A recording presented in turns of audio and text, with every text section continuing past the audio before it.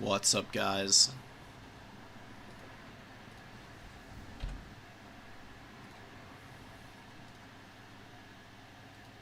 How's it going, folks? We are going to be running ourselves a little tournament here.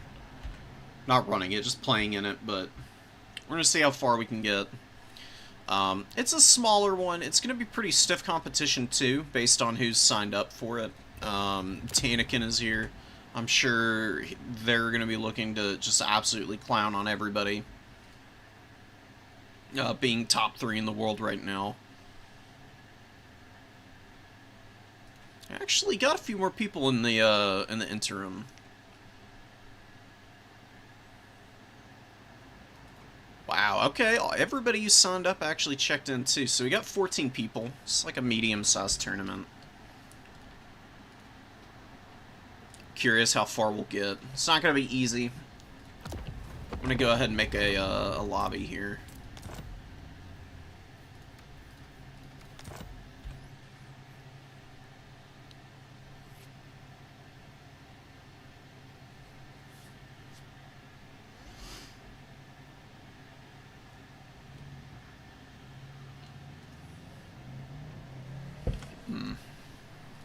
I can familiarize myself with the bans. Because there are actually a fair number of units that are being limited. There's Doombolt that's banned out completely. Bounded ability is fine. Thunder Tusks limited to 1, Warshine Mammoths 1, Lead Belchers 2, and Chariots of all types, no more than 2 of the same Chariot unit. I know that Chariots are kind of bugged right now. That's mainly for the Beastmen and the Norskins. Both of those factions have some crazy strong options, like the Ice Wolf Chariots and the Razor Gores. I'm sure it does apply to the Gorebeast Chariot. I was a little surprised to see these actually putting in some work against the Dwarves the other day. Thinking that perhaps it is actually a fairly usable unit now. May end up trying it in a little bit here. Just depending on what kind of matches we get into.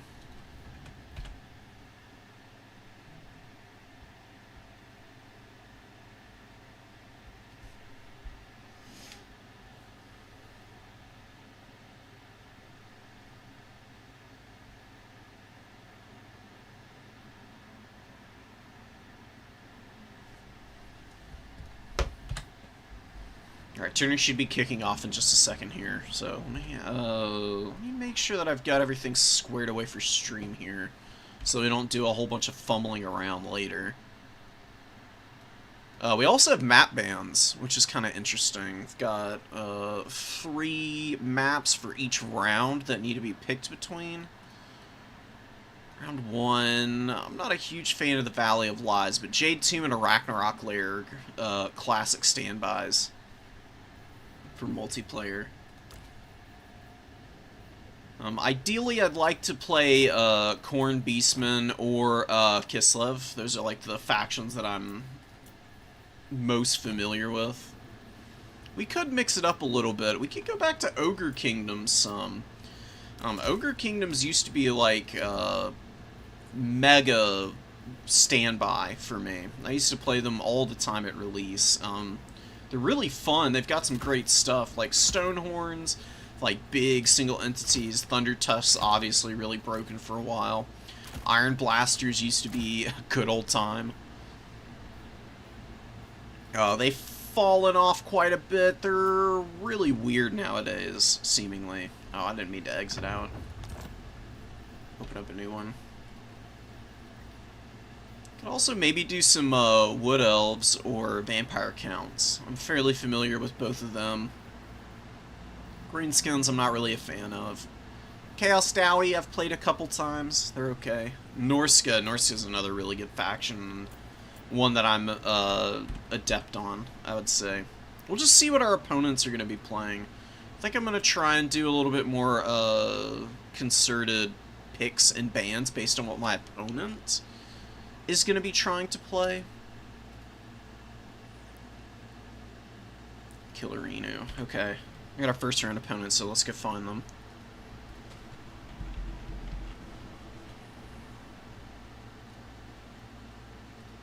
Seems like them.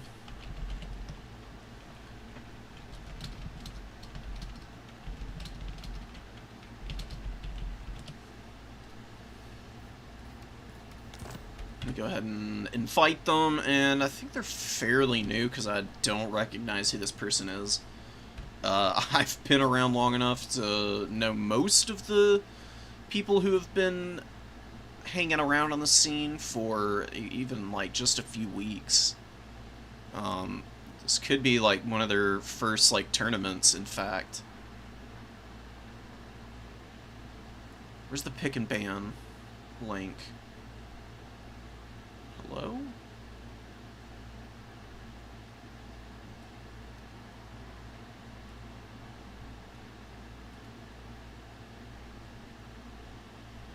Oh, whoops. I didn't... Okay, never mind. Well, we are going to be doing,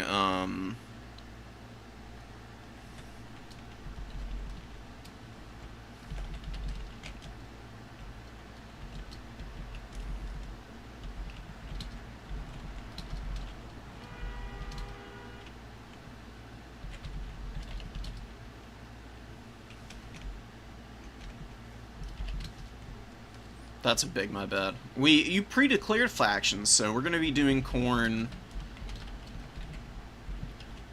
Beastmen, and Kislev's gonna be a really good mix-up off of the two Chaos factions. Kislev's actually got some favorable matchups into a lot of what Khorne is really weak to, especially like the Wood Elves and I believe what's the other big one? I need to go take a little peek again.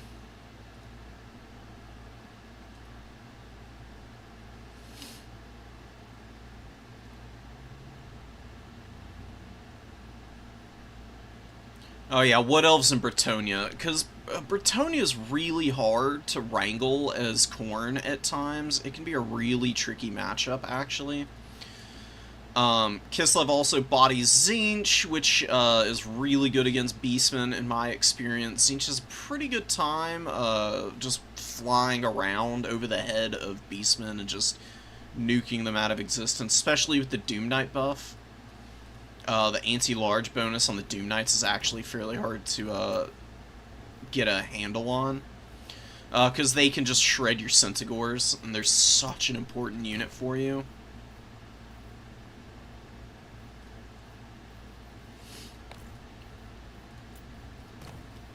Where our opponent is. Oh, and it looks like they're going to be a little late for the tournament, actually. Okay, well, if they're going to be like 10 minutes late, what we're going to do is I'm going to reboot the game, and we'll do a quick battle on ladder, maybe, while we're hanging out here. That way there's not just a bunch of random downtime. Actually, never mind. I don't know what I'm talking about. I've got something even better. I've got replays from people. So let me just reboot, and we'll watch those instead. Because, as always, I've got like a million replays that I can go through.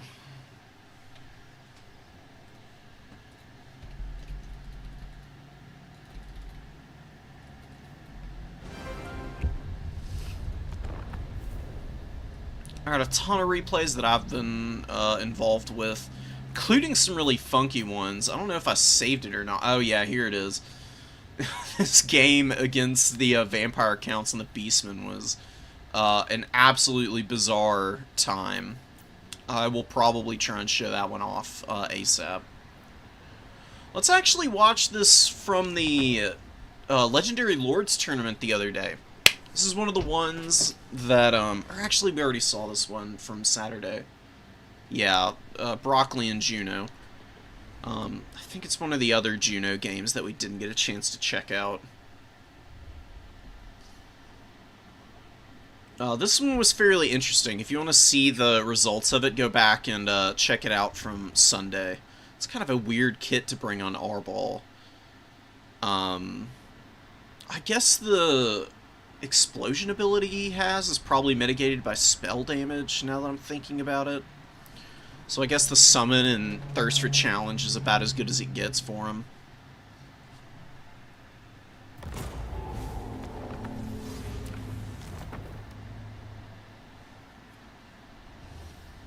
Yeah, Arbol is a really decent lord. I wouldn't really say he's all that good against the Dowie on a regular basis, though.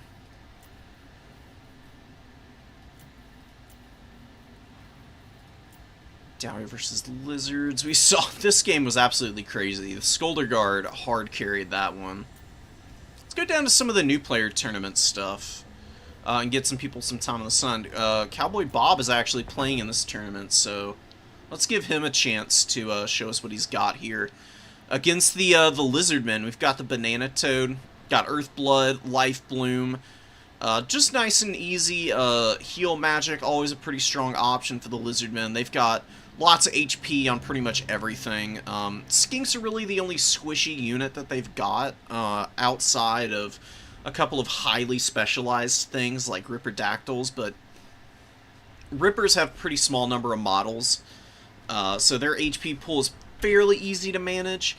The Earthbloods will be great for these Source Warriors, as well as Umbral Tide, and especially for the Coldwind Spear Riders, who are just hanging out in the back here. Super wide Lizardman build. Honestly, pretty scary to see and run into. Because Lizards just grind for ages with their solid infantry. And with all the skirmish that they have, it's very difficult to find ways to get in on banana slants. These guys are deceptively hard to snipe. Like, not only do they have the solid healing, but just in general, 6,500 HP and then the 85 leadership on these guys means that it's very rare that you truly break them. When you're factoring in the cold blood, you can dive onto these toads, beat the absolute crap out of them, and still not finish them off. Sartorial is going to be the Lord choice, which I think is honestly pretty good against the Lizardmen. You've got Searing Doom, which is going to be good against pockets of infantry, as well as dropping on Spear Riders as they get engaged. He's got Terror for scaring skinks away. Final Transmutation for any shenanigans with like big blobs of monsters or single entities. So we've got some serious damage going down on the Marauders and the throwing axes. Cowboy Bob definitely coming off the worse for wear after the initial skirmishing phase, but the frontline fight should go fairly well. You've got some Marauders that'll beat down these skinks here. Skink cohort fighting against the Marauders here, actually doing really well because of the skink cohort javelins that are behind them.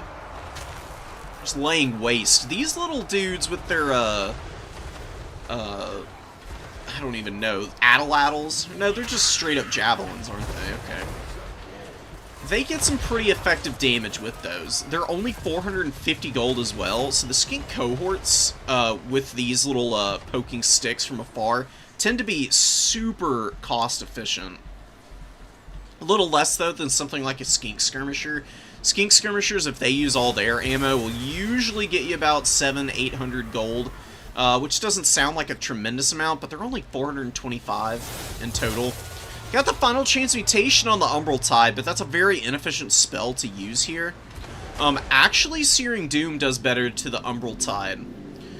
Because of the way that Searing Doom does its damage, it's all AP, so it gets through the 80 armor of the Umbral Tide as well. It calculates the range damage, then the explosive damage. And the explosive damage is where the real money is because of the way that it functions. Like, each individual of the 40 little missiles falling down from the sky from this spell, you know, have its own little radius, and even with the small strike area, which is, you know, that little circle, the damage radiates out through most of the unit, and it'll take about a third of the HP off the Umbral Tide for 6 Winds of Magic, which is an incredible discount. It is absolutely no imposition at all.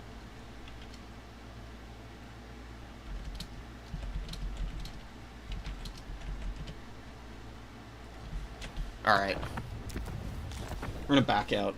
We'll come back to this replay. There's some good stuff here that needs to be talked about.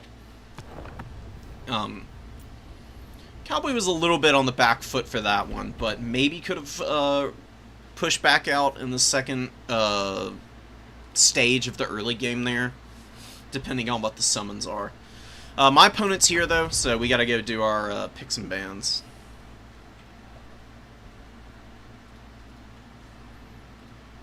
Lagging a little bit behind on this one. A little bit of a scattered start.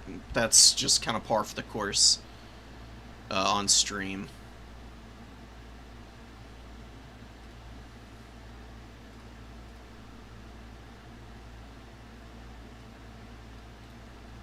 Let's copy this.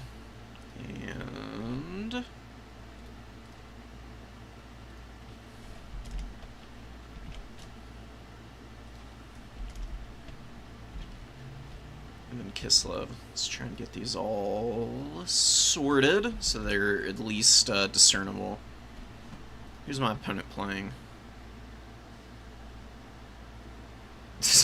Don't have rules for executing people for not declaring factions on time. It's very kind. Bretonnia, Slaanesh, and Wood Elves. Jesus, okay. It's going to be kind of tricky. Bretonnia is probably the weakest of those two. Slaanesh and Wood Elves I don't super want to be playing into with my factions. That's going to be a bit of a problem for me.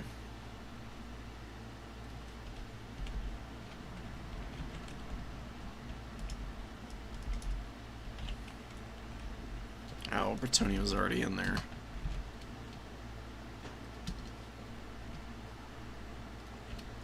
Whose ban is first?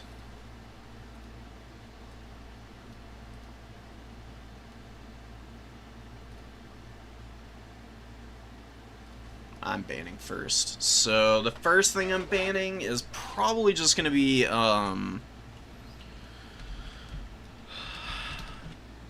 we're banning Wood Elves Corn. I don't think it's that bad, but it's definitely on the weaker end of the spectrum, and I want to see what they're going to be banning out matchups-wise before I go for banning Slaanesh Beastman, which I think is just absolutely abysmal. Now that Pavane has been nerfed, Corn actually doesn't have too bad of a matchup into Slaanesh, in my opinion. You definitely have to be careful if they're really powerful elite units, but you've actually got some good answers for a lot of them. I think that's a matchup that I can work around a little bit. Kislev Bretonnia we don't mind. Kislev Slaanesh is probably a little rough. Kislev versus Bretonnia and Wood Elves are what we're really looking for here, because it's going to be incredibly difficult for both of those factions matched up into Kislev. You've got Armored Kossars, who are excellent against the Wood Elves. Just the regular old shielded fellas. Can just trot forward, eat missiles for breakfast, fire their pistols into all the light armor. And you can just play safely with your casters until such time as it comes to bring them forward and drop some magic, or get them engaged in combat, or whatever the hell exactly it is that you want to do with them. There's a lot of options that you can go for.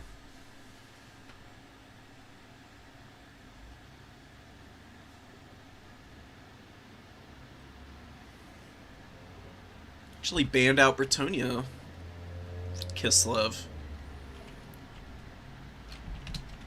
Okay, ban.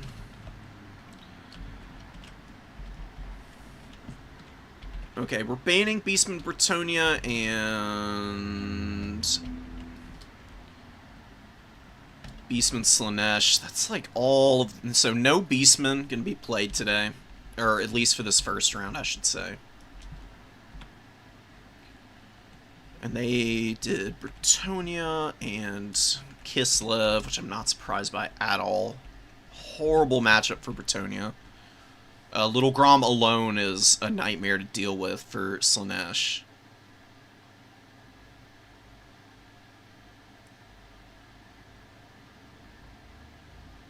Oh no, they didn't ban.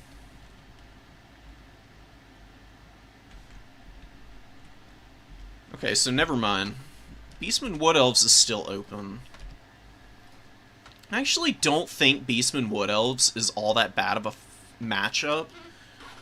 I know that Beastmen don't have a winning record against the Wood Elves there on the on Total Tavern right now, but I don't think that's any fault of Beastman players per se.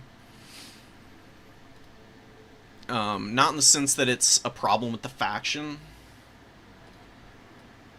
More just that it's tricky no matter what you're doing into the Wood Elves. But you've got some really good options. It just takes a few fumbles, and that's where you can get into a lot of trouble against these guys. If they catch you out with their really powerful Swift Shiver shards or like Way Watchers or something, and your Lord gets sniped, then you're in deep doo-doo against Wood Elves, man. So it's pretty even. I wouldn't say that it's Wood Elf favored. Just if you don't play your cards right, you'll get absolutely slapped down, and it won't even look close.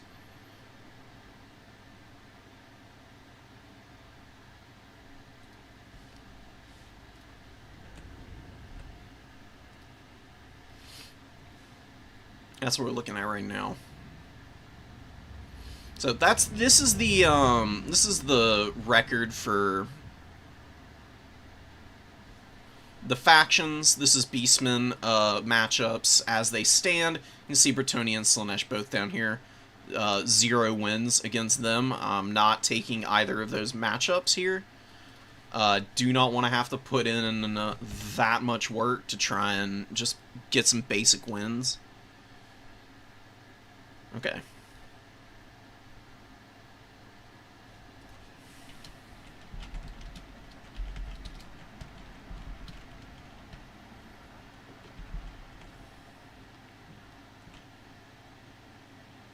So Slaanesh Khorne got banned, Kislev Wood Elves is banned, so it's Beastman Wood Elves or Khorne Bretonnia. I actually want to play Khorne versus Bretonnia because I've had a lot of success in that lately. It's not easy, but I think that I've got the moves here and a particularly solid build that I can throw out that might keep my opponent off balance enough for me to take the game. Don't need to do that.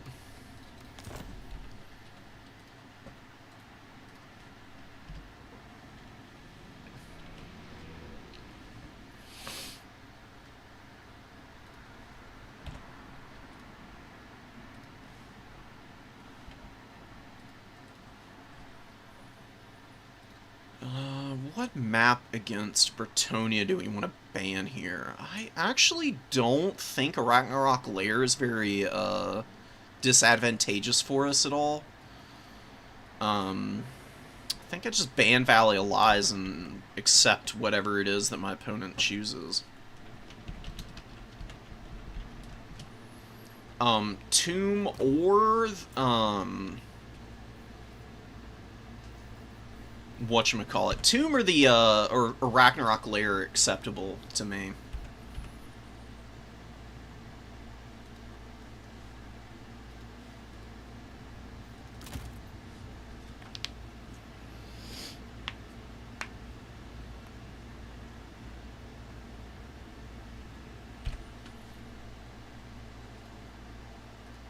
Okay, we're gonna play a Ragnarok Lair, which is a split push map.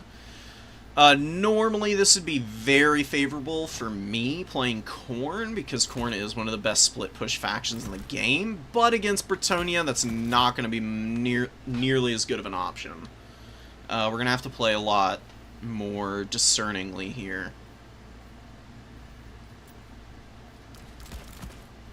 But I'm fairly confident I'll be fine. We could do throwing axes early. They tend to get shot up pretty bad by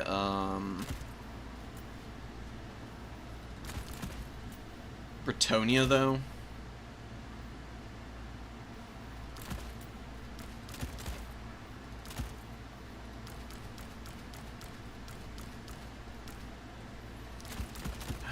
Don't know if we can afford to do that.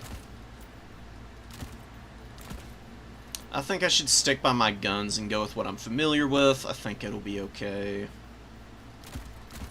You get as many Minotaurs as you can cram into this build.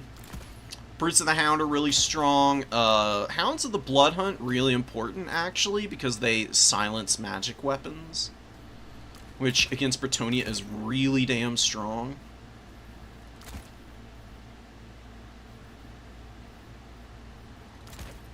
Get another one of these guys.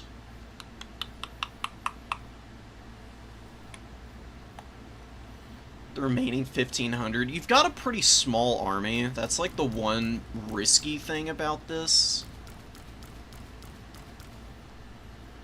Numbers can get a little bit out of control against Bretonnia, but if you play your cards right with good engagements, usually you can get away with murder here. Which is kind of what we're going to have to try for. I think a Chaos Warhound could work.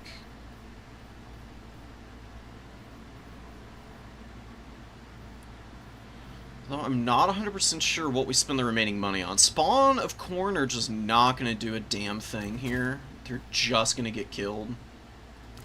Don't think I really want a Marauder.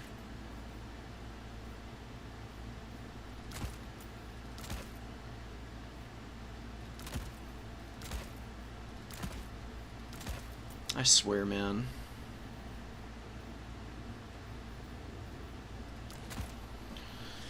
We'll do something like this. See what we can do with this build.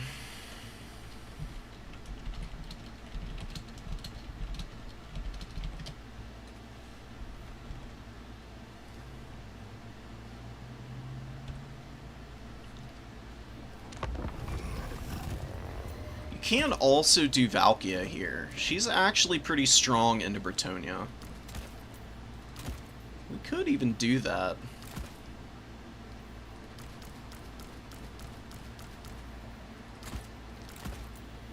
The reason that you bring Skull Taker usually is because you're counting on his leadership auras to keep your forces in fights.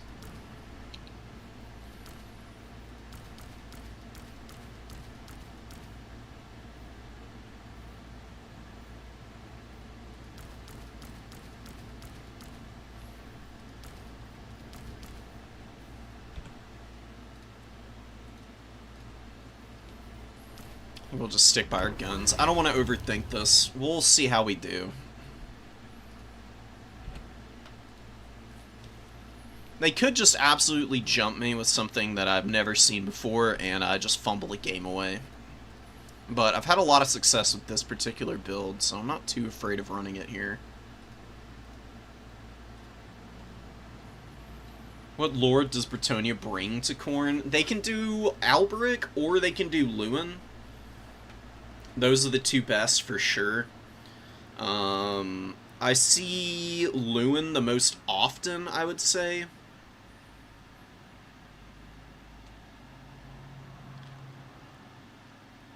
I don't know who's better of the two. I think Lewin is probably better because you can go with different magic options if you bring Lewin, because he has a perpetual heal, as long as he doesn't, as long as his leadership never breaks.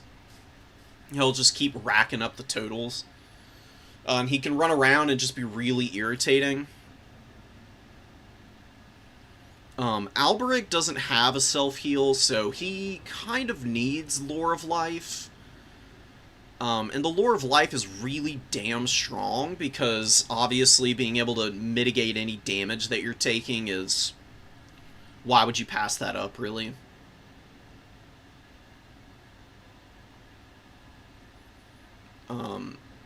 There are some arguments, though, that the Lore of Heaven is pretty good against Khorne, because you do have Uranus Thunderbolt and Comet of Cassandora that can do some huge damage. Plus, you've got stuff like Curse of the Midnight Wind. That lowers armor and melee attack, which against Khorne, that's like the selling point of this faction completely, is armor and melee attack. If you have a spell that can kind of nullify those two advantages, then you can end up in a pretty dominant position just by taking fair engagements, which usually doesn't work out against Khorne. Usually you want to hit and run. The worst option is the Fey Enchantress. Why would you bring Valkia when she will just get sniped? Because Valkia is not easy to snipe if you play well with her. You just land her on the ground and pull your opponent's Lord in, and if they don't go for the dive, you just keep her there for a minute, and then jump back up in the air and go shred something. She's really good at chipping down the cavalry in mobile fights. And if your opponent goes for a Bretonnia build that doesn't have Luin, then she can just bully everybody. Because she beats the absolute living crap out of Alberic. The only lord she loses to is Luin. Trying to think of anything else that's super noteworthy about this matchup. I guess probably the most noteworthy thing is that somehow Bretonnia has the advantage win rate here, which I'm not 100% sure on. I just don't see Bretonnia being good enough to beat Khorne on a regular basis. If you play your cards right with Skulltaker and the Soul Grinder, you've got a really scary goon squad. Because independently, both of these are fairly easy to kill for Bretonnia, but when they're running around together and you've got stuff like Khorngors and Minotaurs that they can retreat to at all times, you've got a unit that can tear out literally whatever Bretonnia has on the field. And then Skulltaker can just shred infantry aplenty. You really don't have to worry about much of anything except for Bretonnia's knights here. The infantry matchup is very favored for you as Khorne. If your opponent goes for a bunch of like foot squires or something, you do need to be a little bit careful with your Chaos Warriors, because Chaos Warriors do lose to Bretonnian foot squires. I don't know what Healerinu is bringing here. They've got a really small reinforcement pool, just like I do. So they probably went pretty big on the knights in the back of this. They've got 15 starter units. I would imagine, based on past experience, there's going to be like 3 peasant mobs. There's going to be like 1 or 2 battle pilgrims, maybe a foot squire. There's going to be Luin. And there's going to either be a big line of, like, peasant archers, or it's going to be a mounted yeoman corps. Mounted yeomen are the most popular option, and if they're not here, I'd be shocked. That's exactly what it is. And, oh, Grail Guardian. Wow, Fey Enchantress with Grail Guardians. And Henri Le Massif is going to be escorting her around. And then just a bunch of Crap House infantry. So they're all going to go for the point over there. Just get our Marauder Horsemen out of here. I don't really want to leave them to get shot up here. They're in the trees, but the mounted yeoman would have spotted them fairly quickly. So we're just going to do a little bit of dodging. And we can actually hang out around here on the middle objective just fine. It's really not that big of an issue for us. We just want to stay fairly close to our support. We can't leave the objectives too free and open. So we're going to get up on this one. We're going to get our next Minotaur in because we really need those guys. And the Chaos Warriors are just going to go walk to the low ground and start boxing out the mobility. Or we could just... Actually, you know what? We're going to...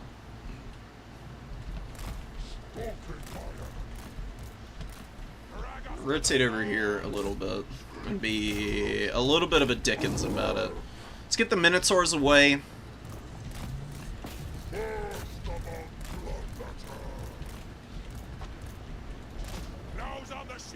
Let's shoot this Grail Relic, and we'll keep our dudes here on the high ground. So the Chaos Warriors are in a bit of a pickle. They're definitely in danger from the Knights of the Lionhearted. So we're going to do this. See, the nice thing about Chaos Warriors is that they hold up so well against the knights that don't have AP. You can really pummel the Bretonnian mobility. Okay, so my opponent did respond here. We're going to pull back these horsemen. Definitely don't want to leave them to get smacked up at all. Knights of the Lionhearted with an engagement here, but I don't know if it's going to be too advantageous for them. They're going to get stuck up on all these units, and we're going to drag down quite a few of these guys here. I'm going to bring these guys up top. Horsemen are going to go sit in the infantry pocket that we've got, and we get a great engagement on the Knights of the Lionhearted here, who are absolutely 100% dead now. There's no way they're going to be able to escape with enough HP to get anything done. We're just going to pull our infantry away now. Because that's the Chalice of Potions, and we really don't want to get hit by that. So let's just dodge it. Let's keep on the move. Soul Grinders are really good against these type of units, like Matted Yeoman archers. They can actually really pressure these types of foes. Don't want to go too deep away from the infantry support. Let's get away from here. Let's get in there. Let's get the Minos in. Try and get the Soul Grinder out of here. I don't really want to leave it all alone here because it's not great for me. I might have gone a little too deep on this flank. The Soul Grinder's going to escape, so that's nice. We've got the Grail Guardians in here who we're going to debuff now. We'll just pop that on them. And then we're going to get our Corngors in position. And hopefully we can do enough damage here to kind of bail this position out. Let's go bully these foot squires over there. Skulltaker is actually a huge jackass. He's really tough to kill. Can we catch? Oh my god, we caught Henri, which is amazing. Amazing biz. Come on, kill him. Kill him. Send our warriors forward, and now my opponent has to engage on Corngors, which is a nightmare situation for him. And we've got our Chaos Knights coming in too, and they're going to get a great charge off against these Grail Guardians. Shield of Thorns and the Grail Guardians is kind of cute, but that's really not that big of a deal. We've got a big bunch of units that are just pounding away at my positions and formations. But that's okay, because the real epicenter of fighting is out here on this flank, and we're gonna just start shredding through the HP on all of these units, because there's not enough over here to kill everything. And we've got buffs aplenty to just break the back of the Bretonnian mobility here. So my opponent's going to keep committing here. We're going to keep pushing away from these chalices that they keep trying to throw down. Need to get away from the pole arms. We can just commit the Corngors on here. Let's get back on the point. We don't need to overextend off of it.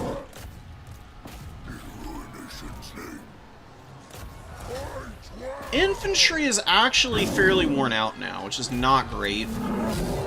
They're all pretty beat up, but we still got a nice core here. Hopefully the Minotaurs arrive in time for me to be able to continue swinging this fight, clutching it up. We're just holding. We've got a little bit of a value lead. We just need to keep killing knights. As long as we're killing my opponent's mobility core, there's not going to be a way in. Where's my Soul Grinder?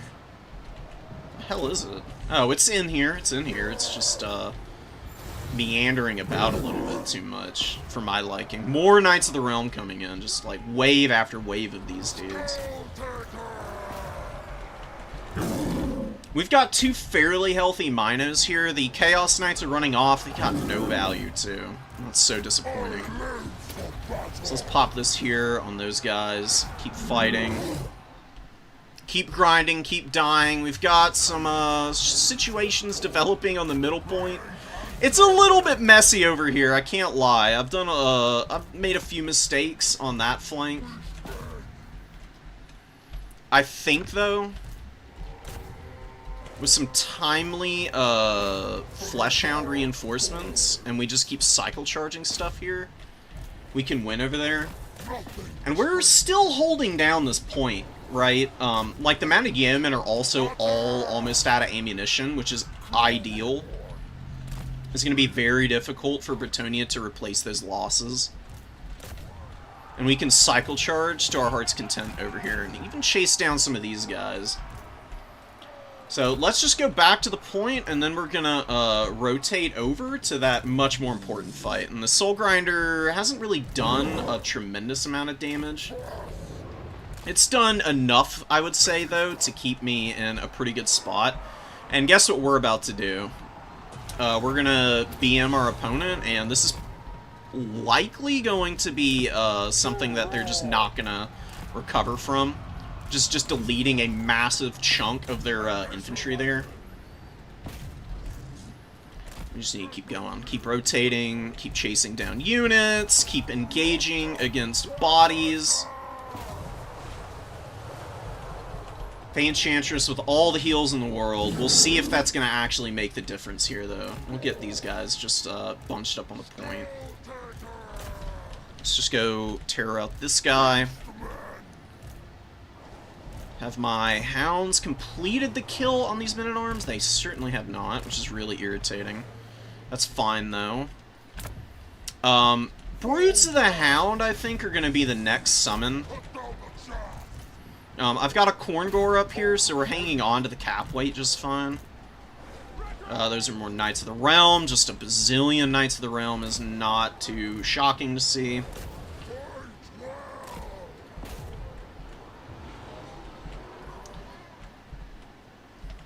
We'll reinforce that side point. We will bring Brutes of the Hound in, actually. I think now is the time, as opposed to later. Because they're going to go to the number 3, and my opponent's just not going to get a chance to fight any clean fights. So Questing Knight's kind of getting caught on my units here. I don't want to leave my poor little Fleshhounds to take any engagements there, because they just won't win them. We don't want to run around contesting the Bretonians' mobility. We just want to countercharge them. Because that's going to work out really well for us. Them engaging onto me is great. Me engaging onto them, very bad. And you can see them kind of positioning up. Let's kill that Grail Relique while we've got the opportunity. We're going to use the Soul Grinder just to poke at the Questing Knights here. Because it should be a pretty good opportunity to. My opponent looks like they would like to intercept my Brutes of the Hound. So we're going to actually just rally back with whatever we can get our hands on here. Soul Grinder is going to rally up. We could get a pinch here. You can see they're doing the same thing we are. We can actually engage onto them here. Let's do this, let's do this. I think we win this head-up fight.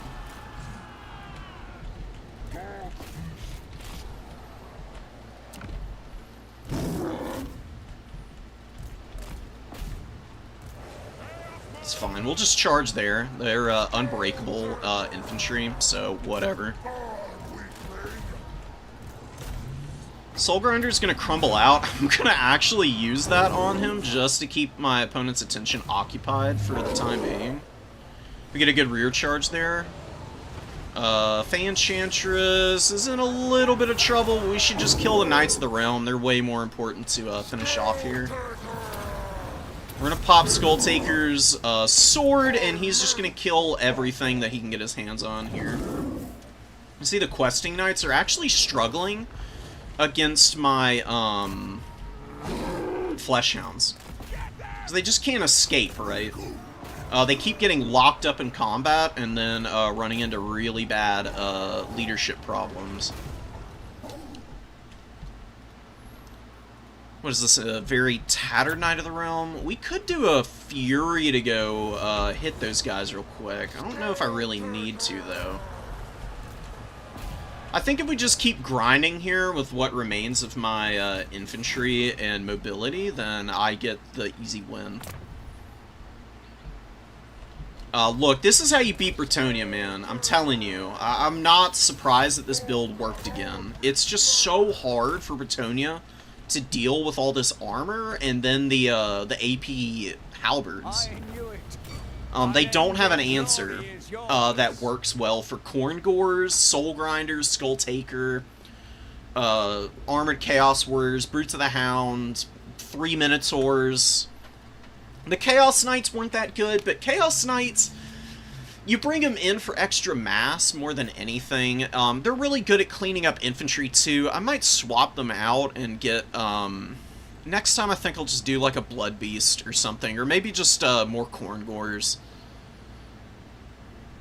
Bretonnia's got to sacrifice somewhere, and they can't bring a bunch of Foot Squires and a bunch of Knights.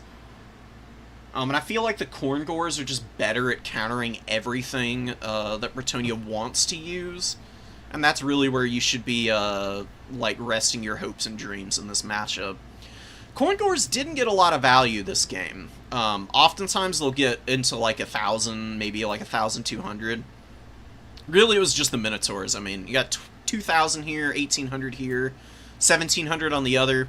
Soul Grinder got 1,100. It's very well worth it, I promise.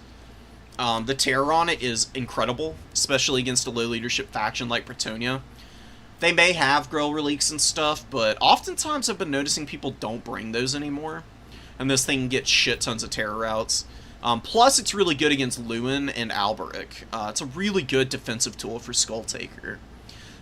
If your opponent brought big single entities, that's where it can get the real value. In these wider fights and engagements, it's mostly the missile that it is relying on. And Skull Taker got 2,900 value because he's a little ridiculous. He's just a big boy with big boy pants on.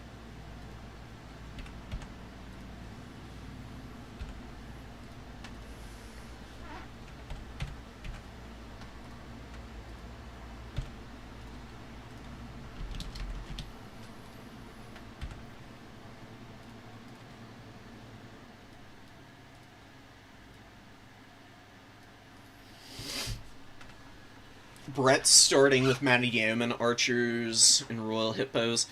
Yeah, so here's what you do against the Royal Hippos with this build. If your opponent brought 2 Royal Hippos, they've got no cap weight on the ground. I'll just rebuild the army. You literally bring the exact same build. All you do is you just turtle up on a point and focus on summoning out all your Minos. And some extra Corngors. I do like having a couple throwing axes here. I think this is the sweet spot for Fleshhounds. You don't even really need to bring Furies here, honestly. You could maybe even do something like this as an even more refined build, because the Skull Crushers are pretty good against infantry on the charge, even though it's not really their specialty. They just hit so hard. They can really knock people around pretty nicely. Just keep your Corngors and your Chaos Warriors on top of one another. Hippos cannot dive Corngors. They simply cannot. They take way too much damage from Corngors. If your opponent's going for that, Air Force build, then what they're trying to do is isolate units and dive them. So just don't allow yourself to get split up, and you should be able to fight them off. I've had games on this build against that setup from Bretonnia, and won against it. Fairly comfortably, too. I actually think that wider build is a little bit harder to deal with than the other way around. Okay, so we're playing Cowboy Bob.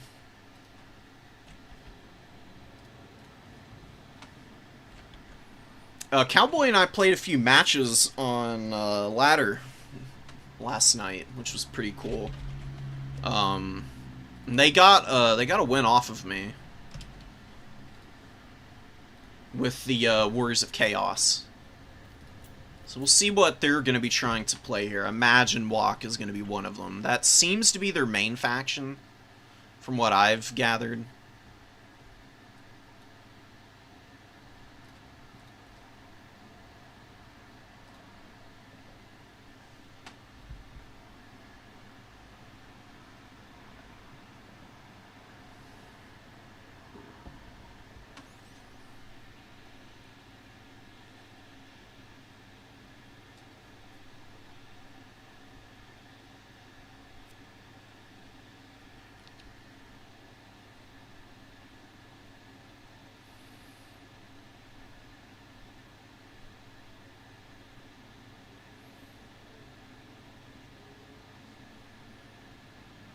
Just reading through Discord.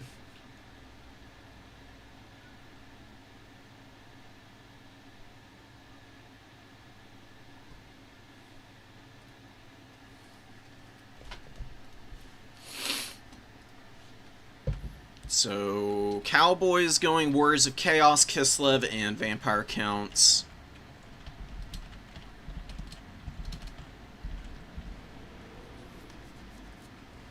I'm fine with any of those matchups, honestly.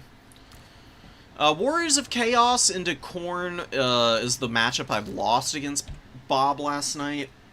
It wasn't really a super meta build on my part.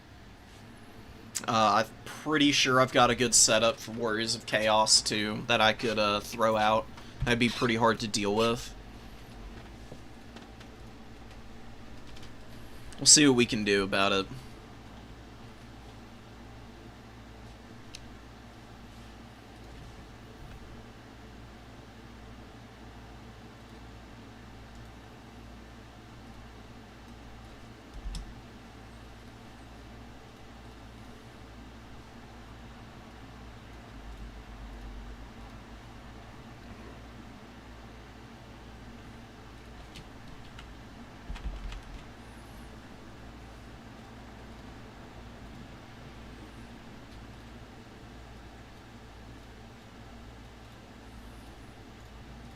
Paste it here. Here, we'll help out a little bit. So we're gonna be doing our picks and bans. I'll bring y'all up to speed as we go through them.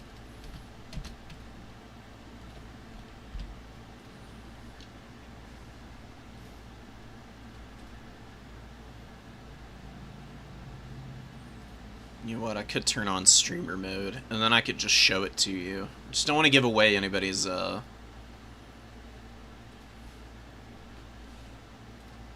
potentially sensitive info.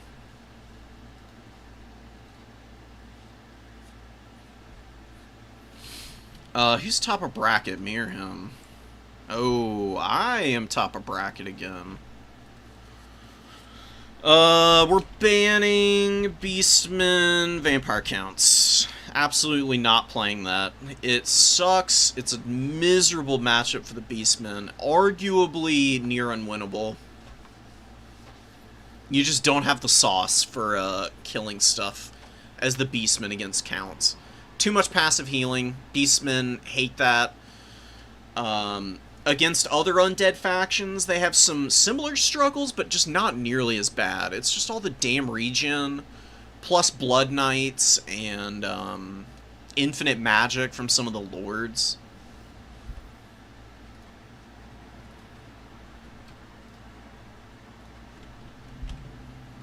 We're avoiding that matchup like the plague as best we can.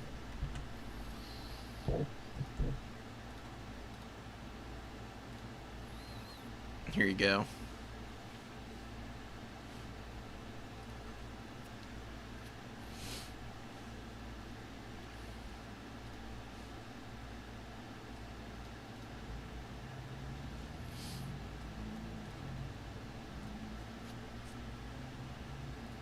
Oh, let me go, let me also take a look at what maps there are. One of my bigger problems is picking bad maps for my faction. So I need to familiarize myself with what the options are here, so I have a little bit of time to game plan. Crucible, Celestial Lake, and Imperial Ambush. Imperial Ambush, I like. I'm not a huge fan of either of the other two. The Crucible is an itty-bitty map, so I would preferably like to not play on that one unless I'm on Khorne. If I'm Kislev or Beastman, I would much prefer something that's open that I can maneuver on a lot freer. Khorne can maneuver really well, so it doesn't matter all that much. I think I should have a pretty good time.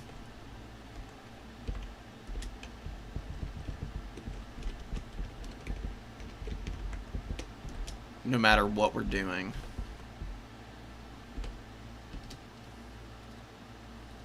I totally messed up the formatting on this. LOL. That's fine.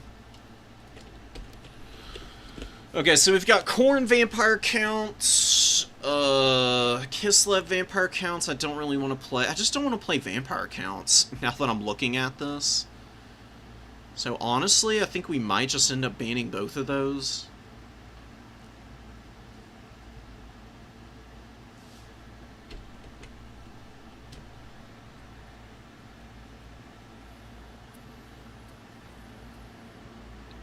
Got Kislev Khorne and Beastman Warriors of Chaos banned. I'm kind of surprised Beastman Warriors of Chaos is banned. I can't lie, I actually think that'd be a pretty good matchup for my opponent, to be quite honest.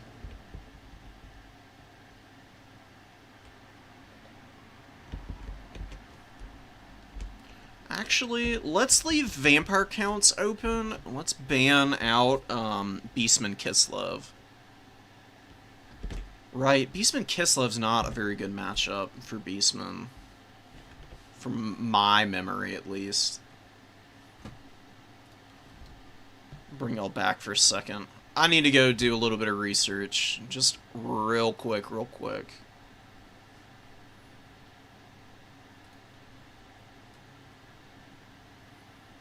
No, Beastmen are beating Kislev. Okay. It's fine.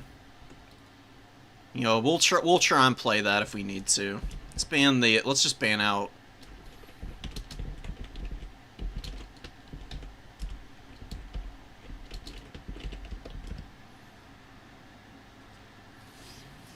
No more vampires, please. I really despise playing vampire counts. They are unbelievably obnoxious. They are just not that fun to engage against.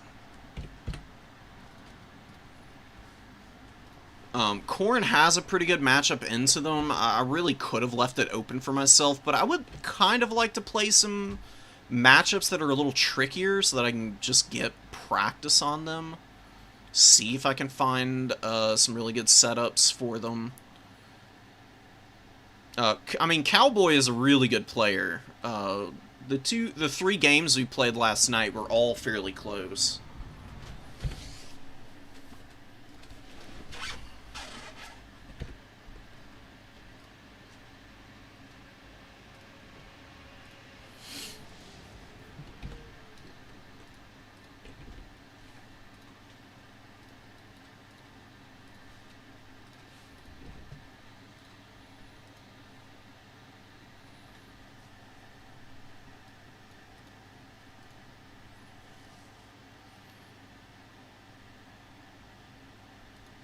Okay, so Kislev is banned out. So we've got Beastman versus Kislev that we could take, or we do Khorne Warriors of Chaos.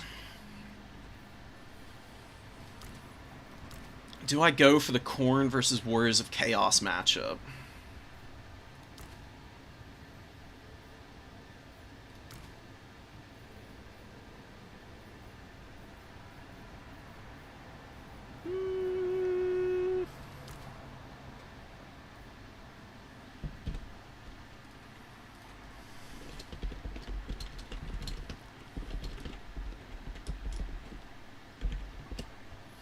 We're gonna take Khorne versus Warriors of Chaos.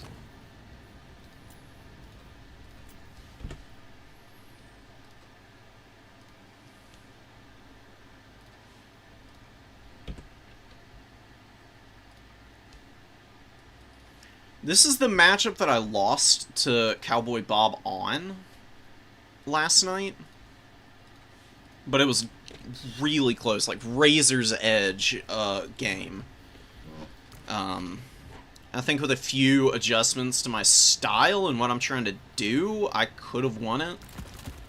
So I really am not that afeared.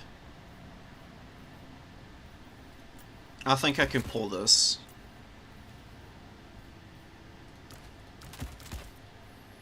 Let's get a couple of these guys.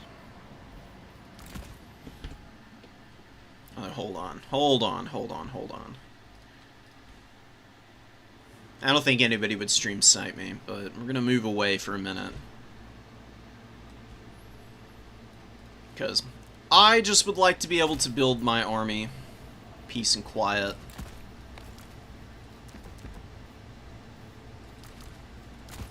Throw some business in here that I think should actually keep my opponent really off balance here.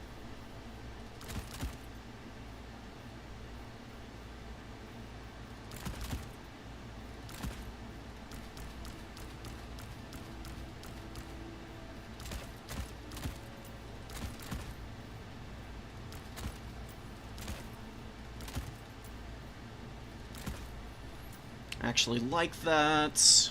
What's the remainder of my army gonna be? Probably these guys. They're really good.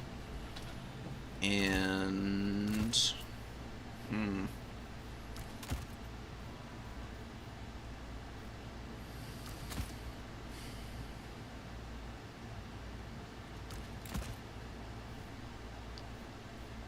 Look, Warriors of Chaos have some pretty good setups on Khorne. They can definitely put you in some danger. I'm gonna need to be real sparing with my units here and how I'm taking fights.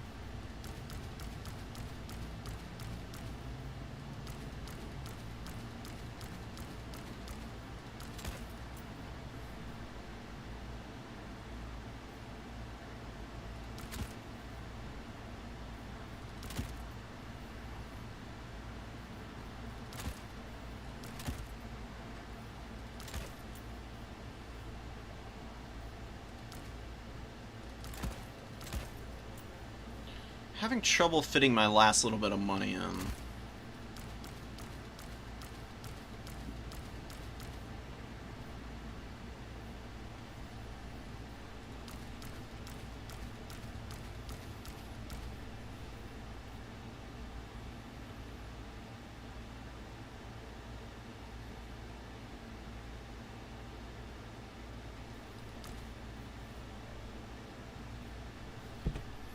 Oh yeah, we gotta do map bans. I completely forgot about those. So I ban map first, so which frickin' map is that gonna be?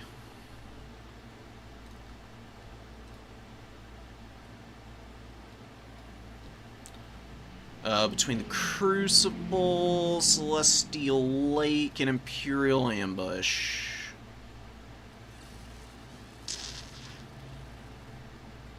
Actually think Celestial Lake's the ban here.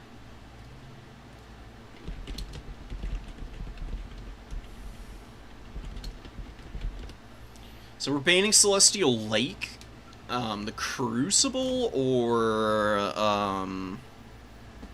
Imperial Ambush are the other two, which I think will favor me one way or the other.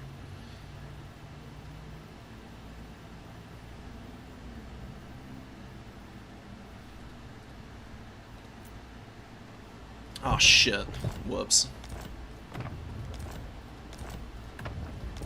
God damn it.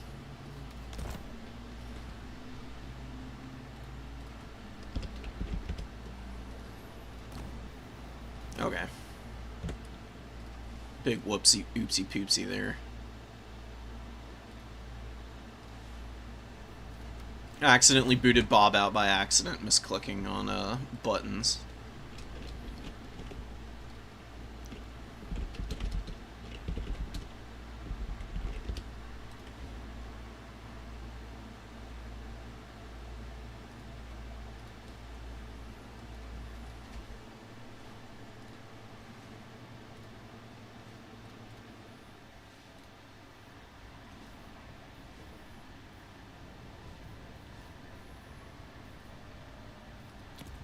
What kind of tickets? You can set tickets to whatever the hell you want, huh?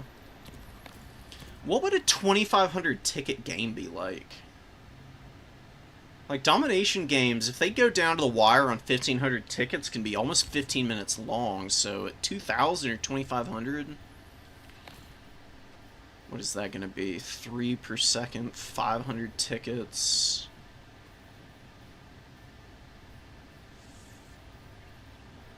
It's like another, like, 3 minutes for each 500 tickets, so you can get, like, a 20-plus minute game. On the top there. Okay, no Crucible, so we're gonna do Imperial Ambush. This will favor the Warriors of Chaos a little bit with all the Hellstriders. Maybe this is gonna end up being a mistake. I think my build, though, is set for a really good outcome here.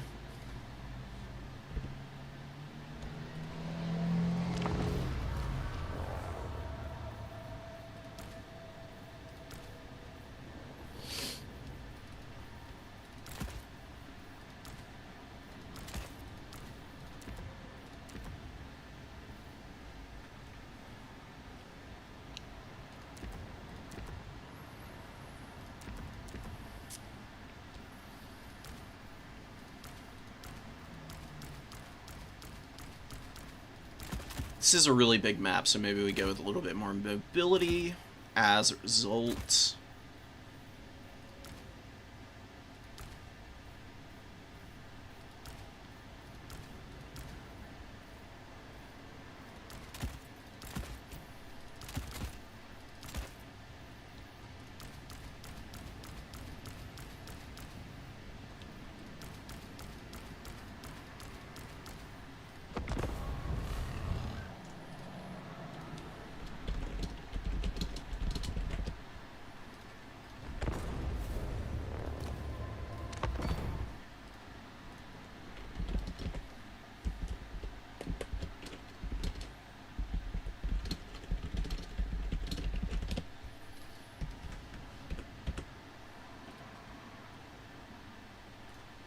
Bring you back over. Cowboys just finishing the build up, and then we'll be ready to steam ahead with this match.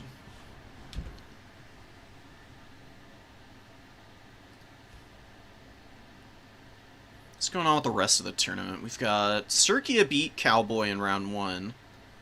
It's kind of odd that I'm matching up against them this round then. I would have figured that I would be matched up against other round 1 winners. Apparently not, though. Danikin won in round 1. Blake beat Ricochet. Martin over War Crimes in the Morning. A very appropriate name for Warhammer, I guess. I got my win. Potato beat Gamer of the Heart, who's a fairly new player. He's been playing Beastman, especially in the new player tournament. And the Legendary Lords tournament. Renataki lost to Broccoli. Broccoli she's really good at the game. It'd be really cool if we got matched up against one another.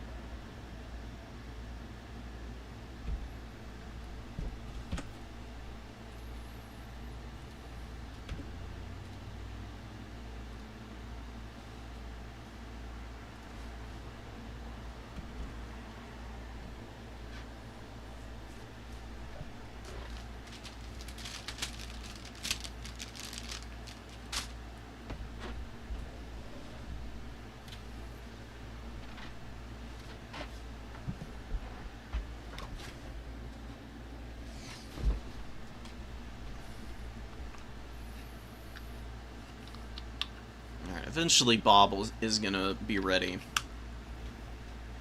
Not 100 on when that is, but assuredly.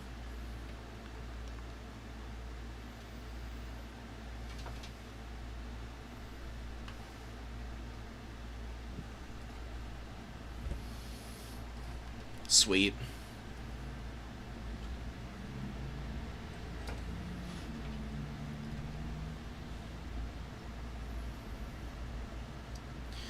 I really like this map for Khorne. It's got home objectives, which usually isn't amazing for Khorne, in my opinion. But they're really close together. You totally can push your opponent back on their home point on this map. And then you've also got the number 2, which is really oftentimes the epicenter of combat, because it's so far away from the other objectives, and it's a very open area. So we got a Skull Cannon. The reason the Skull Cannon is here, Skull Cannons can kill the Soul of Damnation. If my opponent brings it, I can actually counterfire it to death. We'll see if we get an opportunity to do some shenanigans like that. I am a little skeptical. Cowboy did not bring Soul of Damnation in our matchup last night. And I had double Skull Cannon, which is even more of a investment into killing it. I think 1 is the sweet spot. I've got a Exalted Bloodthirster. I think these guys are low-key really strong. Deathbringer is a crazy boost to weapon strength. Gets him up to around the 740 range, and he can really chunk through HP with it. And it's on a fairly short cooldown, too. 90 seconds. Lasts for almost 30.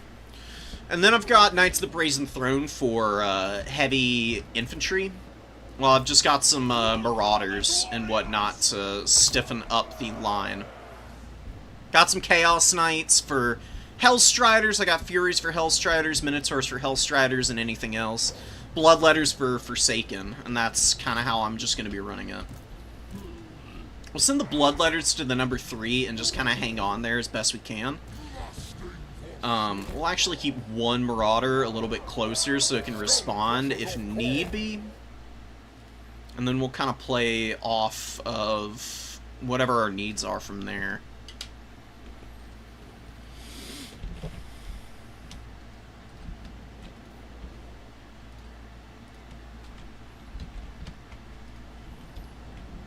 Just letting my opponent know I'm ready to go. Skull Cannon got a Chevron. Chevrons are usually not good on units. But Skull Cannons and artillery in general benefit from them a lot, I've found. Because of the accuracy and reload skill. It's pretty nice to have a Skull Cannon that hits more consistently. That's one of their bigger issues. Arguably, their Vortex nerf was a little steep. They're a lot less effective now than they were before, which is really sad. So you got a bunch of Marauder Horsemen, Hellstriders, throwing axes, which is whatever. We'll keep these guys back, because I just don't want them to get shot up. Marauder Horsemen are coming. You've got the Chaos, Warriors of Chaos throwing a bunch of dudes up. Oh, we got a Chaos Sorcerer of Nurgle incoming. The Rancid Visitations and Fleshy Abundance. You got Chaos Warrior Great Weapons over here. We'll shoot here. My opponent actually giving me a lot of latitude on this point. We're going to rotate over. We're just going to poke a little bit. I mean, my opponent's going to grab that objective off the bat, but I'm saving up. I'll bring my Chaos Knight out, and we'll see what we can do to regain this. And we're going to kind of interpose ourselves against my opponent here into their back line a bit.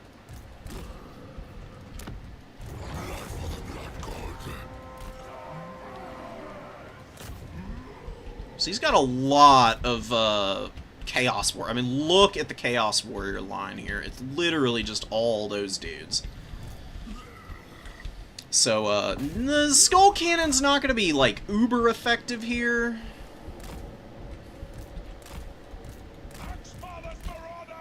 Shouldn't be too bad. Let's get our mobility hovering around here. My opponent's going to have to build up a lot more than I am. Let me tell you that right now.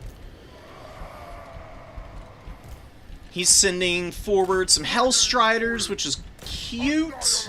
We're going to maneuver forward a little bit. We're going to get these guys forward. We're going to get our big boy coming in.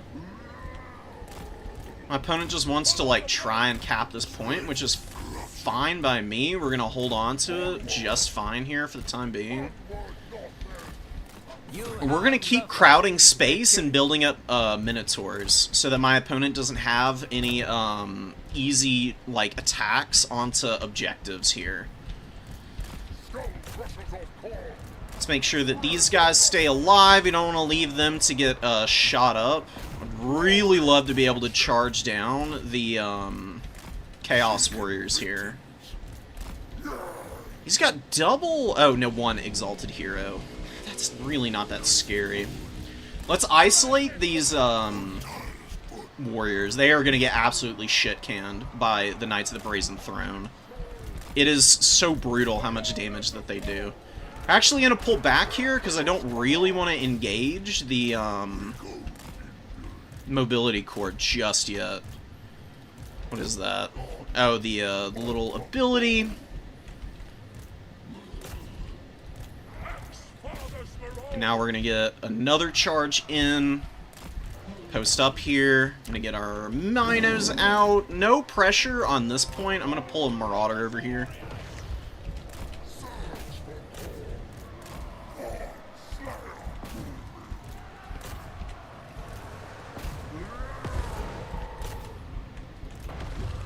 Yeah, my opponent just going for the throat here, it looks like. I mean, really trying to do some really aggressive play. Let's pull back away from that. And let's just keep isolating and murdering the absolute shit out of his units. Got the Exalted Hero pretty trapped up here. We're gonna get a Fleshhound on him to just totally lock them into place. We're going to send our Minos to go kill those guys. We're going to keep killing the Hellstriders here. Marauders are just mucking up the works. Might be able to chase that guy down and kill him with the Fleshhounds even. We're going to get another Minotaur out. Let's get these guys back so they don't get shot up. They've done plenty of damage to this Chaos Warrior in the front line. We got this guy stuck again. We've got the Knights going absolutely ham right now. Murdered the hell out of the Chaos Trolls. They are just absolutely wrecked. Chaos Warriors coming down the hill. Let's actually delay that until the Mino support comes in. These guys just... their charges have been a little bit lackluster, which is a little bit frustrating, honestly. Alright, and this is where Exalted Bloodthirster is just gonna absolutely trounce my opponent. We're just dunking on the Chaos Warriors, dude. They just don't have a chance in hell right now. Look at that. Instant terror out on a 825 gold unit. Couldn't ask for a better result, truthfully. My opponent's army is just not very well suited for the Khorne frenzied mobility. I think we've got a big enough lead that we just need to minimize any potential losses, and we should be able to walk away with a victory here. Because we've just absolutely annihilated the infantry.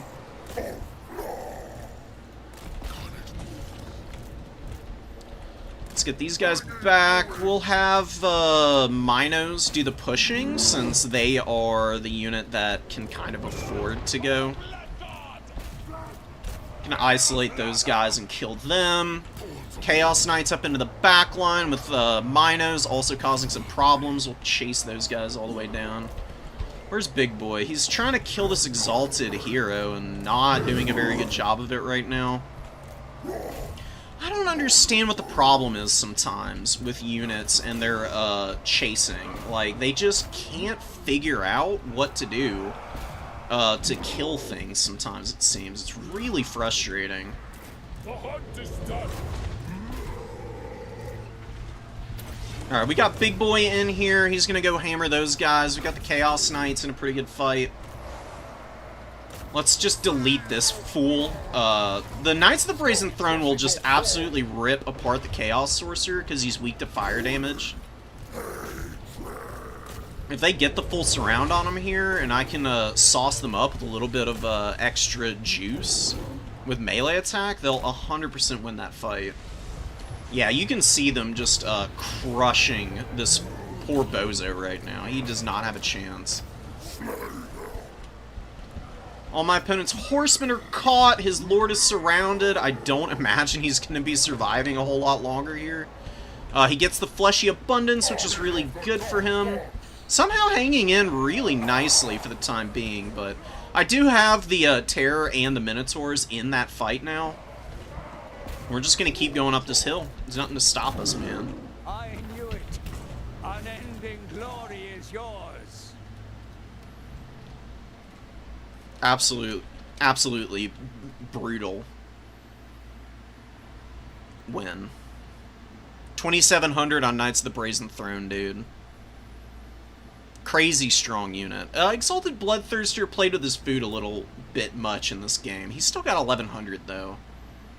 All these Chaos Trolls, just not really the way to go. This isn't too different from what my opponent brought in our matchup last night. The difference is that I didn't have Knights of the Brazen Throne. I had 2 Skull Cannons instead of just 1. And it was also on Arnheim, and that map's really constricted on mobility. So being able to actually maneuver between points effectively on this map is everything that I was looking for that I couldn't find last time we played.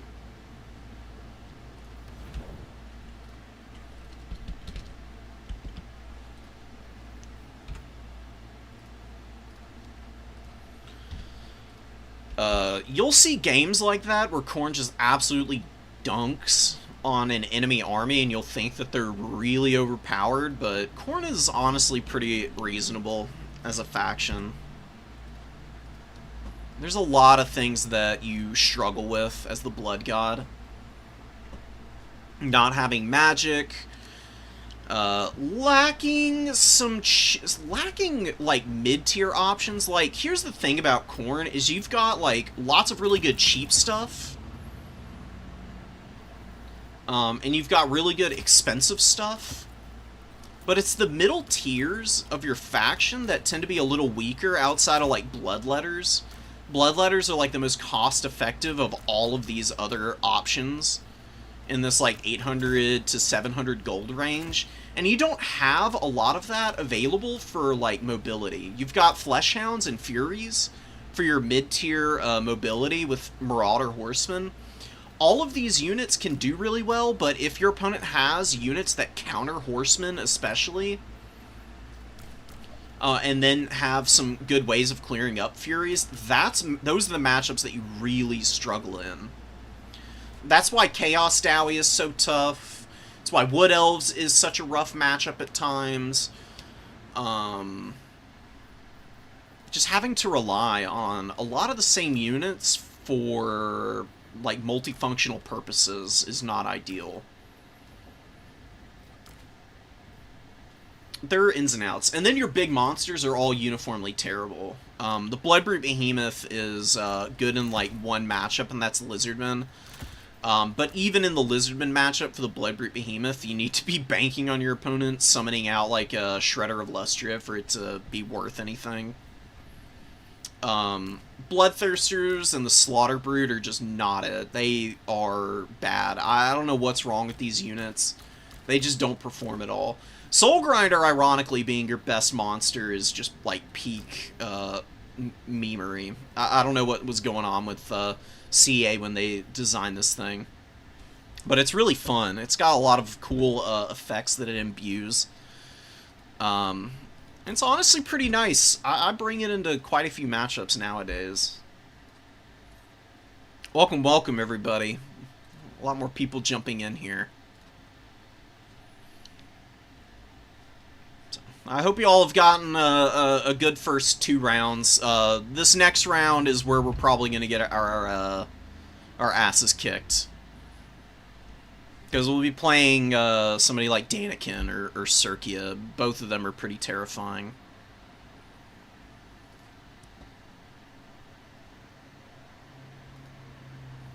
We'll see if we can keep our head nice and clean, though, so that we can actually take some games off of them. So right now... Oh, Daniken actually lost. Okay, interesting. So it's Circia, Broccoli, Martin, and me who are undefeated right now. And yeah, Circia beat Daniken, which I guess I shouldn't be too surprised at. Bring you over to see it. Here's the bracket as it stands. I hope Cowboy gets a couple of wins, because we're probably going to need them for tiebreakers. So right now, I only have one Swiss point. I guess it's the same as the other top players right now. I think Cowboy will be fine. That last game was a little rough, but that is the nature of the beast sometimes. Sometimes your builds just don't quite have the units that you need to counter your opponent's units. If Cowboy really wanted to be schwacking my Knights of the Brazen Throne, what was really needed is the Rotting Riders. I can show those off to you. I'm sure many of you who have played the game know just how good this unit is. They're available to the Warriors of Chaos. I'll just show them on this roster so that you can see the proof. They are a Nurgle unit, but, you know, they're mortals, so technically Warriors of Chaos can add them in at the cost of a mark. 2,200 gold is a stupendously steep price, but they're an anti-large specialist, magic attacks, poison, pretty good weapon strength, really solid stats. The melee attack is really actually a little bit low, all things considered. 52 is nice, but you're relying on a bonus versus large of 10 once you're exhausted to keep your unit going, and that can be a little rough. But the 59 melee defense is excellent. That is one of the big perks of these guys. Add in the solid melee defense with the 15% damage resistance, and these guys are already pretty hard to chip down. Add in regeneration that passively heals on 32 models with 8,000 HP, and you're talking about something that microed well can carry you. In the head-to-head against the Knights of the Brazen Throne, pretty sure they win that. Knights are cheaper, but they don't have heal, obviously. You can see the stat difference really isn't too notable. It's just that ward save that's super useful. Plus the anti-large bonus that I would think would swing this to the Rotting Riders. We can actually test this real quick. If we have time between the rounds, because never mind. We gotta play Circia here, so we're gonna go over to Discord and do that. Well, I'll do a test for the head-to-head in a little bit.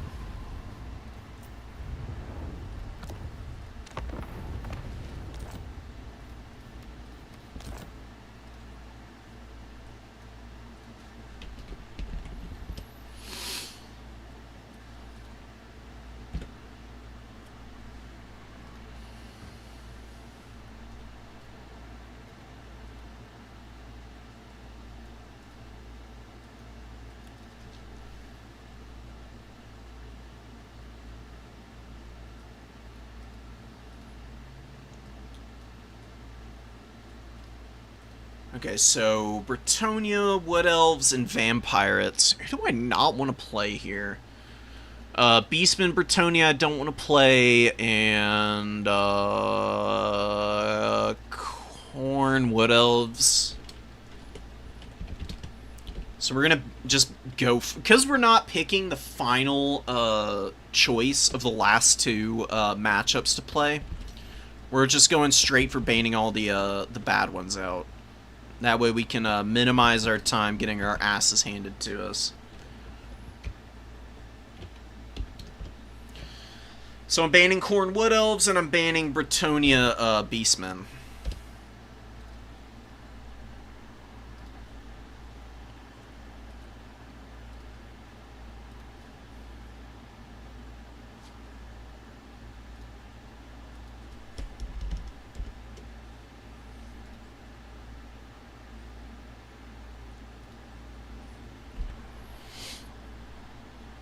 Those matchups are just not ideal.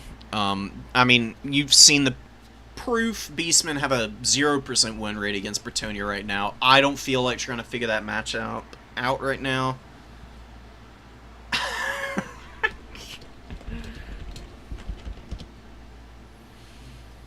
And Khorne Wood Elves, I actually think Khorne versus Wood Elves is fairly doable.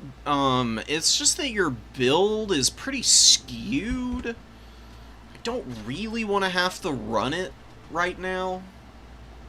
I'd rather just ban the matchup and then get something a little bit more comfortable to play on.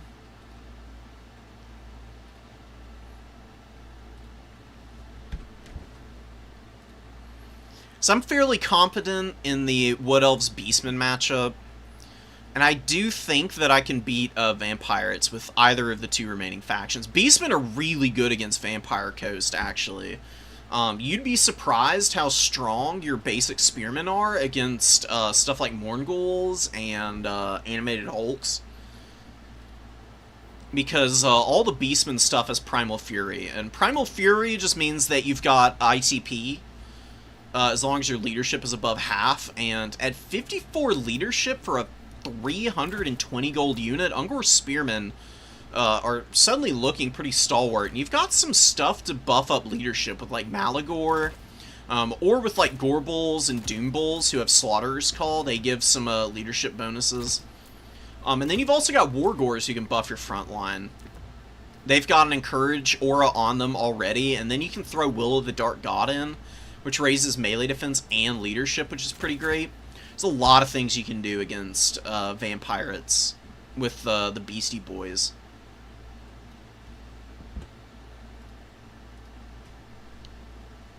Alright, Wood Elves, Kislev is banned, Bretonnia Khorne is banned, no! Let me play you on my matchup. Come on, bro, please. I'm begging.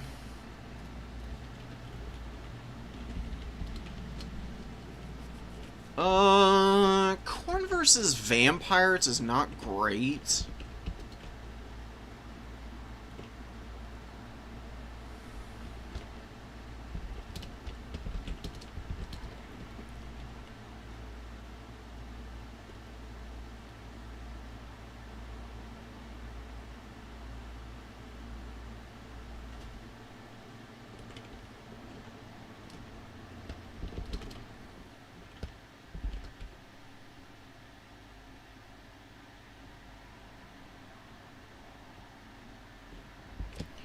Let's actually ban out the Khorne Vampire Coast matchup.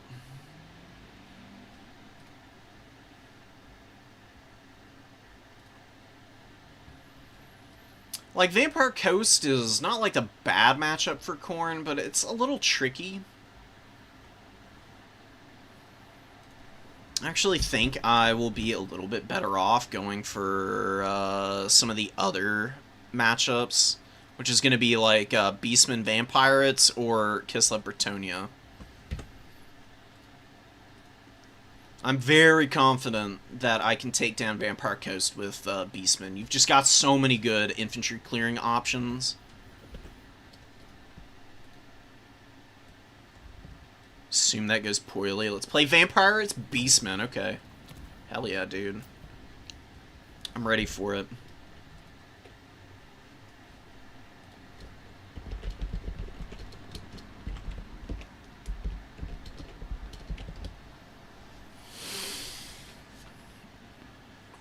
Circia is banning first. Damn, they're all home objective maps. So no Bordello Landing. Decrepit Moor, surely. I can't imagine Imperial Road being that good of a map for Beastmen. Against Vampire Coast, at least. That is stupidly open. Decrepit Moor has shot blockers, though, that are, like, near an objective. I don't actually know which one I prefer. God, dude. Decrepit Moor is kind of cool in that you do have woodsmen on all of your beastman units. I could rush the back line and go forest camp my opponent, which would be pretty funny.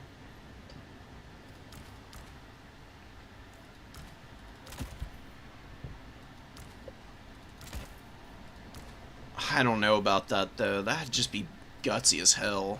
Maybe I could pull it off.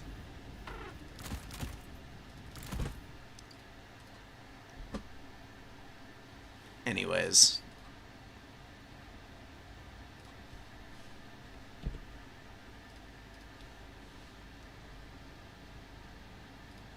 Here's Beastmen right now. You can see their win rates. 50-50 right now, but I do believe that some of this is just jitters. Beastmen are a really strong faction.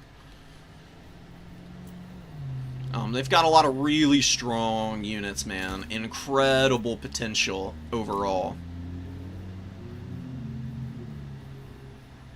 Who do we go with Lord-wise here? I actually think Bozo here might be good.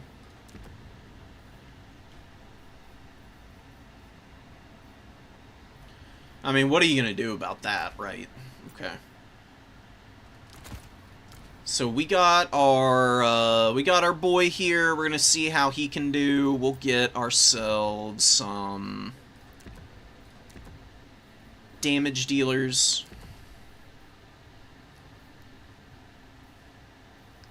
What's the cast range on these like? That's good. Not nearly as good. Still not 100% sure what map I want. I think we'll play Decrepit Moor.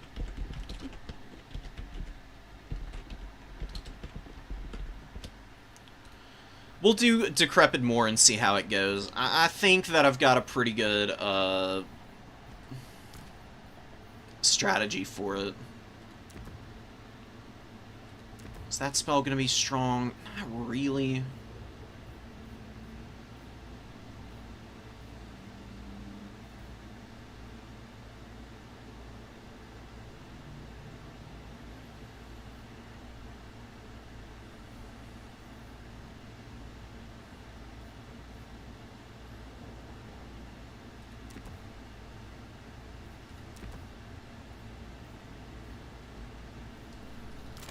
I actually think I'm gonna keep this guy in reserve. I'm just building my army now, guys. I'm sorry if you're going a little quiet here. I'm just deep in thought. I'm try-harding like hell for this tournament. I would really love the opportunity to get a dub here. In this matchup, I actually think I have a fairly good chance to do that. This is one that I am fairly comfortable on.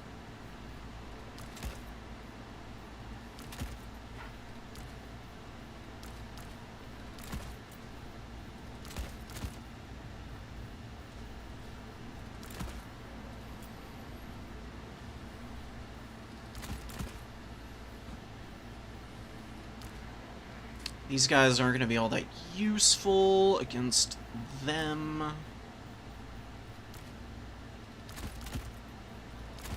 Yeah, probably not. Just aggressive style here will be stronger. Maybe one of these. This unit is almost always strong. Can't imagine not bringing it. Maybe not those guys. What's the remainder of my build looking like? Vampire Coast is pretty slow, so going pretty infantry heavy is not a bad idea against them. You do have to grind through a lot of bodies in this matchup. That is for sure, 100%. Maybe we could do this. Okay. Actually think I do like...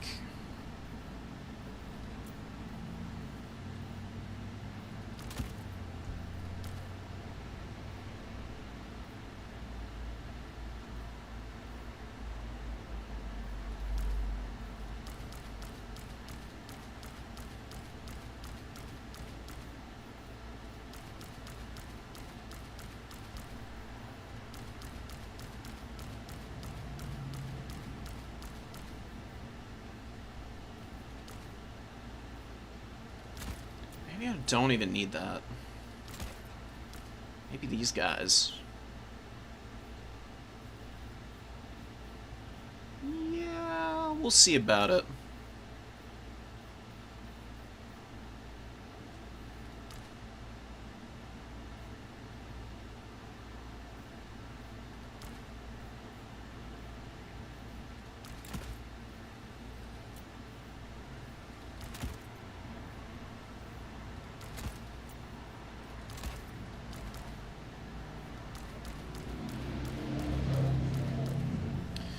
Alright, I'm ready to run it. There's a... Oh, wait, whoops.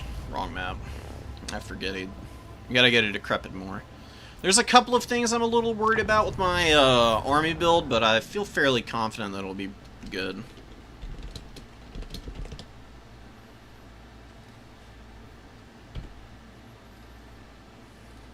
Just let me flip y'all back over. We're kicking it off now.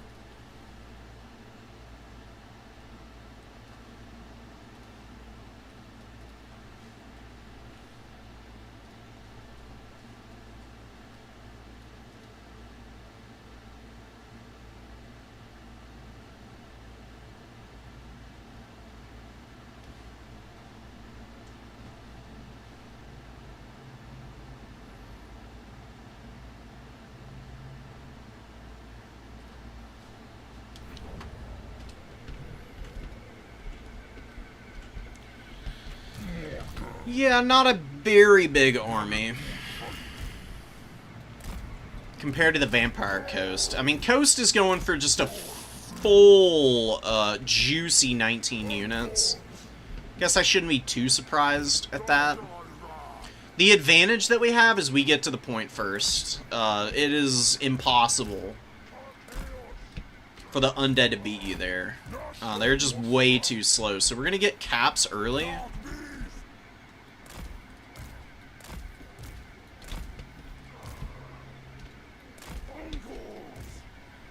I might even leave my Unger Raiders. I actually think I'm going to leave my Unger Raiders in the back for a minute. Maybe I can, like, sneak them into position. They can really surprise my opponent. Need to be a little careful about this. You'll see why I have that unit later. I don't really even need a control group for any of this. All of the stuff that I need to put in control groups is, like, in the reinforcement wave. Morgur is my lord. He is basically invulnerable to missile fire. He's fairly survivable to spells as well, and I'm just going to keep him in the forest early until I know for sure what my opponent's done with their army.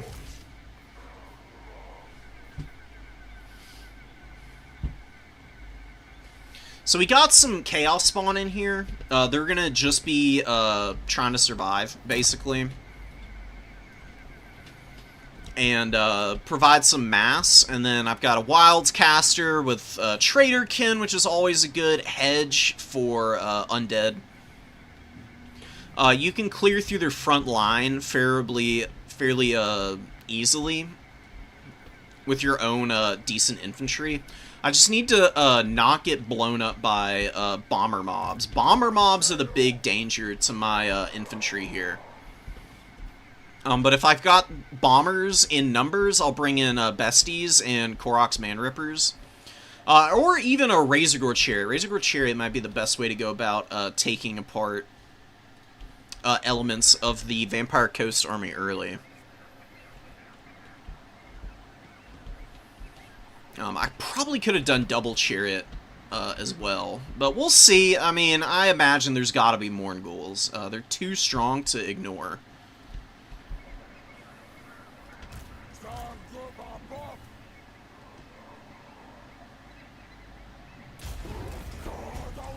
Yeah, huge gunnery mob vanguard. A mortar, which is really cute. I like that.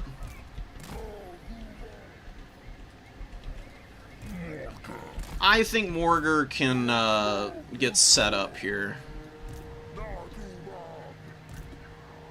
We just want these guys to get up on the number 1 and just take it. and hold it.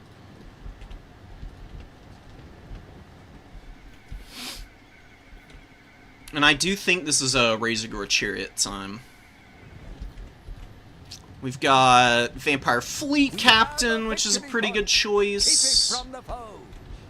Kind of an irritating unit. Keep these guys back. We'll get our chariot up. Get on the edge of the forest here, just to get set for the engagements. Mortars are going to shoot at my Zangors, which really isn't that bad. Zangors do have a barrier that's going to keep them alive for quite a while.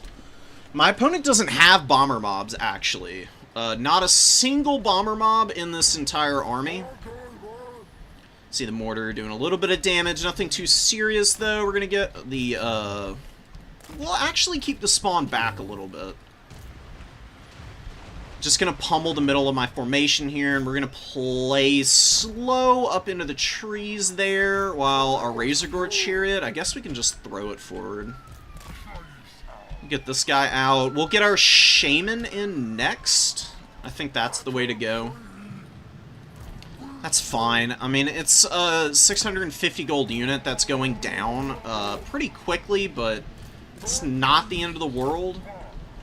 Just play kind of cautiously with this, and should be okay. We actually see a Morgul Haunter here, which is kind of cool.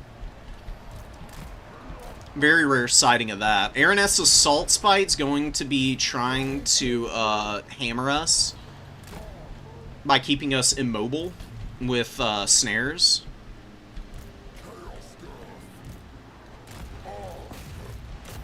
You can see her mirroring a bit here.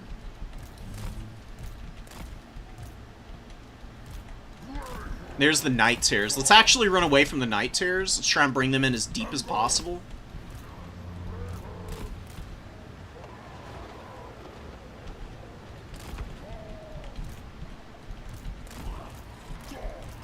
My opponent is getting up on the points. Let's get our Ungor Raiders lapping over here. Let's get these guys back so they don't just get shot to pieces. And we'll bring the Chariot over so I can do a little bit of damage rolling through my opponent there. My opponent might cap this. I saw the Depth Guard polearms coming up.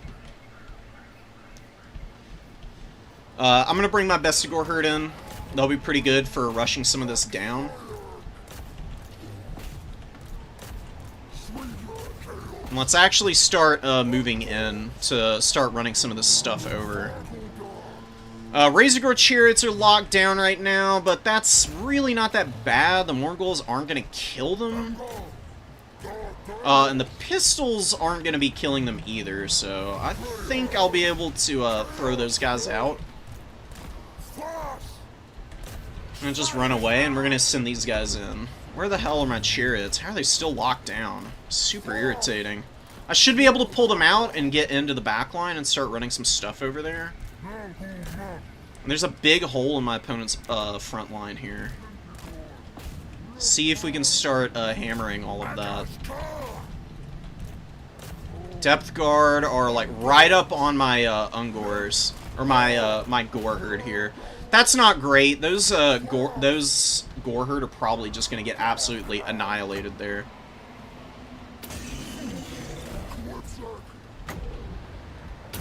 Let's get over and start casting magic. And we're just going to throw our units right up the gut here. And just keep grinding.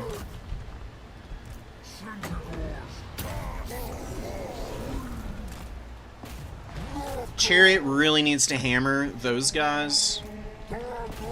Zangors are going to get in. We've got some good damage going down here. Let's pull back the Senties. We're poking. We're trying to do whatever we can here. It's not going too hot, though. And my opponent's just massively outvaluing me. And I don't know what's going on with the Razorgore Chariots. They just aren't responding to move orders or anything.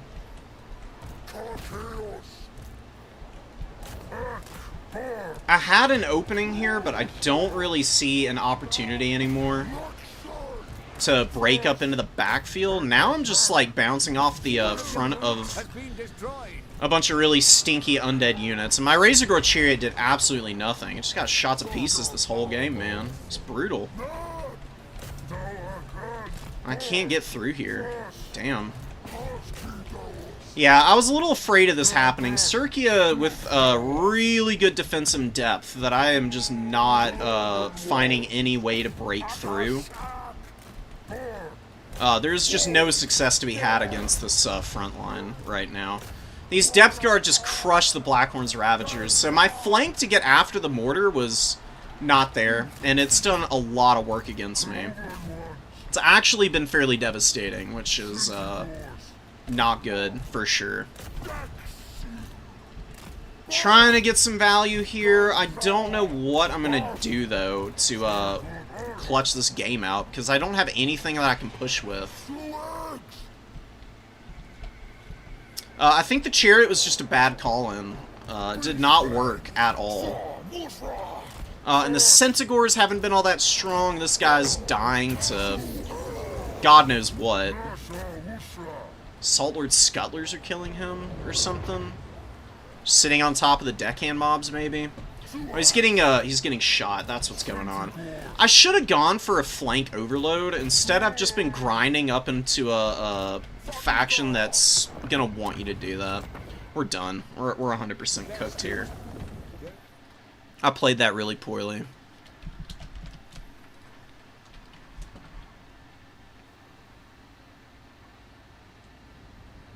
Zangors weren't that impactful. The spears didn't do much. Blackhorn's Ravagers got countered. And the Chaos Spawn just got shot to death by all these pistol mobs. And the mortar was actually really strong. Which is kind of cool to see. Everything else was just par for the course, really. My opponent just outlasted me. I didn't have answers to effectively handle the frontline fight. I really thought that I'd do a little bit better than that, but there you go. R.I.P. Beastman. I probably just needed to go for more bows and bodies. Like, just cut these bozos and start off with some Bestigors at the beginning, because those Bestigors were actually, like, the perfect unit for me in that game. Not having them was a real problem. Centaurs didn't seem useful at all. I could have gotten the Gorbel out as my first summon, and I think I'd go for Deathcaster next time and just do Spirit Leech. And Purple Sun Azirius. Spirit Leech Aranessa, and then Xerius on any blobs, and I think I'd be doing pretty good. I'd still bring the Razorgore Chariot. I think there's applications there.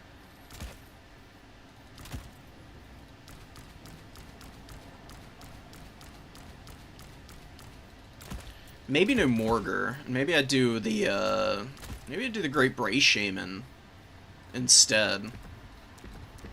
Because these Great Bray Shamans are really cost-effective, dude. I mean, they're really cheap. You know, $14.45 to pay is not bad at all. There's something bugged about Forbidden Rod that it, like, costs itself.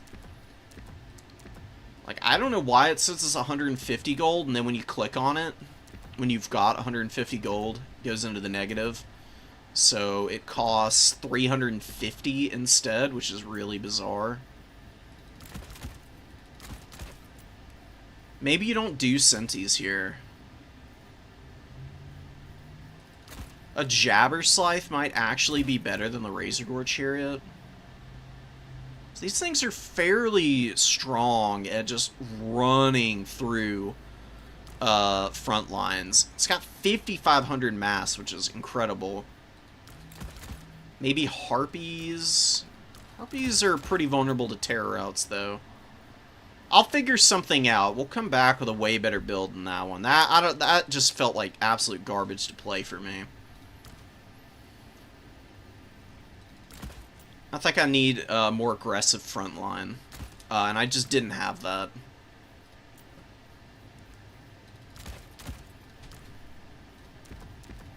Could also do the double Wargore strategy, though.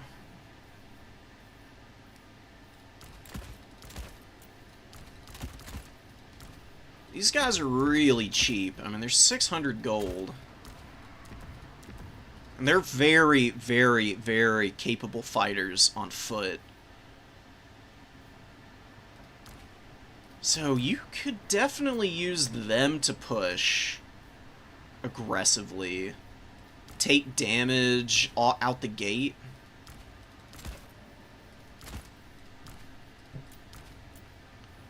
And maybe work on getting the bows into a better position for aggressive pushes. Maybe a Corngore in the back pocket. Blackhorn's Ravagers, they just were not doing anything. More Bestigors, and just flood the field with armored infantry. So people don't bring a lot of AP against the Beastmen. Mournguls are there, but I do think that you can throw out enough units that you can kind of tide over them. Maybe a Mino, the great weapons. And maybe the Sentis are useful, but they're good only once you're once the front line is breaking down a little bit more and as a countercharge unit instead of trying to deep dive with them.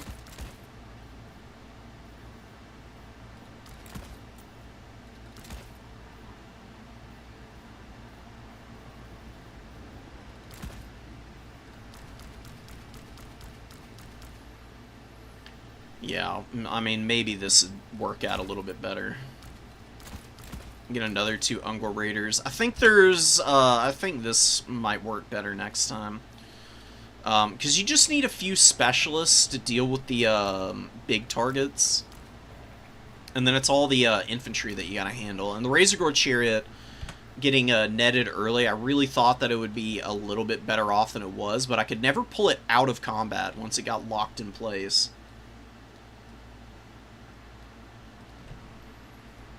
Extra 200 on the rod is brutal. How have they not fixed that? I don't know, man. How does Kazarak do here? Kazarak might be okay. I just don't really see, I don't see Kazarak performing too well against all the numbers, because it's a bunch of garbage. Like, Kazarak's really good at running over stuff that's, like, middle of the road in terms of, cost. If he's running over chaff all game, he's not going to be worth much of anything, honestly. It's just going to be a huge waste of your time.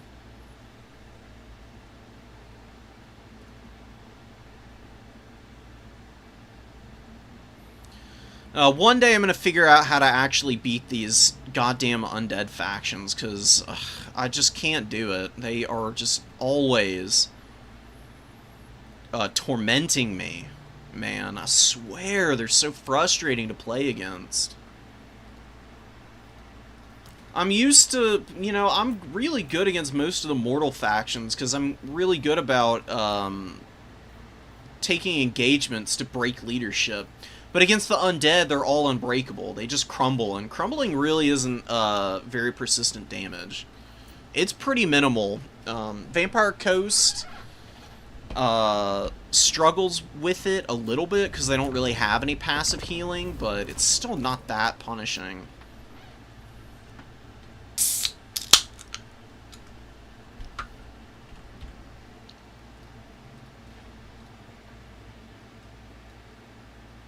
Chariot characters be viable?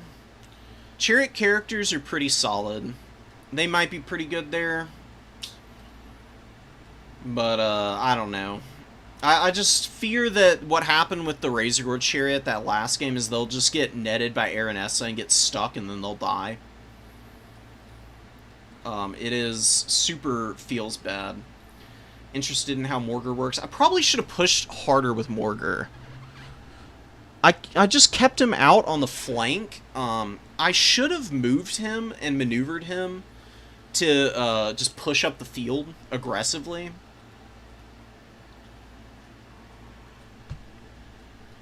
I really needed to kill that mortar. I just let the mortar shoot all game, too.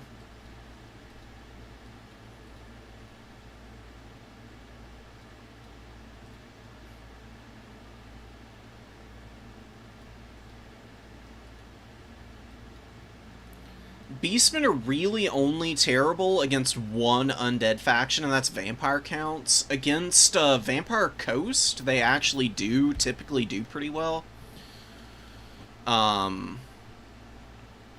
And against Tomb Kings, they have a pretty good matchup. Tomb Kings is actually pretty significantly Beastman favored. The reason that Vampire Counts are so bad is because all the healing. Vampire Coast, really, it's just that, if you don't engage their gun line well, you'll just get shot to pieces. That's kind of what I let happen to me. I did not take a very good fight. And Circia is just too good to do that against. Circia will 100% punish a bad dive every single time it happens.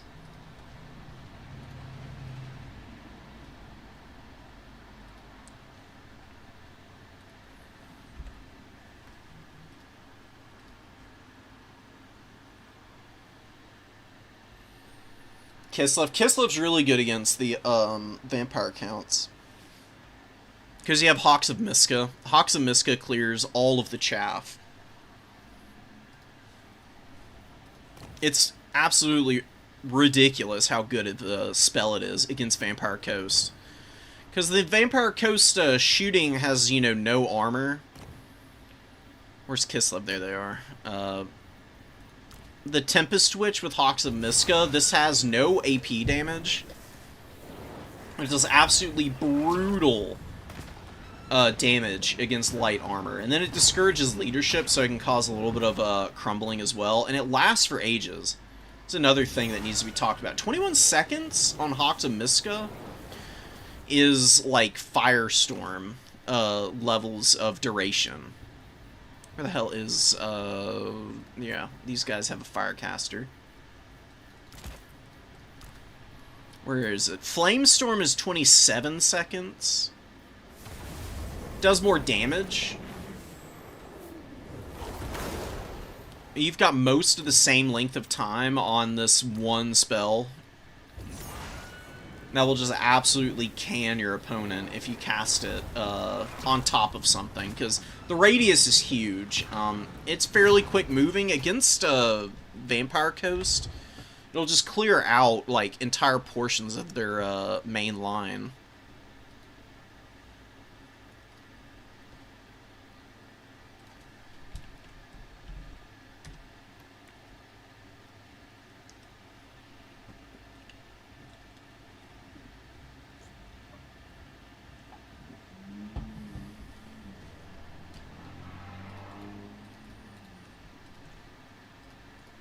Okay, so we're gonna be going up against Hobo Honkers. Such a crazy name. Oh my god, people. Have some kind of decorum, Jesus Christ, please.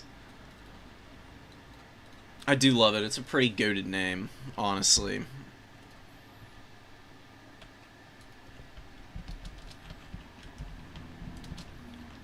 Nobody wants to play into my Kislev. Everybody's afraid of Kislev, seemingly. Keep getting bans on it. I might try a Jabberslide against the Vampire Coast next time. I feel like that might just be a terrible idea, though. Just don't know what you bring against their, all those pistol mobs. More Sleep is just not going to work for that. It's just way too expensive to be doing all that business.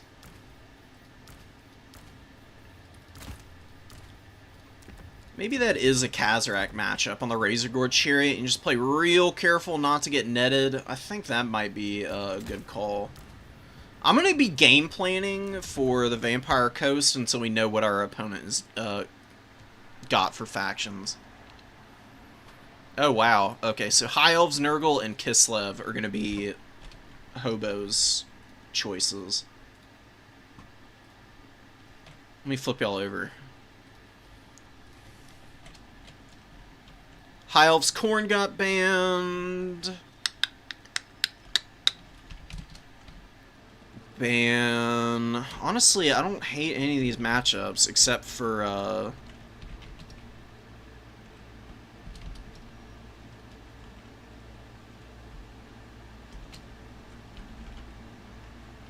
Let's just ban the mirror match. Ban Kislev, and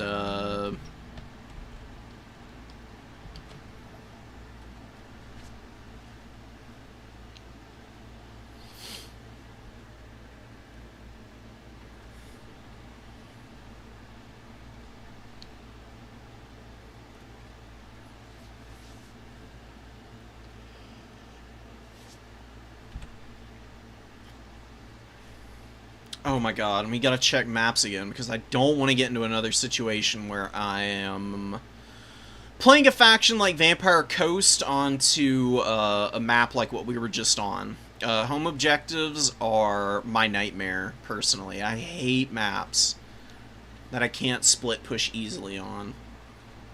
I guess I could have done it on that last map. I should have just pulled my whole front line back and just rotated my army away and onto my opponent's back point. I think if I had done that, I would have been in a better spot. Martin and Potatoes Devil are up here with 2 wins, leading the pack with the tiebreakers. Broccoli and Circia are undefeated. Broccoli is looking like a killer today, apparently. I need to get her replays. I'd really love to see them.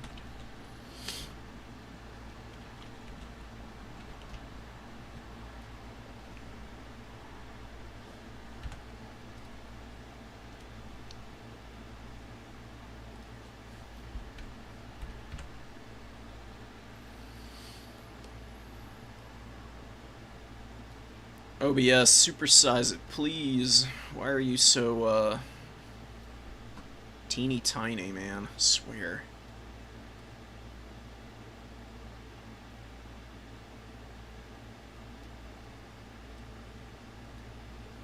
Whatever, that's fine.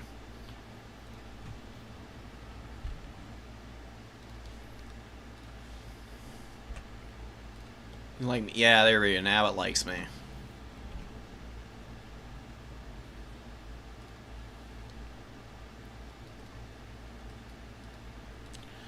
I really don't know what my opponent is going to be going for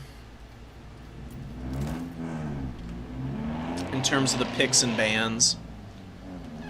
Like I said, I'm really not that afraid of playing any of these matchups.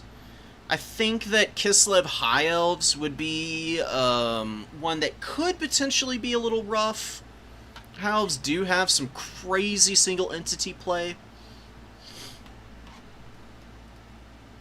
that they can throw out. Nurgle Kislev could be a little tricky.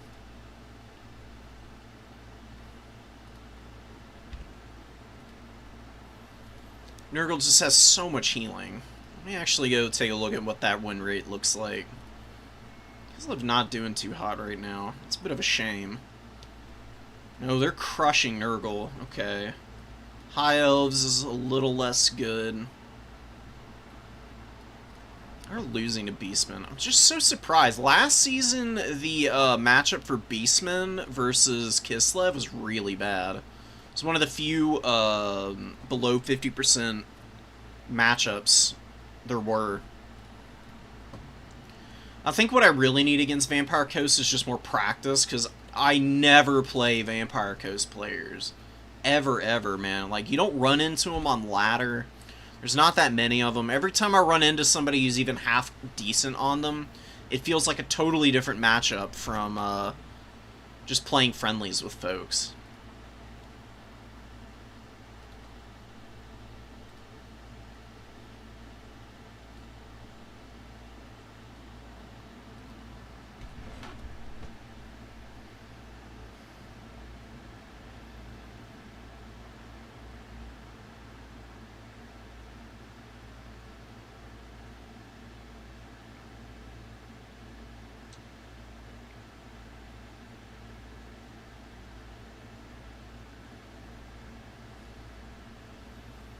My opponent counterpicked?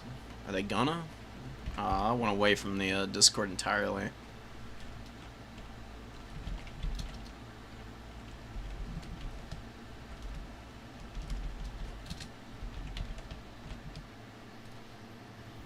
I don't know what he's up to. Give him a minute to figure it out.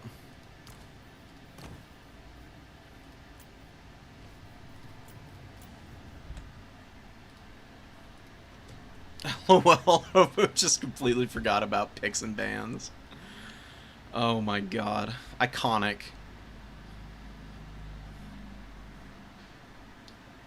That's me levels of falling asleep at the wheel.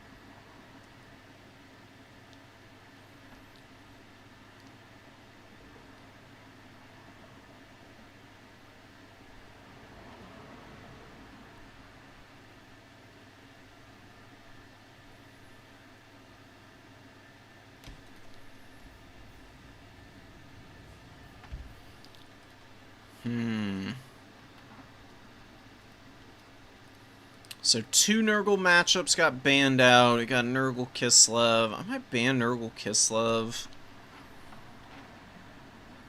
Although actually I don't think I will, because you got Blizzard and Hawks and Miska both just totally counterpick the Nurgle infantry choices. You can just go mobility and shoot them to death, which is pretty hilarious.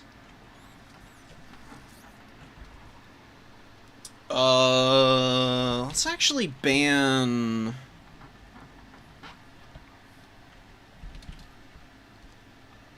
Let's ban High Elves Kislev.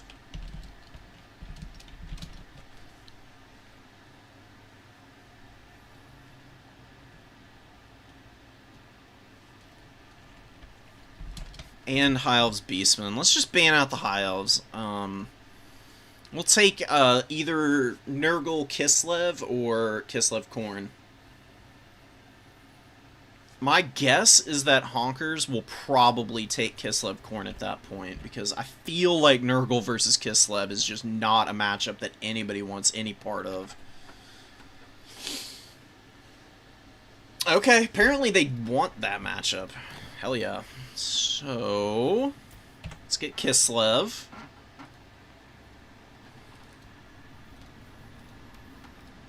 Let's go ahead and invite them. I'm gonna run to the restroom and I'll be right back, guys.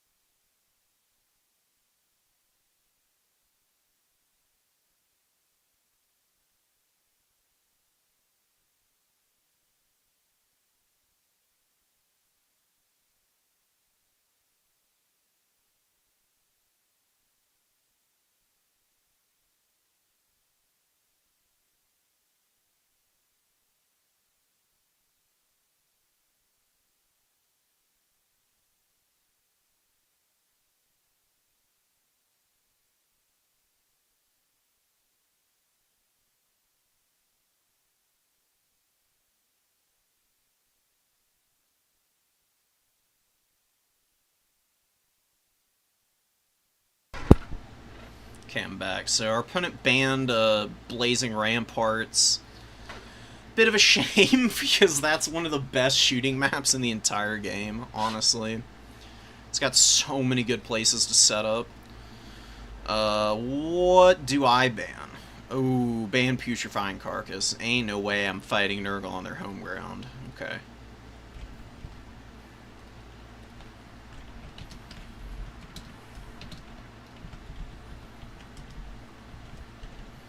Right?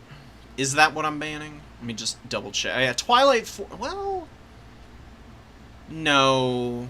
I think I should ban Carcass. Twilight Forest is a good map for me to split push on.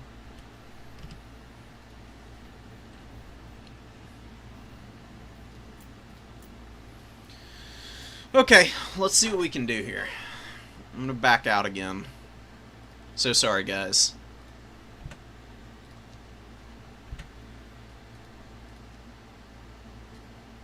Just gonna take a little peek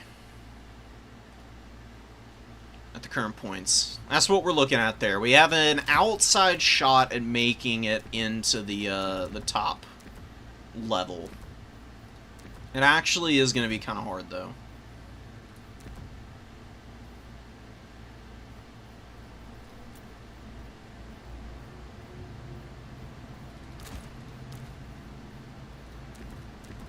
Let's get this guy for sure.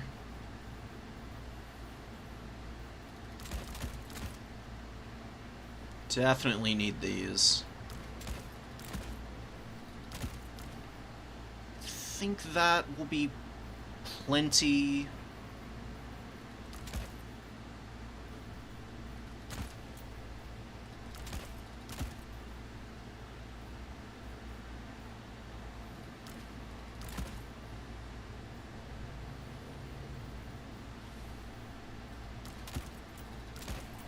Actually, I'm not going to go with that. Run one of these guys. Get this unit in here.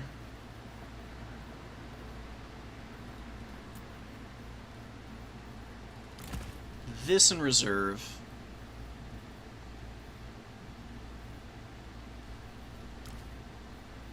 A little bit of an awkward spend. Just classic business, right?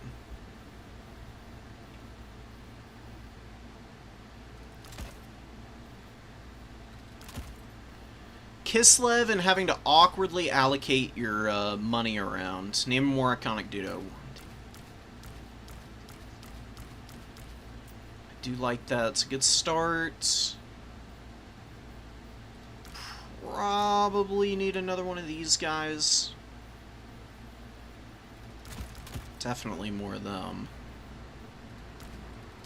Yeah, that's the ticket there. Okay.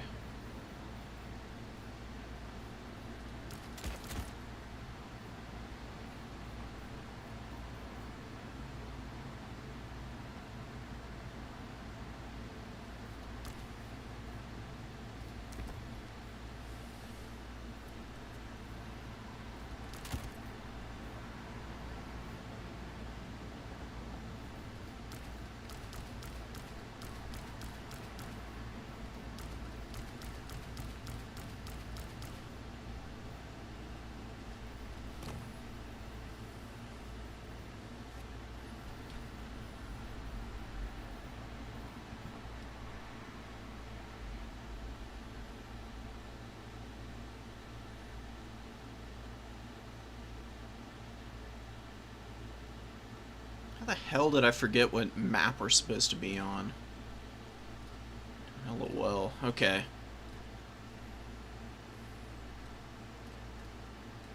Oh, yeah. Because it's one of my favorite maps, but nobody else seems to like it. You'll see what I'm talking about with this map. It is a really fun and interesting aesthetic, in my opinion. I love it to death.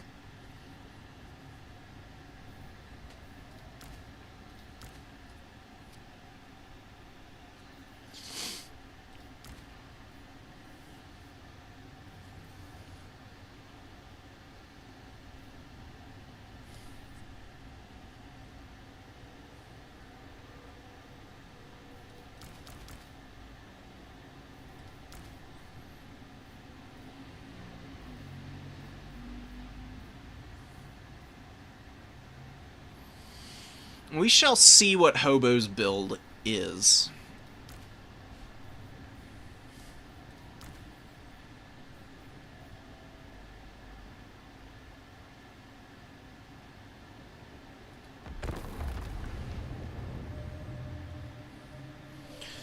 I think if I just play disciplined and don't overextend myself here, then I should be able to beat Nurgle just by maneuvering around them. Nurgle's very slow. They do have some good skirmish tools, but a lot of them are pretty weak to Kislev. And if they go for a warrior wall, that'll be a little bit trickier. But I still think I've got the goods for handling that too.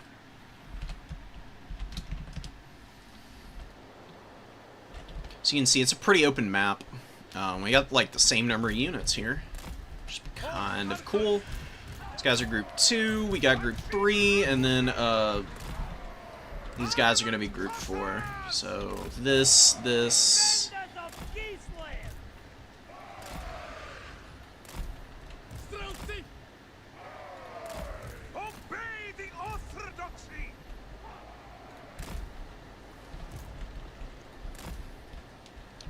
So theoretically we grab the number 3, 2, and then hopefully we have time for the number 1. We're gonna rotate up, get the 3 with the Griffin Legion here, then pull down to support our infantry on the number 2. The Armored Cossars I'm gonna kind of keep here. Well, this isn't the best position for a pistol unit, I guess. Maybe I should swap them around. I'll just keep them on this flank. Maybe I should just stagger my formation to be a little bit more set up on the other side of things.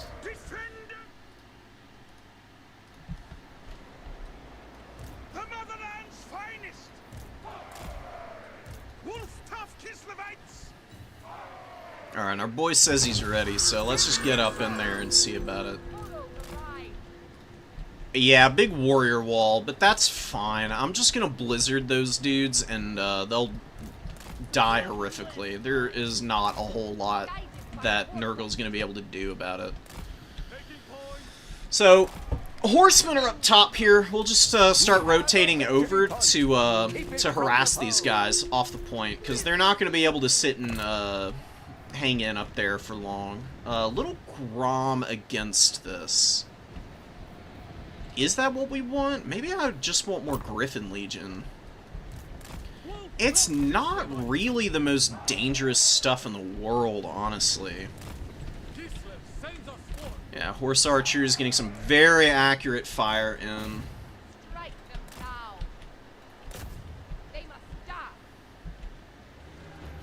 Just hit these little guys. Let's get the hell out of here now. Maybe I can pull my opponent in enough to really hammer them by bait. Or by hook and by crook, I guess. We'll get another Griffin Legion out. No reason not to.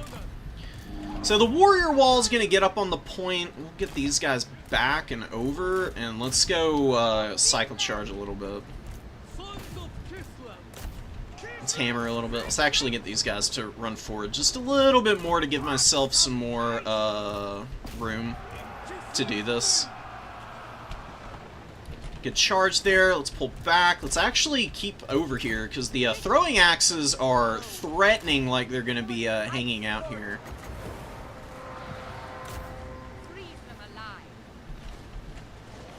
Yeah, dude, these freaking ice worms are so crazy because they do a ridiculous amount of damage to infantry on the charge. Bring our Patriarch out because we have taken a little bit of damage here.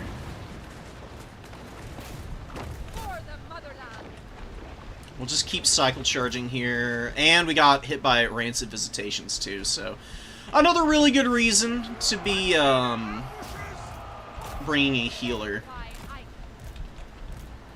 Push in a little bit more. Let's get her all the way out now. Because Kasich is incoming.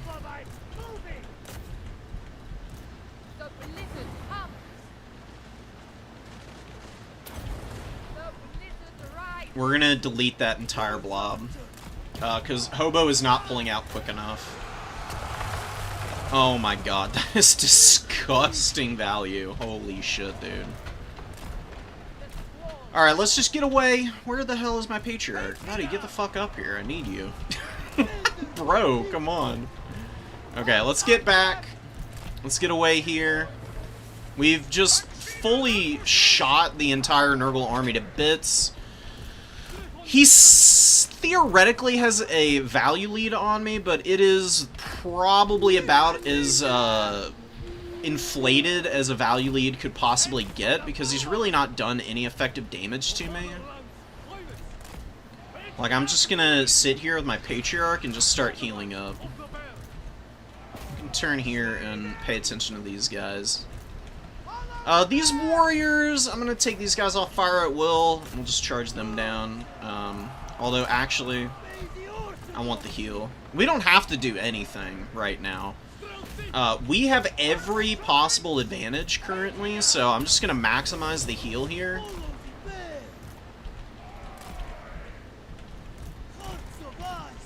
And we're just gonna stay bunkered up. We don't need to move in much. Use our Patriarch to get in there, actually. And these Streltsy, they can just stay on fire at will. Rotate up top with one Griffin Legion, and we'll press back the pressure here. Little Grom is next, because those Plague Ogres are the perfect target to be hammering. And now that these guys, now that those dudes don't have their shields active, they'll just get annihilated by what I've got. Okay, there's a bunch of Furies in.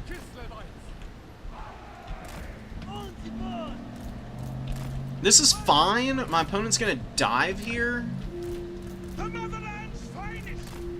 We just need our Griffin Legion to be underneath this. And we can use the bows to shoot here a little bit.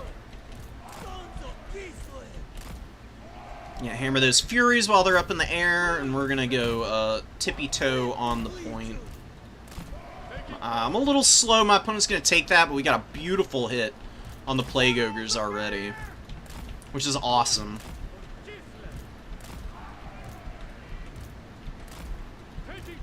Woeful tidings. The enemy has captured one of your victory points. Take it back. Move it.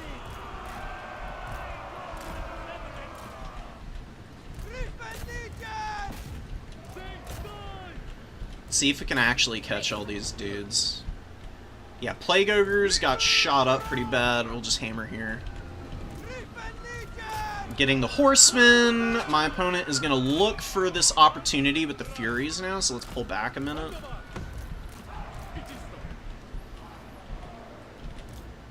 Oh, it hit the tree. It's pretty funny.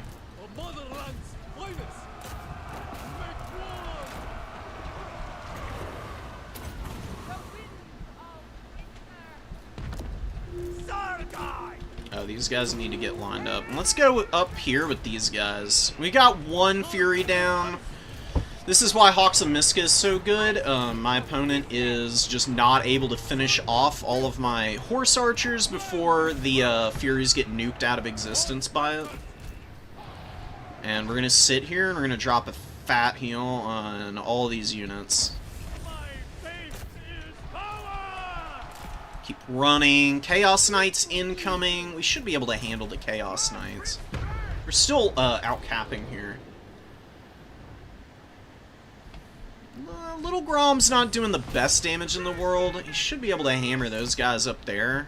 Or he might actually just leave my opponent to try and take that. I really don't hate that choice. Little Grom is about to get 10 kills here. Not quite. 5 Chaos Knights dead immediately, though. Hit these guys. We're going to rotate around. We're going to get aggressive on these warriors on the high ground, because they just aren't going to have the sauce to survive here. Nice damage.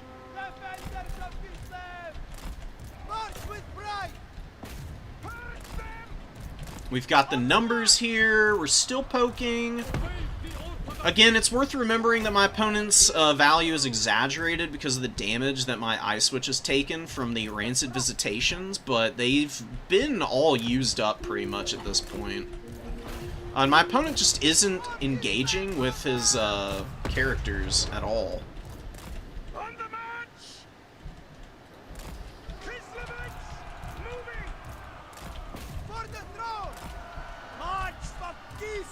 That was the most ineffectual charge I think I've ever seen. Those knights are a little isolated and out of position. I go for Kislev. Follow the bear. I don't know why they're shooting there. That's a good shot on the Chaos Warriors, though, for real. Really nice hammering damage. Pesties will run over here. We're gonna get more Kislev Warriors out. We've got something of a lead here.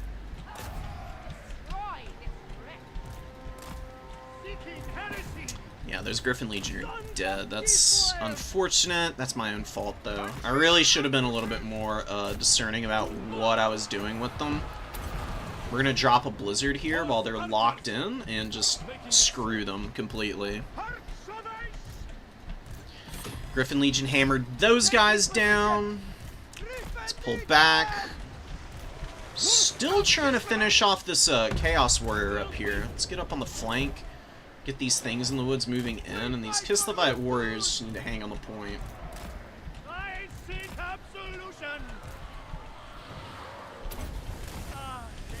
let's get the hell out of here.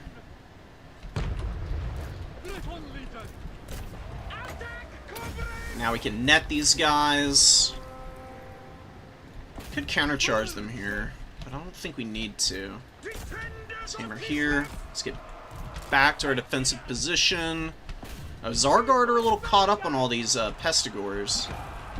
Let's try and get this kill here. I don't know how the Chaos Warriors are still alive. We haven't had an answer for the Lord. Or Kazik. We've basically been killing the rest of the enemy army here. Got a charge here, which is unfortunate, but I think we'll be alright even with it. I don't know how the Zargard haven't cleaned up the Pesties yet, but they're working on it. They'll get there eventually. Griffin Legion have been a little lackluster. There's been some inefficiencies on them for sure. We've still got the double cap, though. Let's get these guys back. Let's get these guys forward. And Hawks of Miska right now? What's that gonna do? Let's get away from that. Let's drop a Hawks of Miska here and just finish that off. We need to unsummon all the Griffin Legion that are left on the field, like ASAP. Things in the woods have been pretty terrible, unfortunately.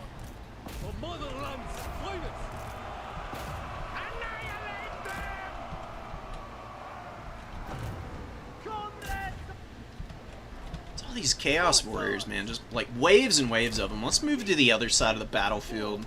Just fully give up on that side. I don't need to be engaging on such a wide front.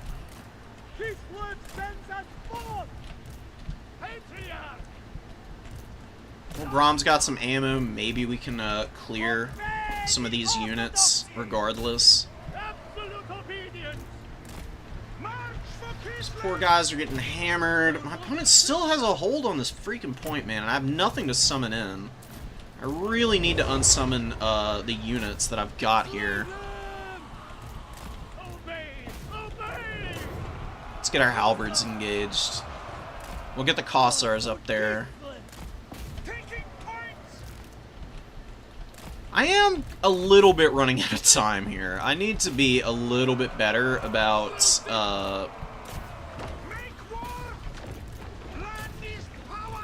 my activities. I had a winds too. I didn't use them very efficiently. So there's obviously a few things that I need to do a little bit better. I'm literally paying the premium so I can get stuff out now, so I can retake the points. I think if we just walked this point down, we can retake it. I need to unsummon these guys. I need to unsummon these guys. These guys can just hold the line. My lord is basically dead, but I am playing Kislev. Leadership isn't that big of an issue. Let's unsummon these guys.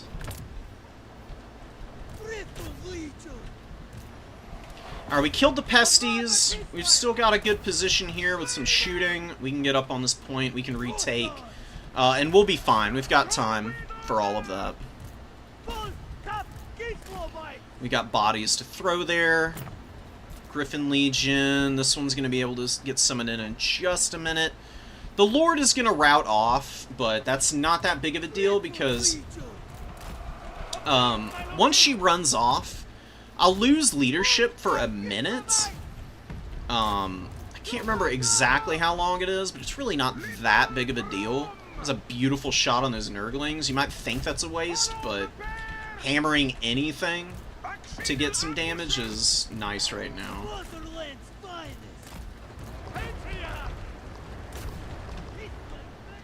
A little bit scattered this game. Definitely could have played a little bit cleaner, but I still think that I'm in a incredibly comfortable spot.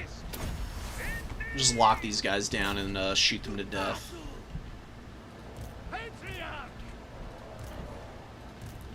Okay, I guess go after them.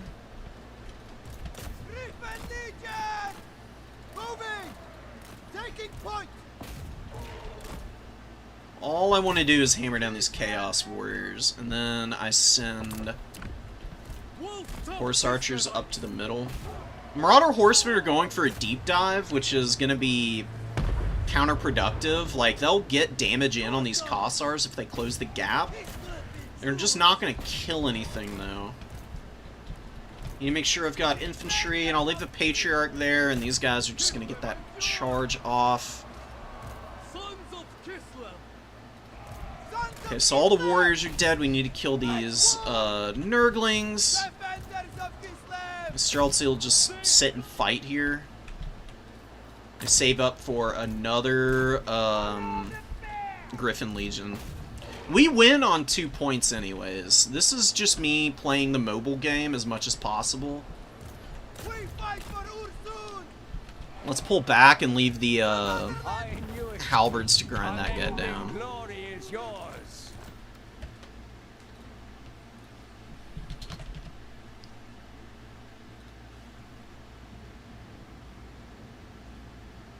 That was a really solid game from Hobo. He did a really good job of staying nimble and not getting discouraged by the losses. And he did a really good job of replacing the damage units for the most part. Chaos Sorcerer Lord got 3,000 value, but none of that was really all that functional in terms of real damage.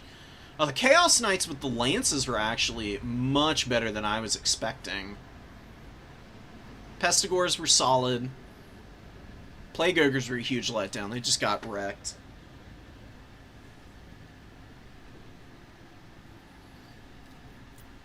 I still don't know if I'm going to be able to get into the top 4 after that, though. The Blizzards were, honestly, I could have done a little bit of a better job balancing my spellcasting, because I haven't played Kislev in a little while, so I forgot just how expensive Blizzard was, and I misallocated the WOM. I thought I would have one more Hawks of Miska, but I was left with 10 Winds of Magic, and, you know, functionally couldn't do anything with the remainder, which is really dumb.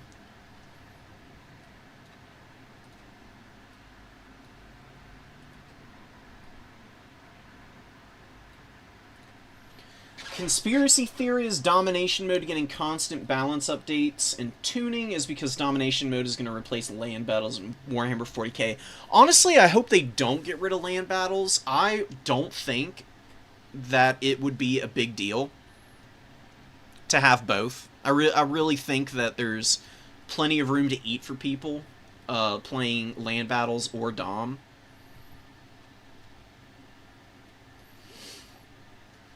And I do think domination mode would be probably the best experience for whatever the next Total War game is, though, because it's such a good format. And there's so many things CA could do to iterate on it still. Like, they need better maps. They need to stop faffing about with whatever they're trying to do map-wise and just let the community maps get put in the game, because they're just way better than what CA has made. CA's maps are really just not all that good, honestly. I'd really love to see better maps in-game.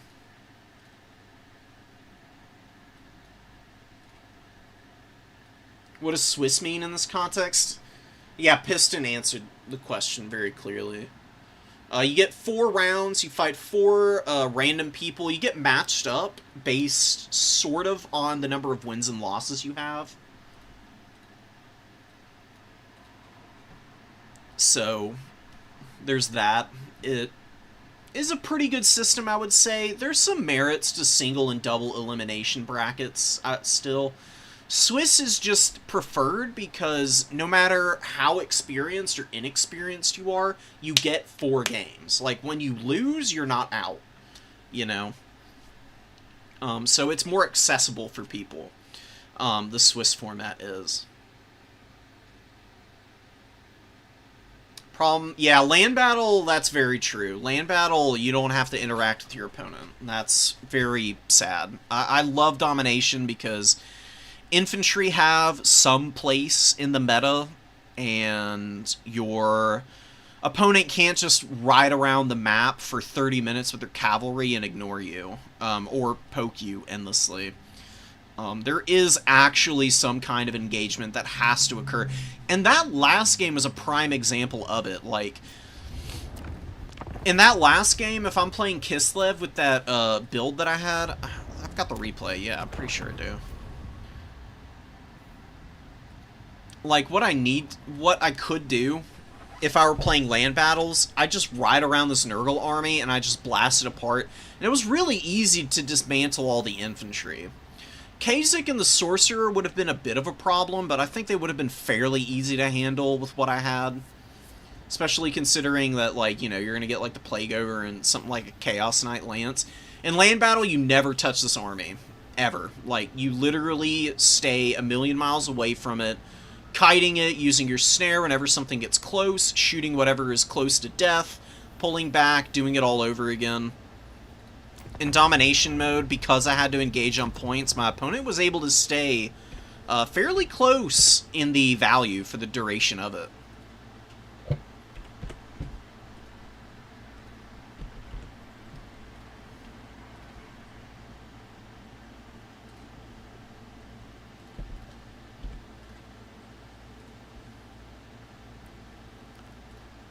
Kislev, and where the hell is Nurgle?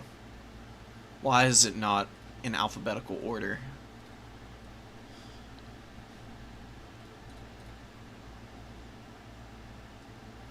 Oh, top 4? No freaking way, dude. Kidding me? Circia beat Broccoli. Daniken is also in the top 4 here. Ricochet got wrecked on the op points. That's so unfortunate, dude. Oh, man. That's rough. Alright, well, let's see what we can do in the semis. I want to see how the CA guys playtest the maps. You and me both. I really want to know, too. It's gotta be some kind of bizarre, esoteric process, dude. Dwarf Boxer, full kite, and dare the opponent to do something about it. Real.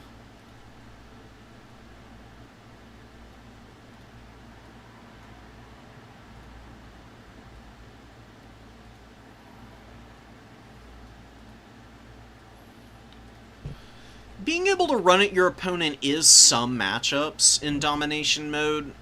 There's just a lot more push and pull, you know? That's the thing I appreciate. There is a lot more, like, tactical depth, in my opinion, to domination. It's not constantly playing into kite or constantly playing into box. You've got a good mix of mobility and infantry. I've seen everything since I started playing this game.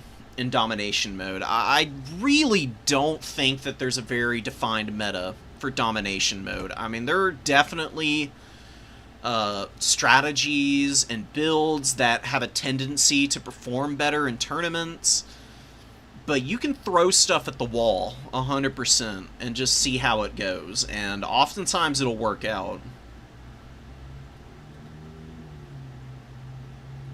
Yeah, I know what you mean, Daniel. Like the macro, like, part of the battle, like what do you summon out, when do you summon it out, where do you send it, what kind of opportunities are you looking for to, like, open up your opponent's formation, or how are you keeping back their mobility so that you don't just get run over by it. I totally get where you're coming from.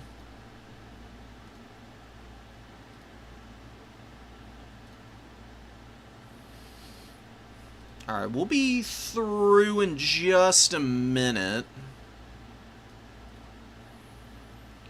We'll try and make sure we don't get such a terrible matchup as we did that one time against Circia, at least in terms of our army comp.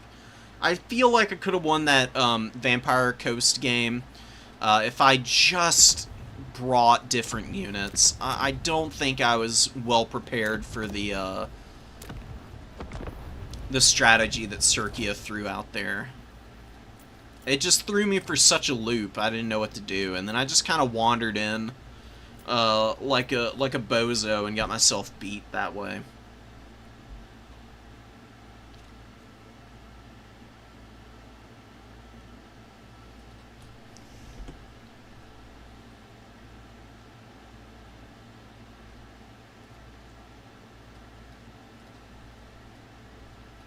Yeah. That's one of the bigger ones. Like, missile cavalry in land battles are almost unstoppable because by the time they're out of ammo, they've shot everything that they want to shoot to death. And then they're just a really good tool for rear charging stuff. So in domination mode, being able to throw armored infantry on points and just keeping horse archers at bay by screening them with your shielded infantry, and then reinforcing whatever units get low is really awesome. Because it's not just an auto-lose because you brought mobility and I didn't. It's you brought mobility and you're going to be able to accrue value, but are you going to be able to do it fast enough?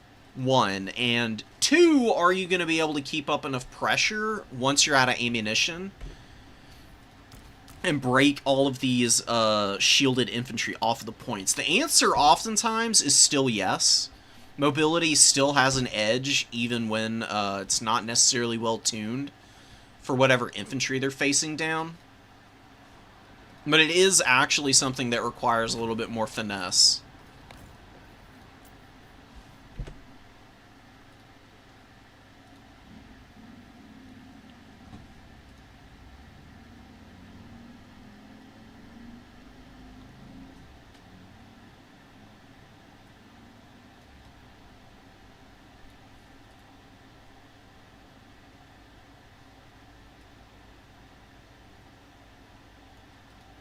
Oh, Danny and Ricochet are gonna do a playoff.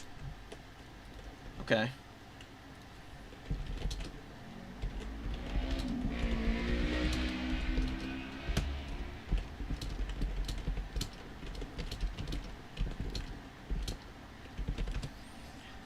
We might actually be able to spectate Daniken's game.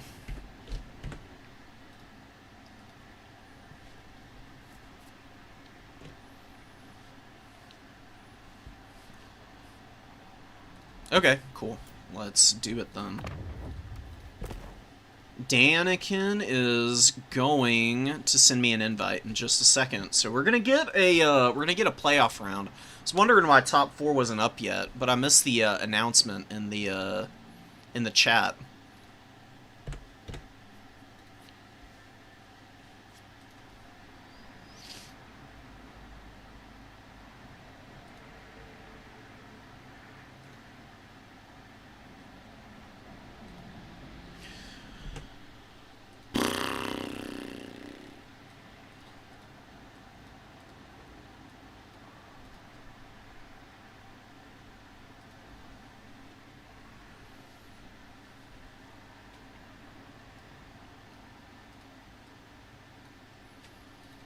That's a good way of putting it, Daniel.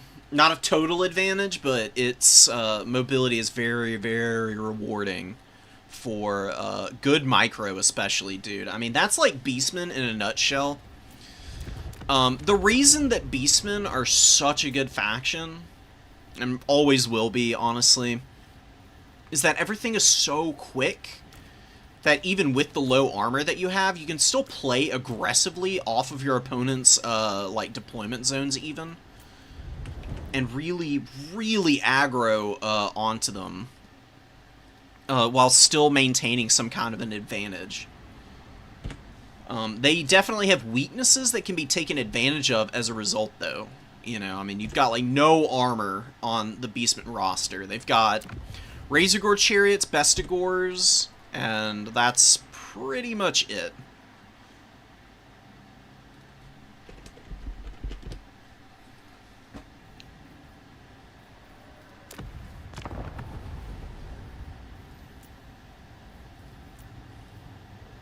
So many replays. I've been playing a lot of ladder. It's been up and down. Ladder is kind of fun, but also miserable at the same time. Because you find really good players on ladder, but the maps are terrible. I mean, you every now and then get, like, Death's Pass or Road to Talabheim, which are, like, the fun ones, I would say. But having to play on Death Pass all the time, or not Death Pass,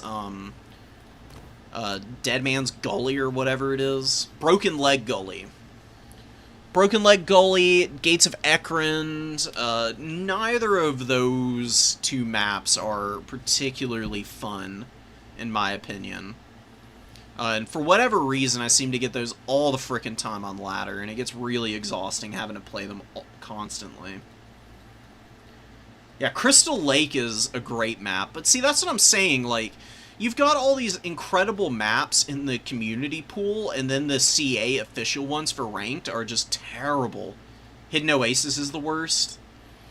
It's pretty bad. It's pretty whack. I still don't know why Toothgrass Hill isn't in the official pool, because that's actually a fun one. If they just moved the damn Vanguard points back a little bit, I think it'd be pretty well balanced. The design philosophy for a lot of these is just awful. It's like Crossing the Sea of Claws, Galleon's Cove, Mountains of Morn is really egregious with just like narrow passageways, tons of cut-off areas of the map, which means that mobility is totally useless in a way. They're just so tuned for going super wide infantry builds and just trying to smother the points. And that gets really tiring after a certain point. Death Pass, Road to Talabheim, and Black Ark and Battle for Itza. The reason that these maps, which are CA maps, actually still get played in tournaments is because they hit the right balance of leaving, like, the map open without overly penalizing infantry play. Like, there's still areas where you can, like, set up infantry walls that can kind of cut off areas. But it isn't just a full wave, a tidal wave of, like, 2,000 plus bodies up on the objectives, and whichever side is able to grind the other down wins. Yeah, Celestial Lake. Celestial Lake's also on the ladder. I don't know what it is, dude. I get Broken Leg Gully like 50% of the time, and it's utterly ridiculous. Like, I want to dodge whenever it comes up. I'm just so tired of it. I just play whatever I get and try and play around some of the bad maps that are in the pool. Arnheim. Oh, the one with the big cliff? Arnheim's pretty whack. Wish I could click on it. Actually, you know what we could do? Let's go take a little peeky poo at the maps. Are they in here? Oh, the CA maps aren't in here, so we can't even look at Arnheim. That's pretty funny. I guess that kind of tells you how people feel about it, because nobody is going to, nobody wants to talk about it, because it's just atrocious. Tom didn't even want to include it in the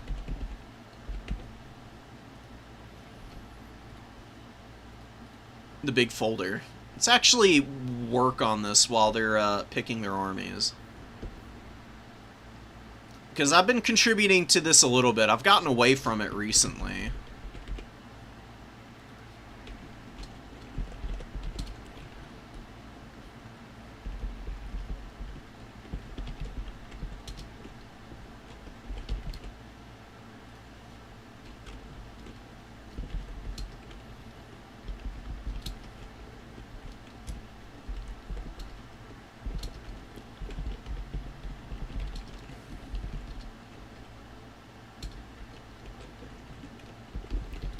Minor forests and terrain blockers.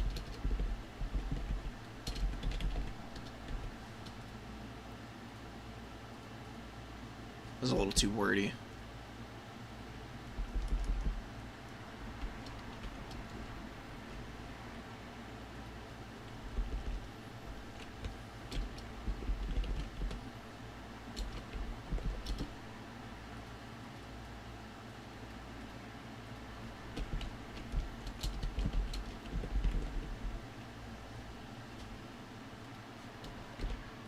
Some forest. Oh, are they in game? Hell yes. Okay. Let's flip over.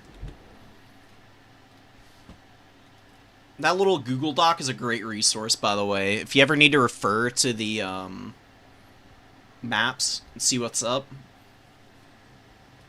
just go check it out. I'm writing all the blurbs for it to just touch up people's memory on them once they get more used to seeing them.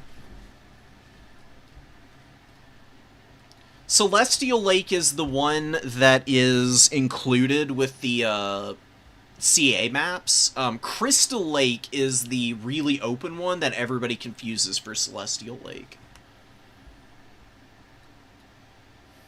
All the choke points in the latter games just favor shooting. True. It's like infantry into the sunset. You do all your like Chaos Dwarf Warriors, and then you back it up with like a million guns or Hobgoblin Archers or something. Really odd deployment. We got Wildwood Rangers out on the flank. Oh, and a brutal opening salvo on the Peasant Horsemen here. Oh my god, Swift Shiver Shards decimating the Horsemen right off the bat. Dropping 11 models here. One model off of this Peasant Horseman, but the HP damage was significant there, too. Pretty rough start for Daniken. You know, Cathay is a pretty good faction. I would even say that against the Wood Elves, they probably don't have a very bad matchup. When you're running into situations like that, though, and your opponent just gets a free Swift Shiver Shard volley right up into your grill, and chunks down your early mobility, that's a little bit discombobulating and maybe a little hard to recover from. So you got the Crane Gunners moving out of the Vanguard. You got two of them. Wildwood Rangers are going for the wild flanks. This is what I was trying to do against Circia in that Vampire Coast game. This is going a lot better, though, for Ricochet. Because this map's a little bit easier to advance around the edges on. There's a few shot blockers and terrain pieces, but nothing too serious. Jade Warriors and the Jade Crossbows moving up and going to be trying to scrap over the points. Do get the cap out on the edge with the Peasant Horsemen on the number 1, and the Eternal Guard is just getting hammered right now by the Cranes. Crane Gunners are doing huge damage. Daniken is banking up supplies right now. Got about 1,000 in the bank. Glade Riders moving in for Death by Ricochet. And the Wild Riders are pressing up into the back line. The Peasant Horsemen pull back away from the missiles and the Glade Riders. I don't think... No, Daniken has not spotted this yet, and this is going to be devastating. Wildwood Rangers are actually really good at killing units like this because they have the anti-infantry bonus. And they do have a decent charge bonus. Don't really get to see it here, but the Crane Gunners are shut down with a Wildwood Ranger all over them already. Daniken still hasn't reacted to this pressure from Death by Ricochet, and a beautiful net going down. Astromancer gets nailed by Prey of Anathrema. With follow-up shots from the Swiftshiver Shards, just one of them focusing this guy down, but still doing good damage because of the flimsy armor on him. Only 40 armor here. Wildwood Rangers kill the Crane Gunner. On the other side here, this other Wildwood is not nearly as lucky. Just jumped by a mass Jade Lancer charge. And a brutal, brutal Dragon Breath from the Shugengan Lord, though. Taking half the HP out of the Wildwood Rangers, who are a little bit trapped up in the back line here, having a little bit of trouble getting through there. Pendulum goes down, but doesn't quite make clean contact with the front line. Astromancer getting pushed off is massive. I don't know if you'll be able to chase him all the way off. He's under sustained missile fire. Base value is really bad right now. He might still crack and run all the way off the field, but he does rally at the edge here, which is huge right now for Cathay. They desperately needed that. Crane Gunners are getting hammered by the Swiftshiver Shards, but we do have return fire from the Jade Warrior Crossbows, who are doing a good job of punishing these guys back in return. Glade Lord is locked down by the Jade Lancers and taking damage. Gets a Arrow of Kurnus off on the Astromancer, though, and does some serious work against him. Jade Lancer is going to be taking out the Swiftshiver Shards here, potentially, and a Glade Guard way in the back line. Not contributing much right now. It was a good early jump by Ricochet. I am a little worried about all these Dragon Breaths just chunking through. The Eternal Guard and the Wildwood Rangers got hammered by it. That part of the value trading is really looking pretty terrible right now for the Wood Elves. But they do have a slight lead. Swiftshiver Shards are getting shut down. They did get a really nice Melkoths off on the Jade Lancers. And a good peel away from the Eternal Guard here, going after the Glade Guard, who are out in the open with nothing to protect them right now. A Wild Rider, I should say, is really what you need to get out here and answer some of this pressure. Jade Warrior's hanging in really nicely, and the Waste Stalker is going down to the Shugengan Lord, actually. Astromancer barely hanging on. Glade Lord is just stuck out in no man's land against the Jade Lancers right now. Pravenoth Rayma going down on them so she can actually escape. You'd really love to have been able to hold on to that second use for maybe one of these mobility fights, which are really just not going in the favor of the Wood Elves. You've got the Jade Lancers just crushing the backfield right now. An Eternal Guard shut down by the Onyx Crowmen. Crowmen very strong in melee fights. They are temporarily gaining and then losing their harmony because the Jade Lancers are nearby. Kind of hanging on to it here. Branch Wraith is dropping more Melkoths, getting some good value, I'm sure. Up to almost 1,000 here. Wild Hunters of Kurnus finally out on the field to try and answer some of this mobility, but huge casualties for the Wood Elves right now. Their numbers are looking a little bit grim. They've got War Dancers out here that could go and clean up the remaining crossbows. You get a pretty good engagement here, but a beautiful Jade Shield from the Grand Cathay forces, keeping the Jade Lancers in this combat for a lot longer than they normally would be. Wild Hunters definitely need to peel out of here. You've got Glade Riders coming in to crush the Crowmen, but another Jade Lancer. This is the one that was fighting the Lord for all that time. Going to be doing a good job of countercharging those guys and potentially crushing them. Looking really thin on the field for the Wood Elves. You've got one elite cavalry unit. You've got a few infantry units, or infantry-sized characters here that can continue to scrap. Branch Wraith is going to do well. Glade Lord needs to get out of here. Looks like the Waste Stalker got cleaned up by the Shugengan Lord again. You got 2,700 value. Alchemist is waiting in the wings. I don't know why you bring Plague of Rust against the Wood Elves, but maybe that's for like Stag Knights or something. I'm a little surprised to not be seeing a few more AP units here. I mean, Glade Guard are really not the ticket. These basic variants don't have great AP, and you do have a lot of armor on the Cathay roster. Jade Warriors are a pretty stalwart unit, but they only have a bronze shield, so some AP missiles would have been really nice to have. Another Jade Lancer coming in, getting a crushing rear charge on the Wild Hunters of Kurnus, who are barely hanging on right now. You're desperately needing a little bit more out of this mobility from the Wood Elves. Onyx Crowman diving in, going to clean up the last of this unit. You do get a kill on the Glade Lord from the Shugengan Lord, who's just been such a bully this game. Crazy performance from this character, man. The Dragon Breaths have been very well placed. Excellent damage on them. Jade Shields have been used in a pretty timely manner for some of these engagements. And I think that's what's really given the edge to Daniken here, is just that play with the Lord. The magic usage has been excellent, dude. Wraiths of the Frozen Heart got hit here. They lose a huge chunk of their HP. They're grinding against the Jade Warriors. They're still not affecting much of a breakthrough. You got Nangao Grenadiers coming in. They're going to drop their debuff here with the Heaven's Flash, lowering the statistics by 24 on the melee attack and melee defense. Now going to get a few bomb tosses in here with Crane Gunners backing this up.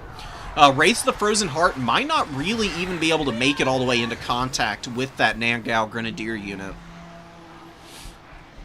The damage from the Crane Gunners is just going to be vicious on these back ranks that are still kind of trickling into the fight. Reforming doesn't look like they're opening fire right now. Could use them to shoot the Branch Wraith. And it does look like that's going to be the option instead. Alchemist is being pushed back by it. Those foot characters are sneaky good against Cathay. Cathay has a hard time killing infantry-sized characters outside of, like, Crane Gunners and some of their more powerful lords. The Shugengan Lord is able to take a lot of these fights against these characters because they just don't have armor. And she does have magic damage to get around any phys res. That's one of the big selling points on these Dryad casters. You know, the Branch Wraiths. They've got fairly decent armor at 60. They've got missile resistance and phys res. Having magic attacks, though, circumvents the big selling point of these guys, which is just ignoring 20% of all damage. Getting isolated like this in the open field against a much more decently armored and more combat-oriented character is just brutal. You get 4,000 value on the Shugengan Lord now. No answers from the Wood Elves against Cathay here. Good damage from the Swift Shiver Shards, but getting way too far forward with the infantry right now. They don't need to be up on this point, getting hammered by those bomb throws. That's just asking for your opponent to continue to just grind out obscene value against you. The Grenadiers did use their debuff already, but, I mean, they still got a decent bomb toss in there, disrupting the formation. Gave time for the peasants to get up on the point. You can see the Nangaos are just barely hanging on to the edge of that. Wraiths of the Frozen Heart get shot off the back of this fight by the Crane Gunners, and that's going to be a GG situation here for the old Wood Elves. They had a couple of sneaky good plays at the beginning, but Daniken did a really good job of responding to that back pressure. After losing one Crane Gunner, there weren't really any other fumbles by Daniken other than the Astromancer, who really just got punished so freaking hard. Zero value on this guy. Absolute bozo performance by him, but the rest of the army was really well microed. Good value on all the Jade Lancers. Onyx Crowman did some respectable work. And the Jade Warrior crossbows, the 700 and 1100 value is damn fine stuff. And Jade Warrior's not doing badly either. You can see that the Wood Elf army just got folded up like a piece of paper by all the Dragon Breaths. What are you going to do? It's rough out there, folks. I think you brought too much infantry, Ricochet. I really do. I love going for that attempt at crushing the Crane Gunners early with the Wildwoods. I wouldn't change that. I would get rid of most of this outside of maybe the Wraiths of Wraiths of the Frozen Heart you keep. I think you actually might want some Hawk Riders here. That might sound insane, but Hawk Riders can shoot the Astromancer. They've also got AP melee attacks. So you can use the Hawk Riders to rear charge Jade Lancers that are in combat. And if you just bring some more Wild Riders and maybe a Great Stag Knight or something, I think you could hammer against the Grand Cathay forces a little bit more.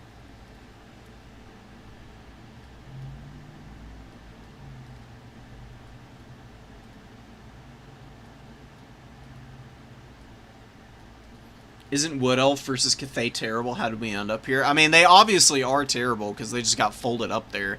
It's a 3x3 tournament. Ricochet's a really good player, but still fairly new, so probably was overestimating the odds on getting a win there, which is understandable. Sometimes you overestimate what your main faction can do. Some matchups are just not worth taking, and I would say that really did look like one of them. Although the Wood Elves do have a winning record against Cathay right now, which seems crazy to say. I mean, how is that possible? I have no idea. Regardless, though. Looks like Daniken and I are going to be playing in the semis match here. So let's see if we can find a way to take a win here. I can only imagine that Daniken has got, yeah, Dark Elves, High Elves, and Grand Cathay. Khorne is only good into Grand Cathay. Or I guess into High Elves too, sort of. Avoiding Dark Elves like a plague, except for Kislev, who can actually do something against them. High Elves Beastmen we want to avoid. Maybe even avoid Kislev Grand Cathay. I think I'm banning first also. Give me a sec, let me check that.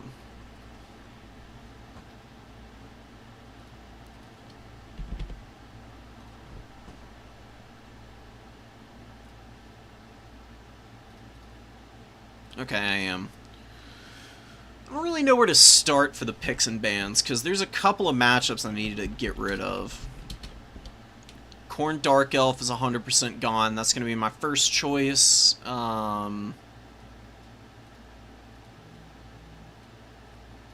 Beastmen Dark Elves I don't love. Dark Elves Kislev is going to be kind of brutal.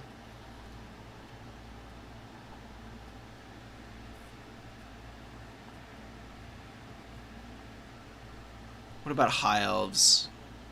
I've got builds for taking the High Elves down to size.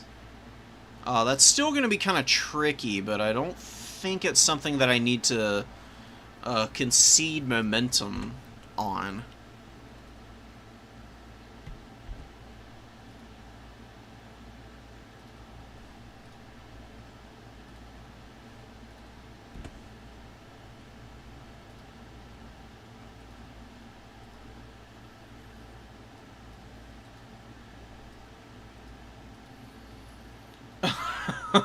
Okay. That makes a lot of sense, Ricochet. It was a good attempt with the Wood Elves for having never played them.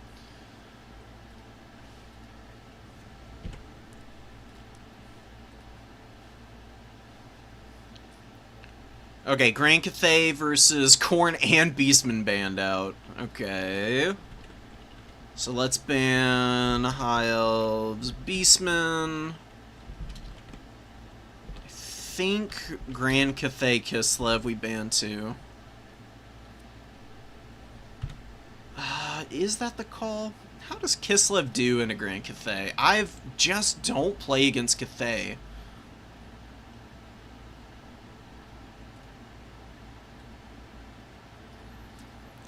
Grand Cathay's win rate against Kislev is not that bad. Granted, there aren't that many games played against them, but... I don't know. That feels like it could be a trap because of all the magic that Cathay can throw out. There's nothing worse than Griffin Legion getting hit by Searing Doom. So I'm going to ban that out.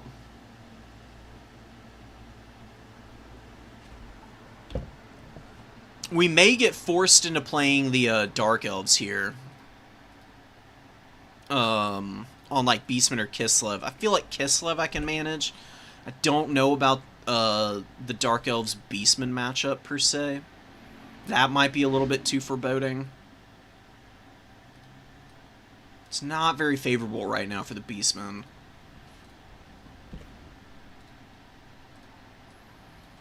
Yeah, High Elf's Corn gets banned, so yeah, we get forced on to playing the Dark Elves.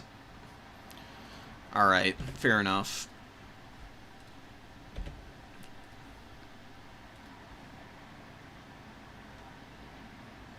How's Kislev doing into Dark Elves? Terrible. Abysmal matchup, apparently. Whatever, let's try Beastman versus Dark Elves and see where we can get.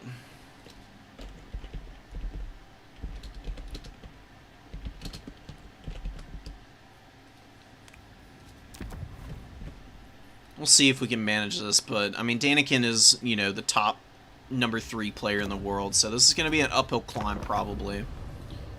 Danny has just played way more than me. Even when I have, like, time and opportunity, I just don't grind this game the same way as some of these other, like, top people do. We'll see what we can manage here. I think it's going to be pretty tricky, though.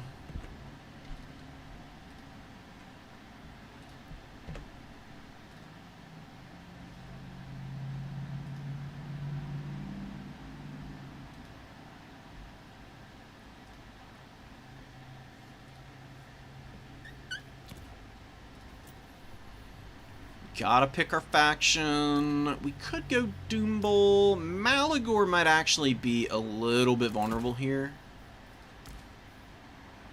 He's got some damn good spells for this matchup, though. I actually think there are ways to maneuver him away from stuff. Still not 100% sure on him, though.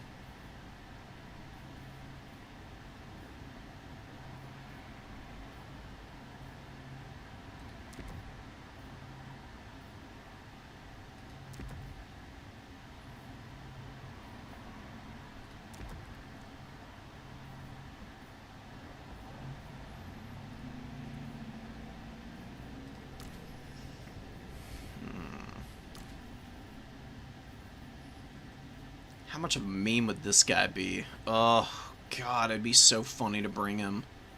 There's no way you can, though. He's too expensive.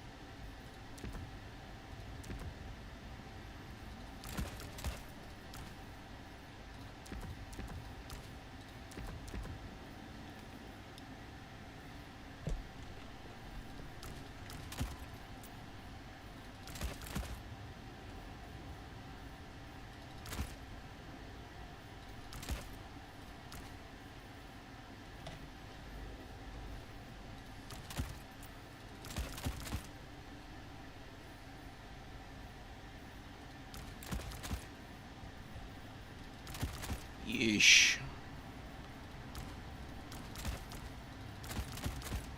Money, money, money. Where's all my money, man? Don't know what infantry are going to be really well suited for this matchup. We're going to go with some of what I am familiar with anything half decent. Actually, I think these guys are a really good choice. Get one of them.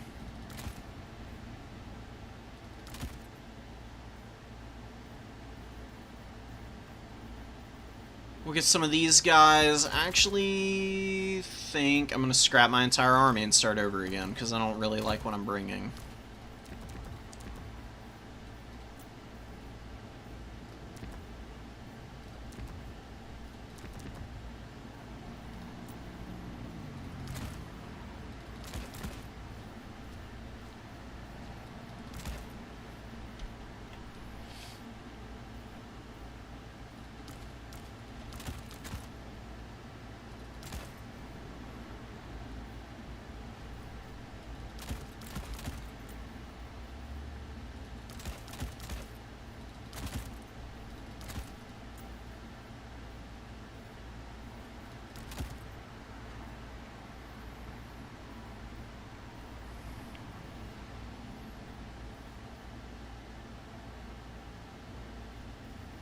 This is definitely an unorthodox build that I'm running, but I think that's kind of what I need to do against Daniken, honestly.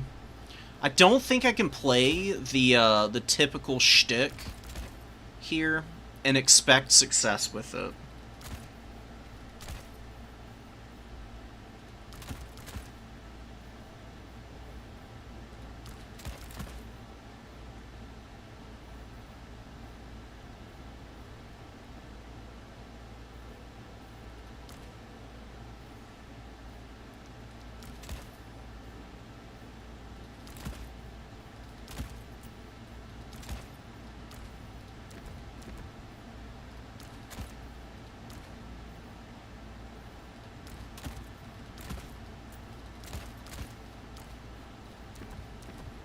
What? Let's get these little dudes in here. Get rid of this little fella. This guy.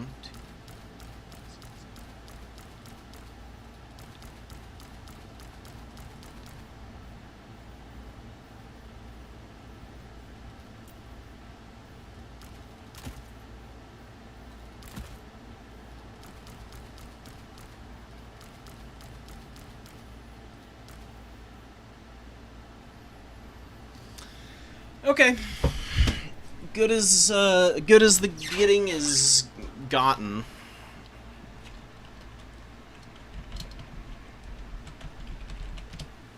Forgot about map bans, so we'll ban out Eastern Isle Colony. Just run whatever the other options are.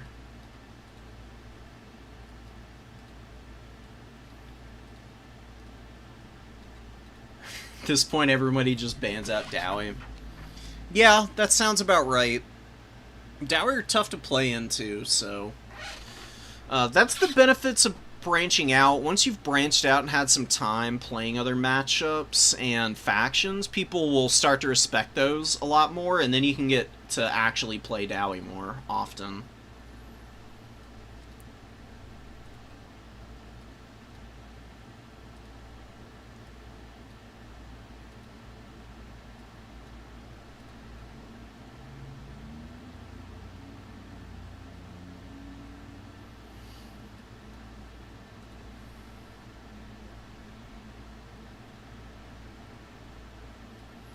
I know they aren't everyone's fave, but I like Dark Elves. Dark Elves are a cool faction. I enjoy watching people play them. I just don't like playing into them, because the Dark Elves are just frustrating, dude. I mean, Dark Elves are the closest thing you're gonna get in this game to actively having to, like, face check an opponent who can outmaneuver you at every turn, and that is really, really unfun at times. We'll see what we can manage here, though.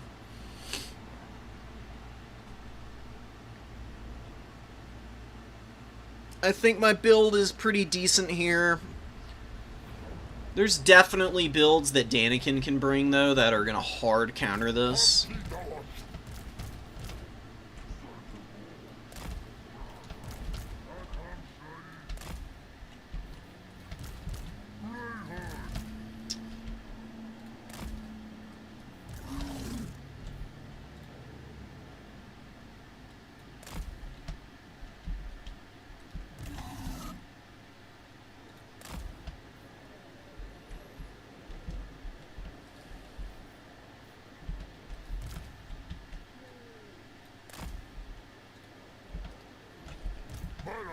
We'll see how those guys do over there. Let me swap y'all back over. Here we are. So, playing into Daniken here in the semifinals. We'll see how we do. It's going to be rough. It's a very, very, very tricky matchup. You need great micro on the Beastman to win this matchup, and then you need your opponent to make some mistakes, I think. And I don't know if Daniken's going to be making any serious fumbles that we'll be able to take advantage of. You can see he's actually going to have an army that's a little bit bigger than mine. Probably because he's got a bunch of, like, Dark Riders and stuff. Generally speaking, the Dark Elves can equal your mobility, and they have some infantry that can be very tricky to break down. That's why the Chariot's here.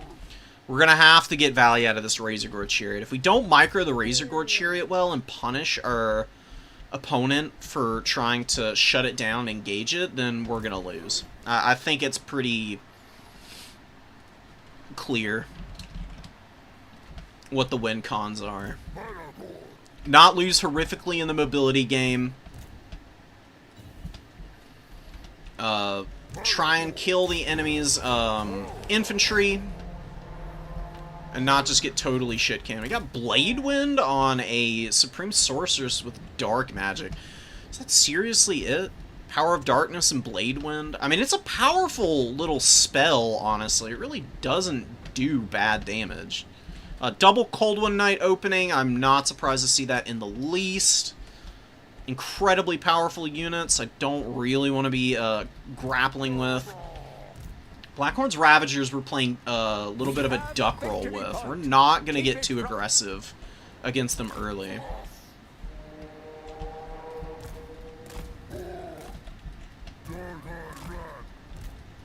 Yeah, so this is going to be a really defensive Dark Elf build. They're not going to be going for a lot of mobility, actually. Which is interesting. It's definitely a choice. We're just going to get up in the trees. We'll try and use our Centaurs to actually control the number 3 over here. We got Dark Riders coming out. Let's get these guys back. Let's keep these Razorgores in the trees here. We can actually use Malagor fairly aggressively here.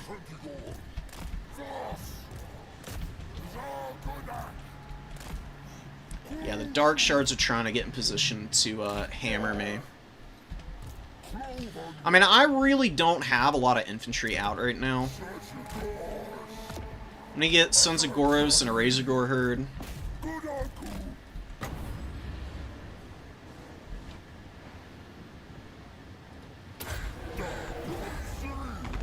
It's a little bit of damage on all this stuff. It's nothing too crazy. I'm gonna pull back a little bit. Just keep pulling back for a minute. I don't want to over-engage myself. Those little guys are actually going to be in a little bit of trouble there.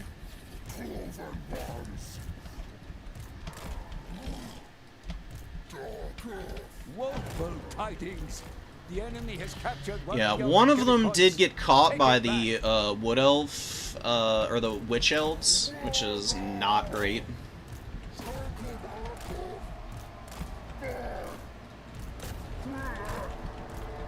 Got a really nice charge there.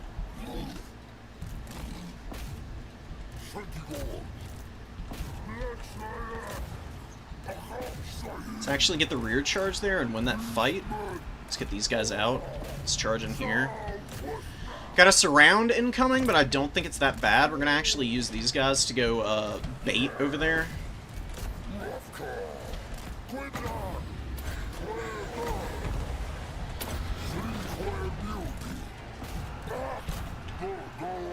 Yeah, really good charges with those things. The Razorgore Chariots get really deep in here, but they're a little out of position now. Need my Senti Great Weapons in, and they're just getting absolutely owned by God knows what. I don't know what the hell's going on with them. They are not doing a damn thing. And we're just getting wrecked by the Soul Blight's actually crushing me here, which is really brutal. Oh, because the Doomfire Warlocks are in. Oh my god, of course they are. Oh my god, the engagements are just abysmal for me right now. Let's try and get some bodies out here. Let's see if we can do something to stop the rampage of these Cold One Knights here. We do get some good value out of our chariot. We've still got these guys. We've got some mobility left. We got a lot of Centigores. I think we need to just pull back for a minute. Look for better opportunities for engagements. It's not a bad opportunity to cast. Let's go run over the Witch Elves that are trying to kill my boys.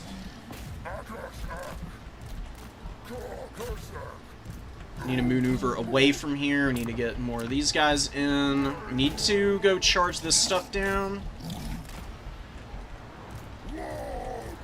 Okay, honestly, now the value's not looking too abysmal, truth be told. We are definitely in a little bit of trouble here. This Witch Elves one. I'm really wishing that I had done what I wanted to do, which was bring, Penumbral Pendulum.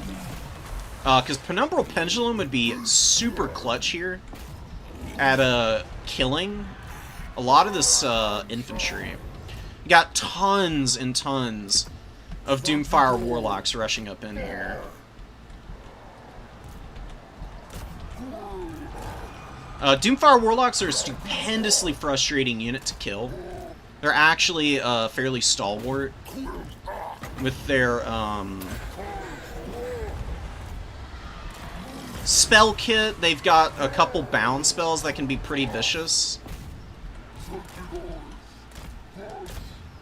And pull back and charge back in. Our Wargors are continuing to grind. Kind of dodged the Blade Wind there. Let's see if we can land here and kill this guy. Let's get these chariots away. They just need to keep running. I'd love to get another Centigore out right now. Some more Centis would be super clutch, I think.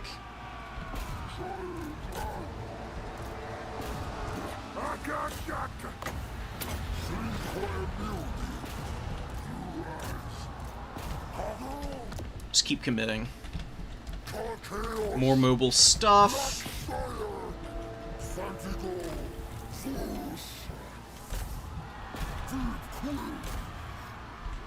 See if we can save those guys' leadership by committing here. I think all of my units here are about to break, and they got a really nice cast-off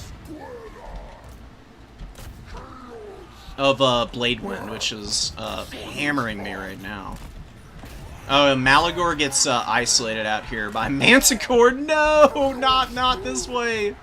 Please. It's not over. I just need to save my boy here. And you get another Centigore out. Keep going. Keep grinding. All these units dead. That's rough. Okay, Malagor did escape. Let's get these Centigores out if we can.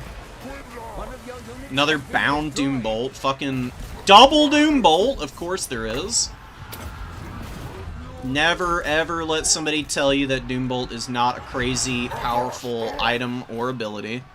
It's really, really wild how strong it is. Even the bound version of it is really frustrating because it does so much damage, man. You have the foe's victory point. Malagor's gonna run off. I mean, what are you gonna do about that, right? I mean, it's just nothing for me to accomplish with some of this stuff going down. I mean, look how many Doomfire Warlocks are coming out. There's like another two trotting out onto the field. We need to pull back. We need to just keep going. Malagor rallied. He actually rallied. That's so huge. I don't know how the hell he managed to do that. And he's routing again. RIP.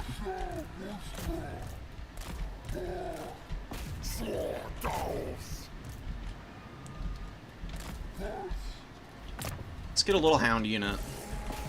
I actually think they could be an X factor here.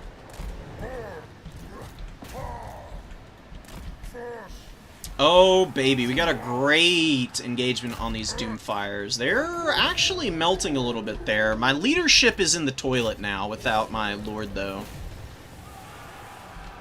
We're gonna face check the Dark Riders and hope to God we pull this fight out somehow. I think my leadership might be too bad to carry this home, though. I think too many of my units have broken. Was that a cold one night? Let's get Razor Gore herd out. Let's go get those guys. These Wargores have done great. They've held their own pretty nicely. I'm so sick of the Doom Bolts, bro. Oh my god. Another one. Jesus fucking Christ. Crazy business, man. I mean, what are you gonna do about it, though? Just, you just get hammered by it. I don't think we can win. I just don't see the value equalizing enough for me to be able to take all the points.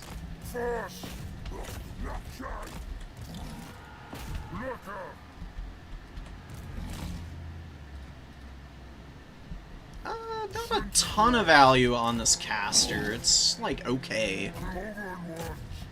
Just make sure to chase all these guys off. Let's see if we can do a little bait and switch here.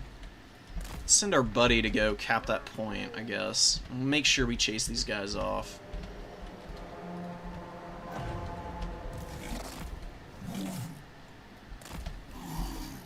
There's 2 cold ones. I'll get 3 Razor Gore herd. I literally don't care. I'll just summon them until I can't anymore.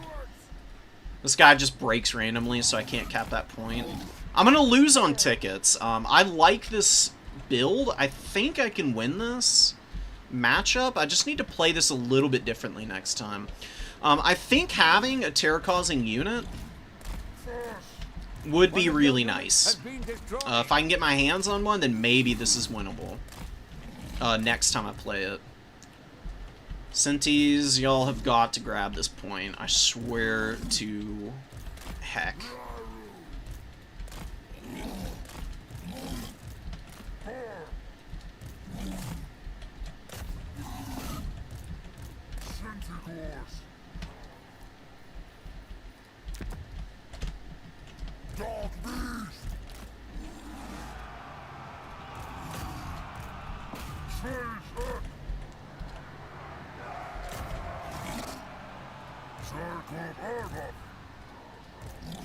Okay, so let me select these guys, for fuck's sake, please.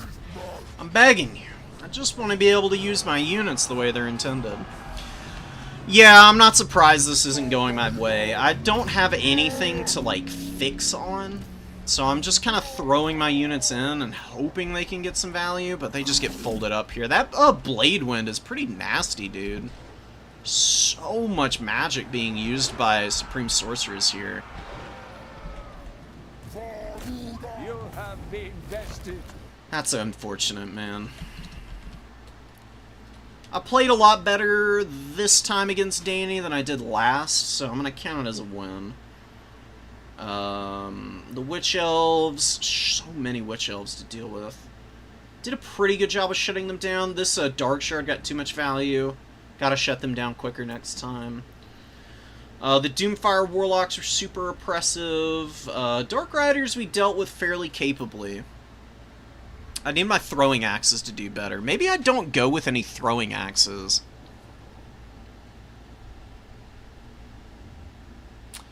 I think I'm going to do something different instead of Senti throwing axes next time. One Razor Gore herd got 1500 value, which is amazing. I needed more of that. Sons of Goros were useless. They got melted by missiles. The other Sentis weren't really that great. Maybe I just need more Centaurs of Tzeentch and Razor Gore herd. You need magic damage to kill Doomfire Warlocks. That's why I brought the Sons of Goros, but I just felt like they were so bad. I didn't like their performance. Blackhorn's Ravagers I had in a really awkward spot. I don't think I would leave them out where I did next time.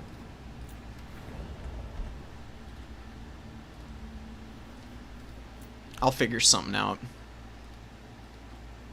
It's a cool Dark Elf build, for sure.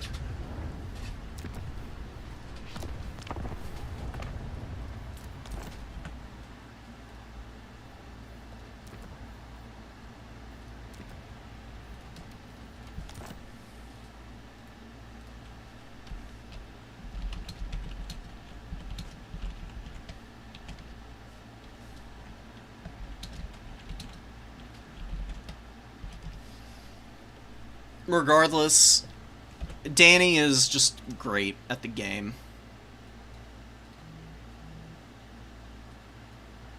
Just here to bring the triple flame cannon. That's a build and a half, Ricochet. Holy crap.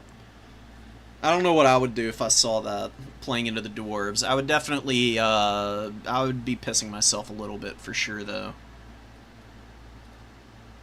What's up, Ninja? Thank you for the well wishes. Didn't work out for me, unfortunately. The Razorgore Chariot was so good. 1,800 value on the Chariot, which is what I really thought was going to carry me home. It cleared out so much of the Dark Elf infantry, but I just didn't win the mobility game. Danny just had more of it out early, which is... And I had Senegors with throwing axes on standby to do good damage. The problem is that they had to get rushed up into melee combat to stop the Cold One Knights from just running over one of my flanks. They did not trade well in melee combat. And when they got disengaged, they didn't have enough cover to be able to shoot. So I think I'd just go for a more aggro build. Like, just a full rush against Dark Elves is probably going to work better. And if I want some Senegor throwing axes, I should bring them in reserve. Because then they can rocket out and they can, like, shut down any dragon or something.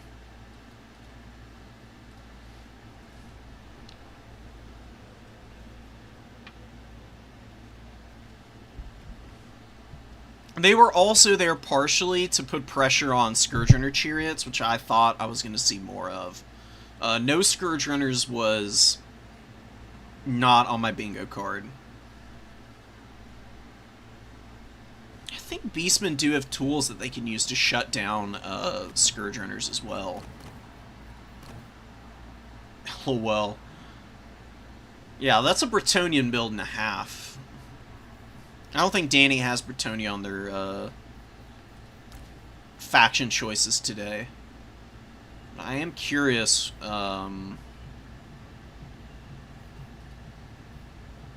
what Danny's plan is here. I don't know if they actively play this faction or not. See, Danny's got the Damsel of Heavens with Lewin. I was said it way earlier on stream when I was talking about the Bretonnia Khorne matchup. But you see Lewin against Khorne all the time so that you can bring some other magic. I don't think you'd bring Wind Blast and Chain Lightning. If you bring a Damsel against Khorne, then you're bringing the Heavens Damsel with... I wish I could click on it and actually show you. Well, I guess I can go to the spell browser from here. Where's Lore of Heaven? So the Lore of Heaven Damsel will bring, like, Curse of the Midnight Wind, lower melee attack and armor, or just go Uranus Thunderbolt spam. Because Khorne does have spell resistance, but this spell does an obscene amount of damage in a very focused strike area. It can be dodged, but if it lands and you are not prepared and keeping good spacing on your units, it will shred through the spell resistance anyways.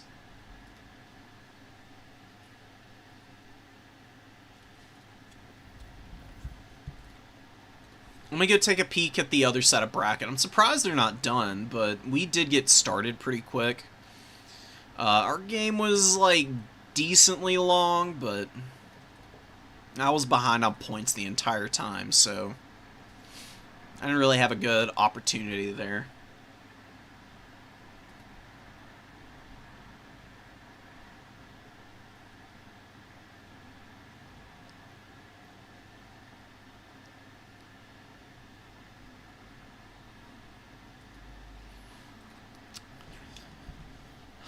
I don't know who's going to win between Circia and Broccoli. I know they played earlier in the tournament and that Broccoli lost that game. For the rematch, though, I do feel like there's good odds on her finding a way to bring it back. You can see it here. And now there's me losing to Circia as well.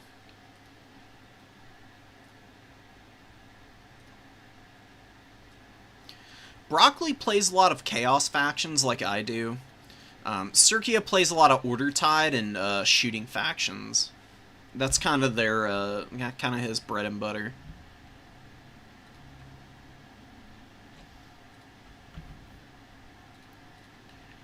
I'm gonna get back to working on this. Initial deployment zones. Large, rectangular. It's like all of the deployment zones. These are very far forward on that map, from what I remember. Oh, they're way up, actually. Never mind. What am I talking about? God, I forgot how far forward the vanguards are on Chateau. It's not very noticeable for some factions. You don't pay attention to where the vanguards are because you don't have that many units that utilize it. But, like, Beastmen have, like, their entire roster that can just, like, run up and vanguard deploy almost on the points on a couple of maps.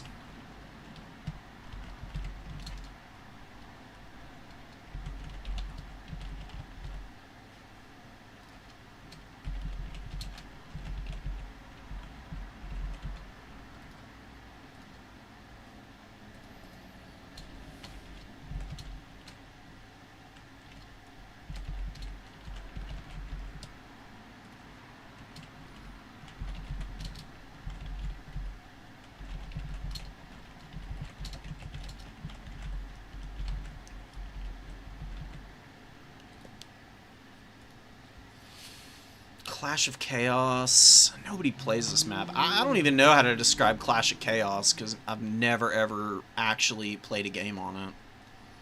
You can do Crystal Lake. Creeping Swamp we can do also.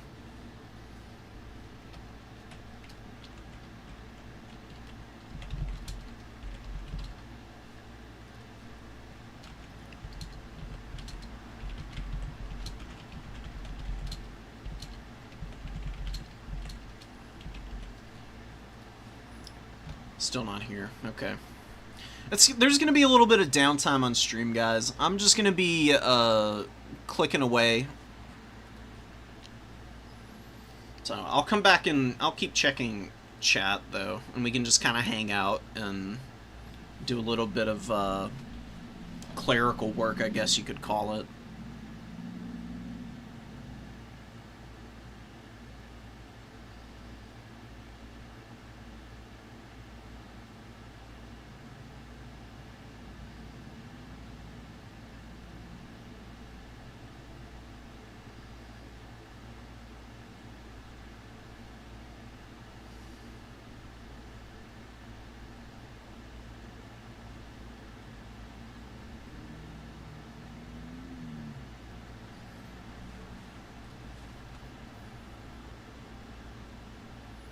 Oh, hell yes. Although maybe this is just because my lobby is open. Somebody actually jumped in here. This is not the person that's supposed to be here.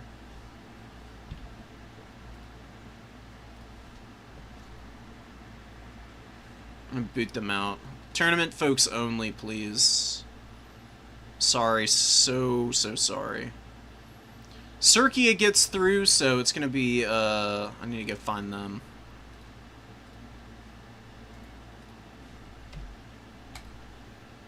Okay, they already got in here.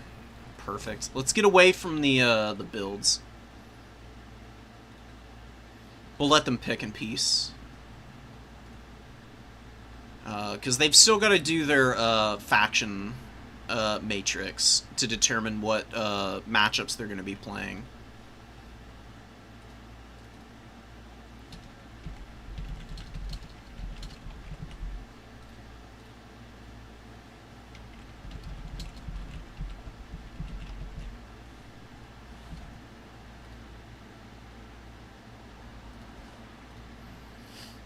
How'd you feel about Tomb Kings, Ninja?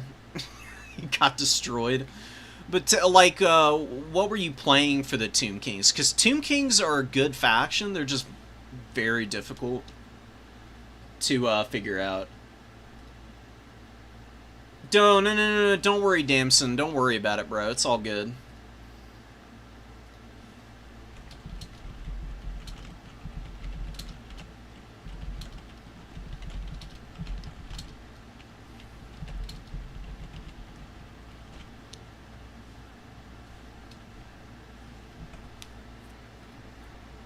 Just talking with the person who jumped in here.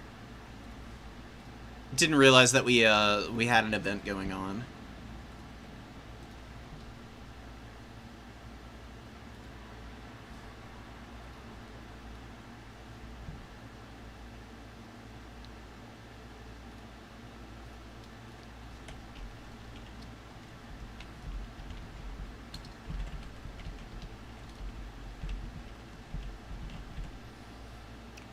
Are these small?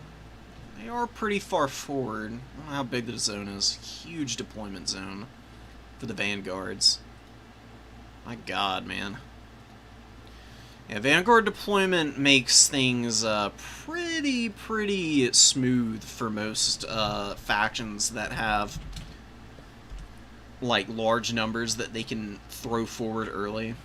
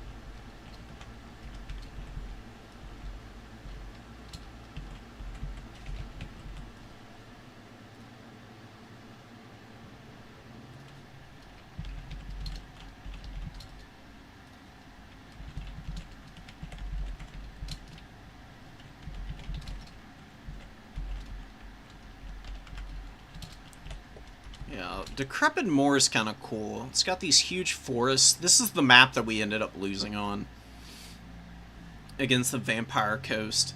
It's super open. It's got like one big shot blocker here.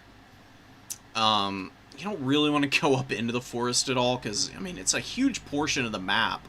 The actual battle area is fairly compact. I think that might be what's worth noting here.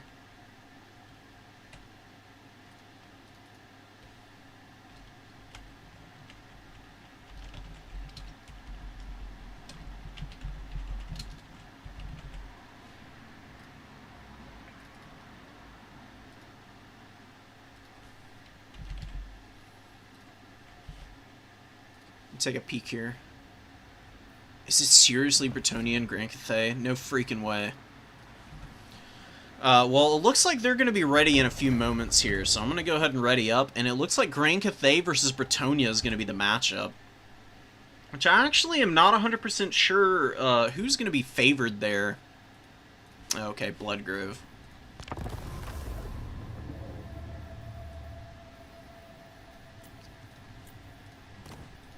Whoops.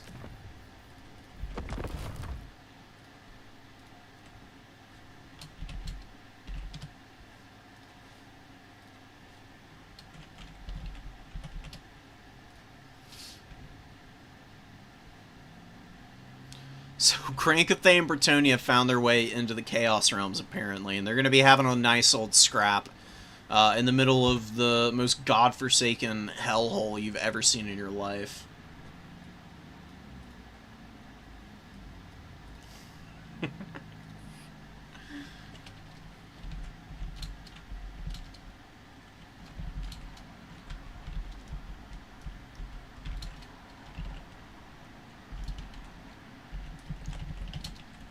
Yeah, Damson, dude, it's rough out here, brother. I can tell you from experience. It's pretty brutal. This side of the world.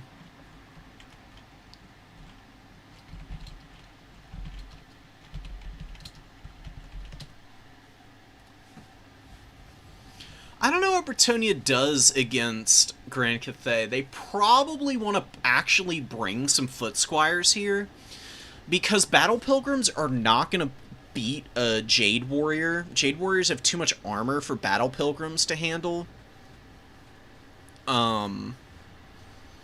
I would imagine that you need at least one of those guys so that you don't get totally bulldozed in the front line. you at least have somewhere that you can open up a path through your opponent's formation. Because if you can do that, and you can get your cavalry up through the weak points in the Grand Cathay army, you can bum rush over their missiles and kind of take them out, because the Cathay missiles are all pretty squishy. Crane gunners, even the elite archers, like the Celestial Dragon crossbows, don't really hold up too well in melee combat. Add into the mix some Hippogriff Knights so that you can kind of control the air, and maybe a Royal Pegasus as well.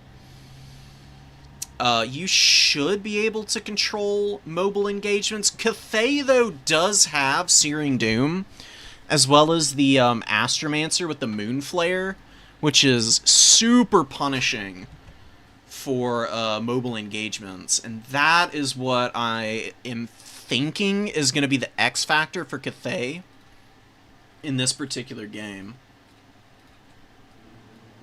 Arkan versus Bretonia.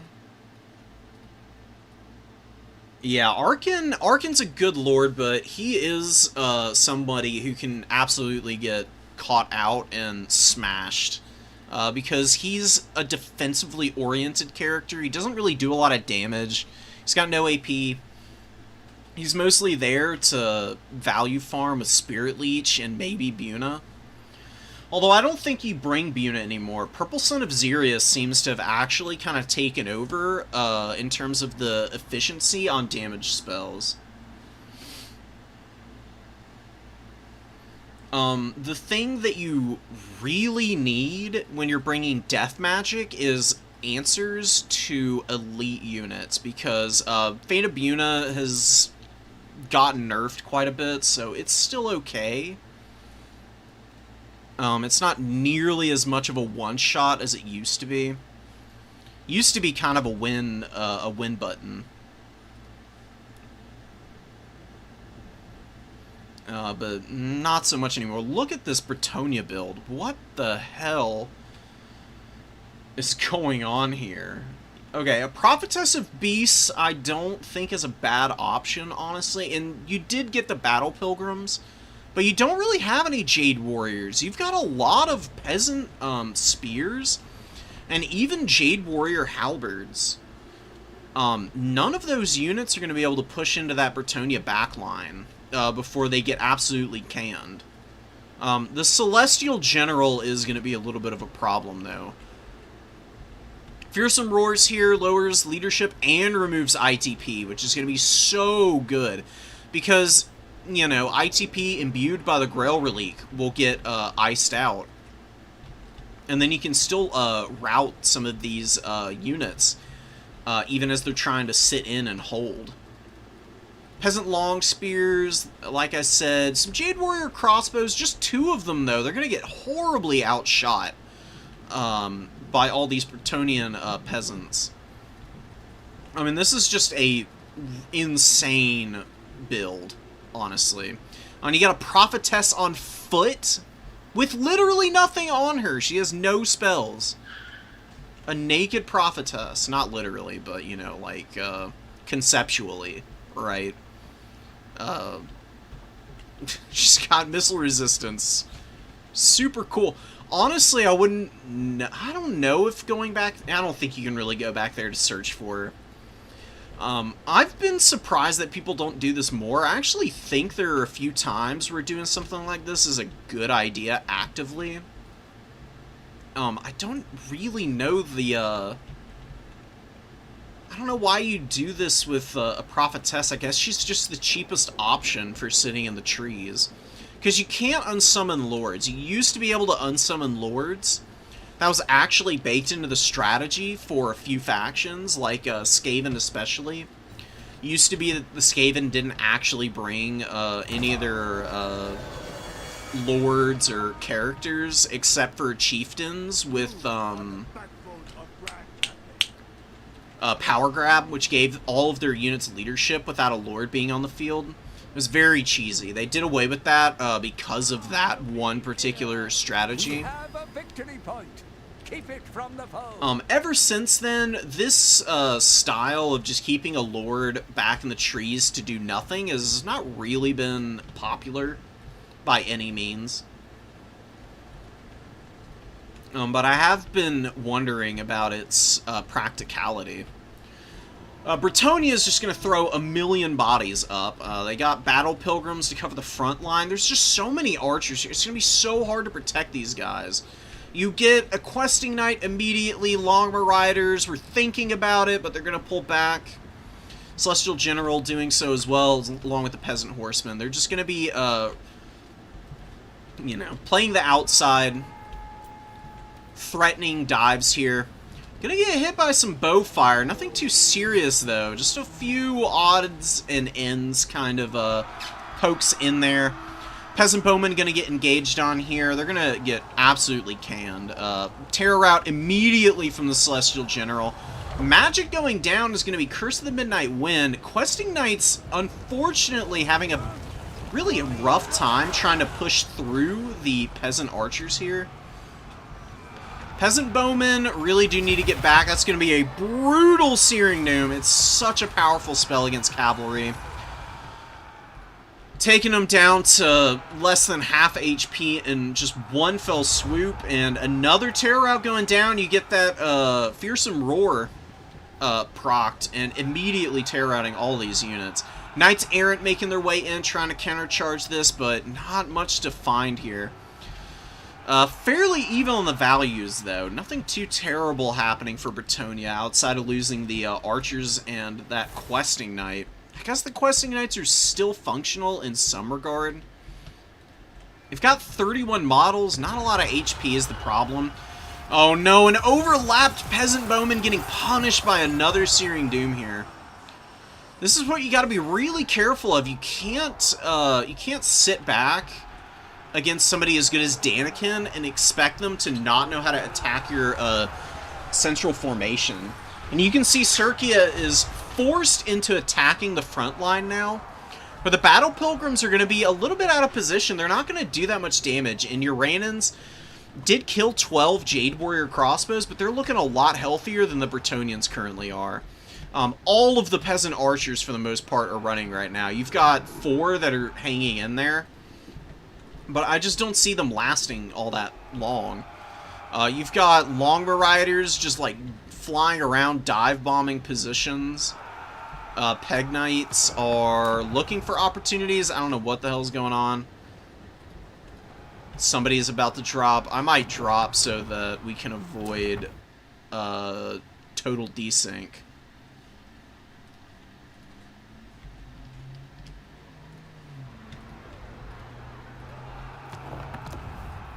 I'm gonna back out just in case it's me. If they keep playing, we'll get the replay from them. That's so irritating, dude. I swear. Ugh. We didn't have a problem spectating a minute ago, but falling apart on us here. That's so rough.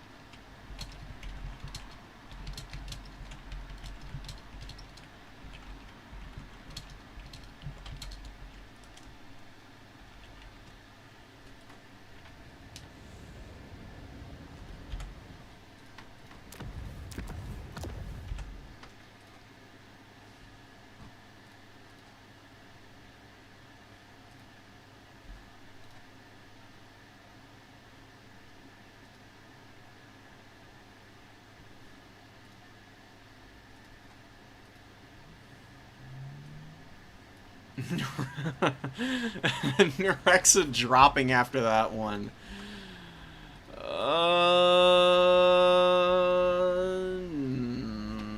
No.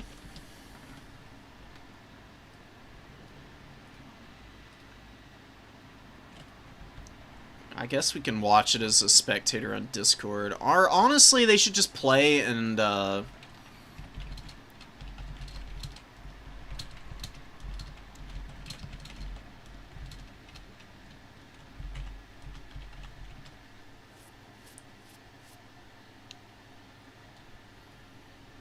yeah, we'll just get the replay from them. I've got other replays that we can watch. I've got some really wild games, hanging around in here somewhere. We've got some new player tournament stuff, although I do really want to see, God, I want to see what happens with this game. This is one of the games from the Legendary Lords tournament, from Sunday.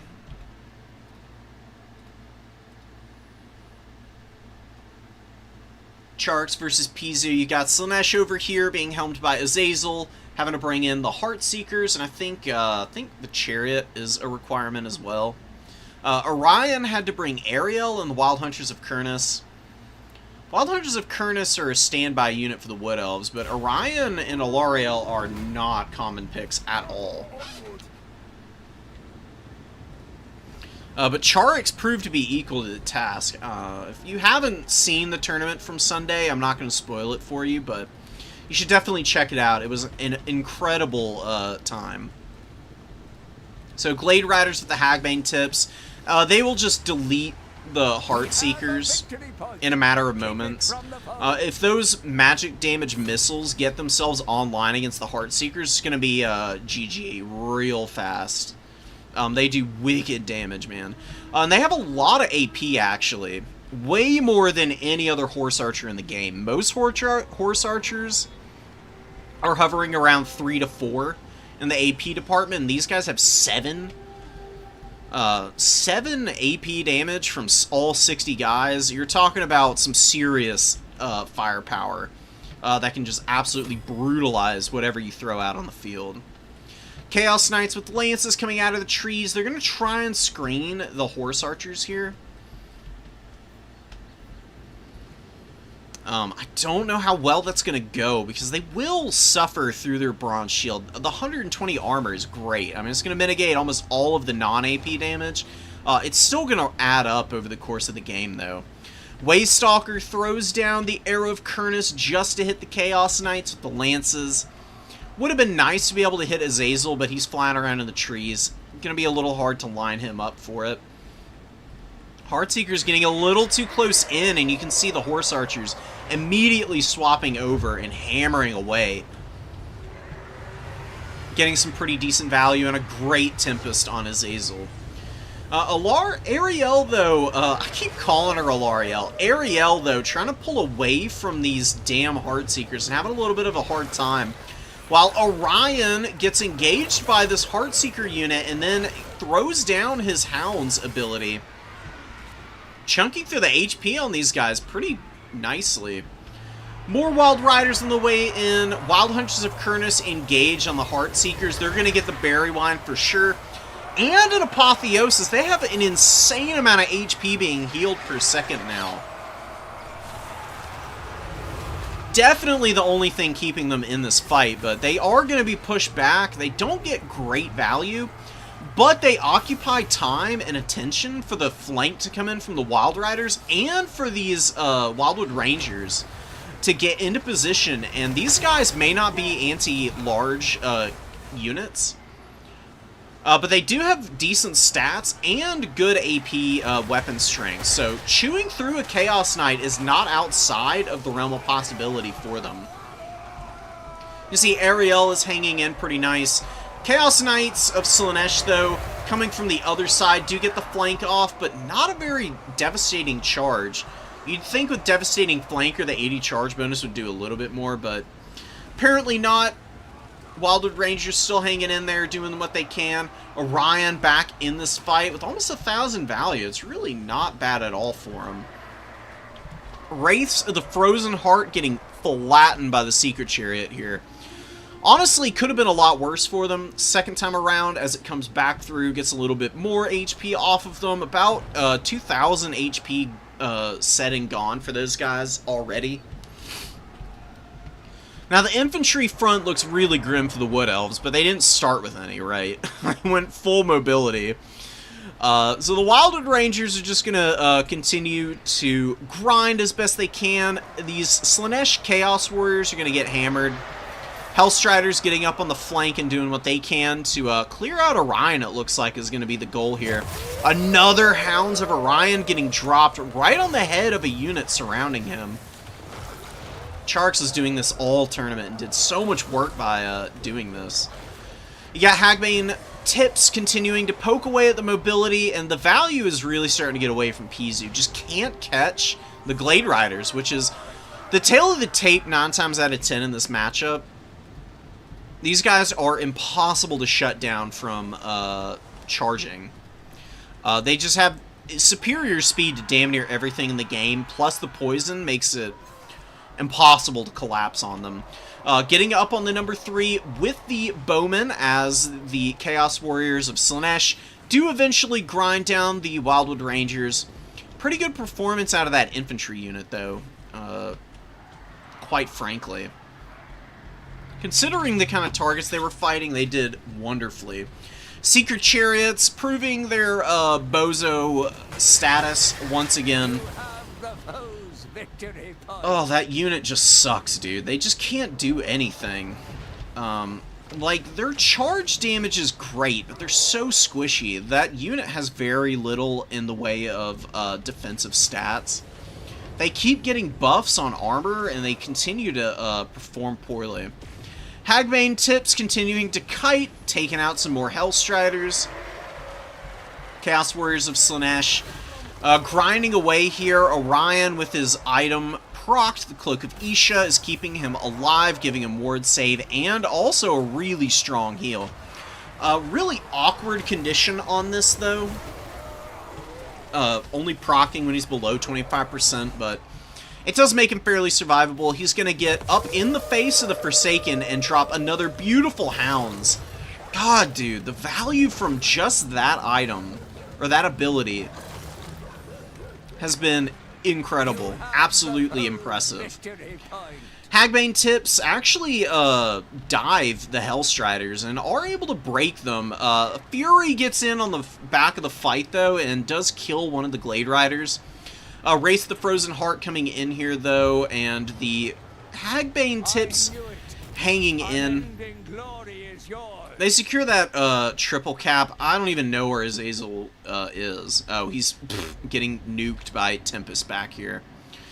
That's rough, dude. I mean, Azazel didn't even get a chance to engage in combat this game, because how are you going to when your opponent has Tempest, right? Like, this is one of the things about the Legendary Lords tournament. Sometimes in these kind of formats, these are for shits and giggles for a reason. Getting counterpicked just by virtue of winning your games and getting matched up into somebody who's on a faction that already has a pretty good time against you. Like, this is a rough matchup for Slaanesh as is.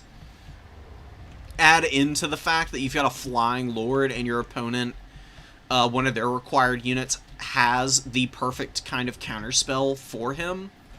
Big ouch, dude.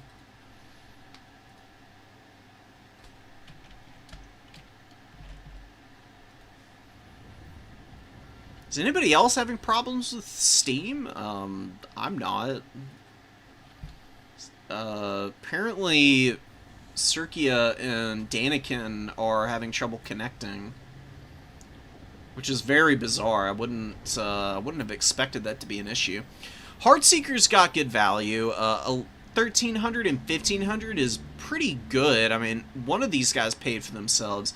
The Chaos Knights with the Lances were abysmal, though. Only 700 and 800 value there. He's constantly getting hammered in the flanks, I guess. Add into that the casting from Orion, plus the Waystalker. Look at the Waystalker with a 1500. These guys sneak under the radar all the time and get crazy good value like that pretty often. Ariel also got some pretty good value. This is the most I saw out of her this entire tournament. Pretty much every other game she was getting like 300 value because she was just popping Shield of Thorns and Apotheosis all game. Actually having a use for one of her damage spells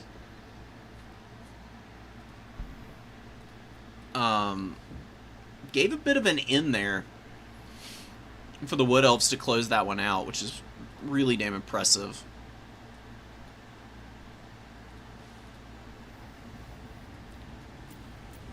Another, like, Charix classic, honestly.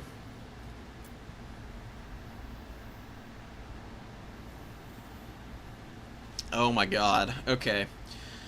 So, we're not going to get to see... We're not going to get to see the finals.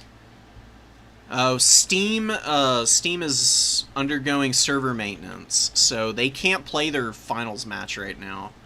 And Circia is in Europe, so they are going to play tomorrow. And they'll send it to me. So I'll do a standalone video for the finals. As long as it isn't just like a totally one-sided stomp by Cathay. It was well on its way to being that first time. Daniken was just absolutely dunking on that peasant archer line that Circia was trying to run.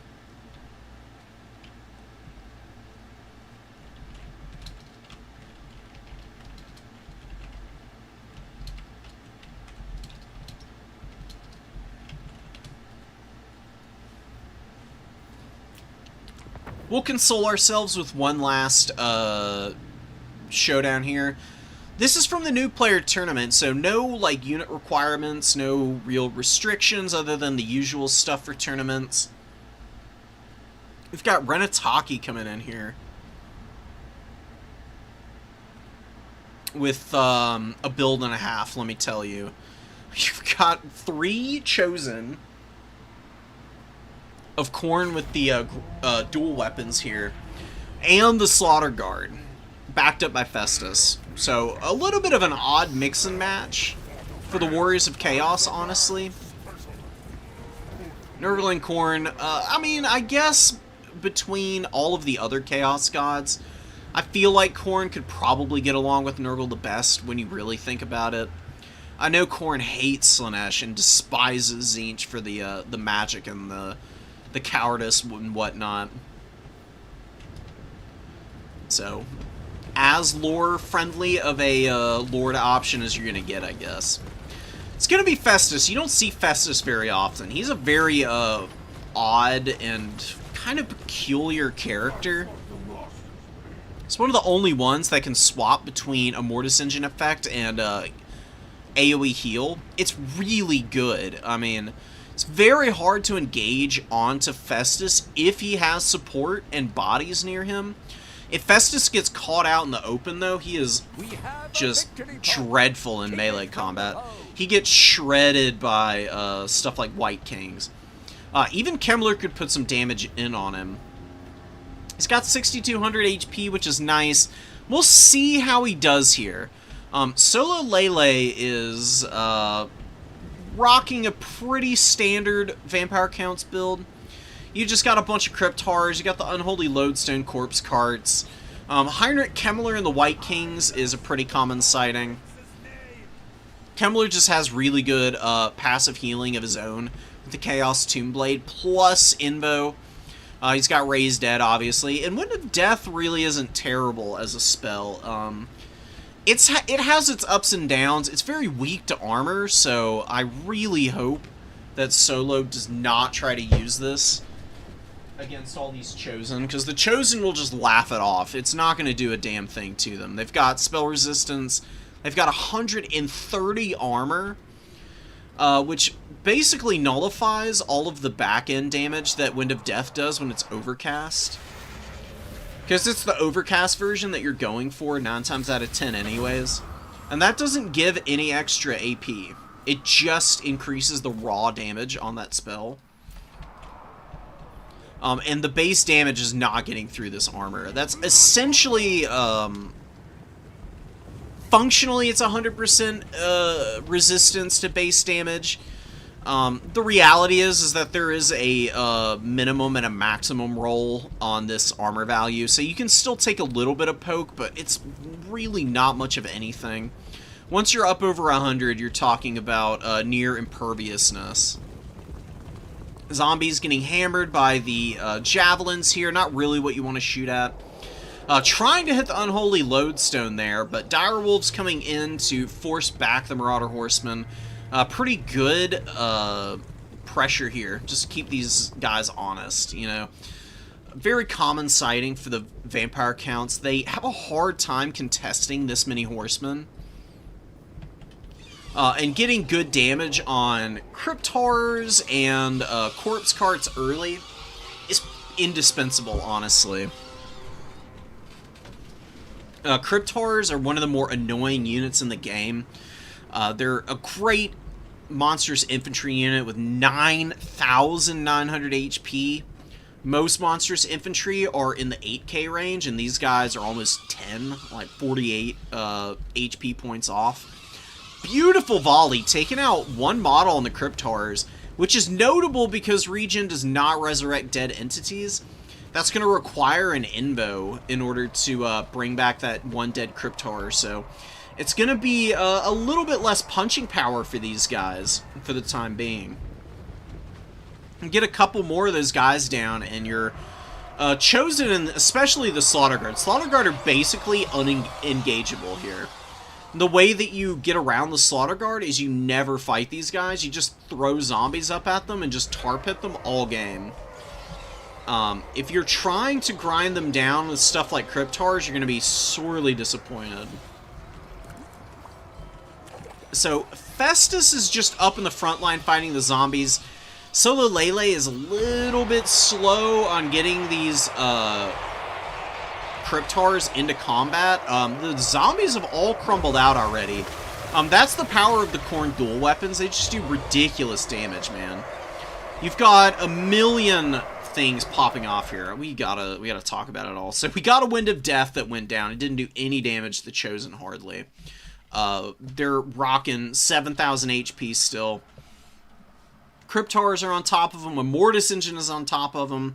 You saw both Scab Scraths go down from the White Kings. Another really nice item or ability or spell that clears out chaff nicely, but all these elites are just buckling the front line right now. And Festus is doing a pretty good job of holding. He's not really under any pressure. The White Kings are too far away. The White Kings are what you use to kill Festus here. There's nothing else available to you that's going to be able to really damage him.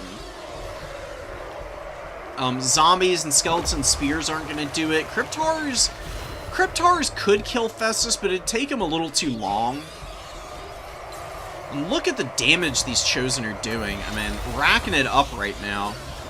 Out here on the other side, where they've taken even less punishment, up to 1,000 value almost already.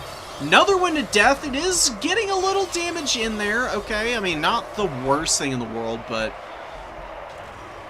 the thing about Wind of Death is it's super expensive at 15 WOM. And the damage it's doing is not outpacing the damage of the Chosen. The Chosen have cleared pretty much all of the chaff in this Vampire Count's army. And what you're left with is a bunch of Fellbats, a couple of dying direwolves out here. Mortis Engine that's gotten chunked by God knows what. Probably the javelins. Javelins, yeah, targeting down that Mortis Engine, bringing it low in a matter of moments, and you get Miasma Pestilence on the Vargeist. Renataki with some really nice choices for the spell casting, paying a lot of attention to where the units are positioned, doing a great job of preserving the horsemen. Fellbats get a little bit of damage on those guys. Fellbats are actually fairly strong against the basic Marauder horsemen. Horsemasters, they're not really good against because these guys actually have good enough stats with a little bit of extra armor to hang in. Basic Marauder Horsemen have 15 armor, though, and very weak melee defense. So even the poor melee attack of a Fellbat is actually able to get some good damage in here. But Forsaken come in to clear. You got an ugly, ugly situation developing for the vampire counts. All of the infantry is gone outside of a handful of bodies. And look how healthy the Khorne Chosen are. There's 78 models left, and they've got 7,000 health, and they've almost paid for themselves already. Chaos Armored Trolls coming in to help stiffen up the front line, just bashing away on whatever they can get their hands on. Chosen here actually somehow gotten 2 chevrons. Only 900 value on them, though. Oh, I know how the... Okay. Actually know how the Chosen got the 2 chevrons. So, the Krell summon was actually used on this one unit of the Chosen dual weapons. I think they did a bunch of damage to the Krell summon, and that's how they got that. Slaughter Guard finally in a fight that isn't just zombies or garbage infantry, and a beautiful Stream of Corruption, helping to weaken the front line that remains for the vampire counts. Chosen over here going down, but they got almost 400 kills. Look at the value on them. Beautiful stuff. 2,000 value on a Chosen is crazy good. They are finally dead and gone, but there's still 2 very healthy elite infantry units. One of whom is gonna eclipse 3,000 if the game goes on much longer. You can see just hordes of garbage coming in from Solo Lele. Unending glory is yours. And a beautiful example of what elite builds can do in domination mode. Actually having a pretty good time here. Look at the Slaughter Guard. Their color scheme is absolutely batshit. This crazy, like, ruby red almost with the black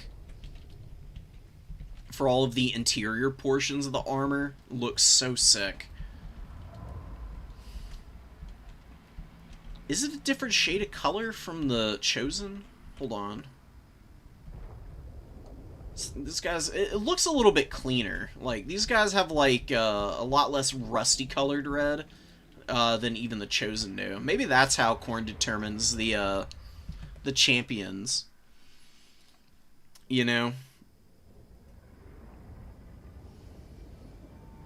The brighter color your armor is, in terms of its redness, the more elite you're considered. That would seem about right for a giant forehead like Khorne. Khorne does not seem like a particularly deep thinker. Probably not a total bozo, but I can't imagine him being very well read at the very least.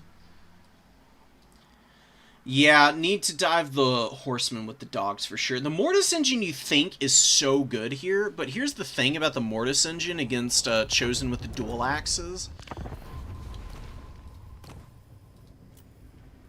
I'd actually really be able to, love to be able to show this off real quick. I don't know if the AI will be, let's actually swap this around. I'm going to be the vampire counts. I just need the AI to sit still.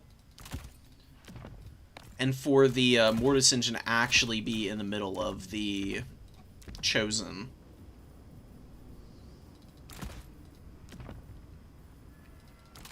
Yeah, fine. We'll do a Blood Speaker. That way he doesn't do a bunch of damage to the Mortis engine. We're bringing Helmengorst. We're on Alpine Ridge, which is a little weird, but whatever. We'll just fast forward until we can show it off. The Chosen dual weapons actually do pretty heinous damage to the Mortis engine, because this thing is very weak on armor, and has regeneration, which means that the Chosen dual weapons, if they get us around on a Mortis engine, they actually kill it in barely any time at all. And Mortis engines do have a tendency at times to get themselves in trouble as they're, like, driving through combat, because they are technically a chariot. If we're gonna be, you know, like, perfectly accurate, they're technically a war machine.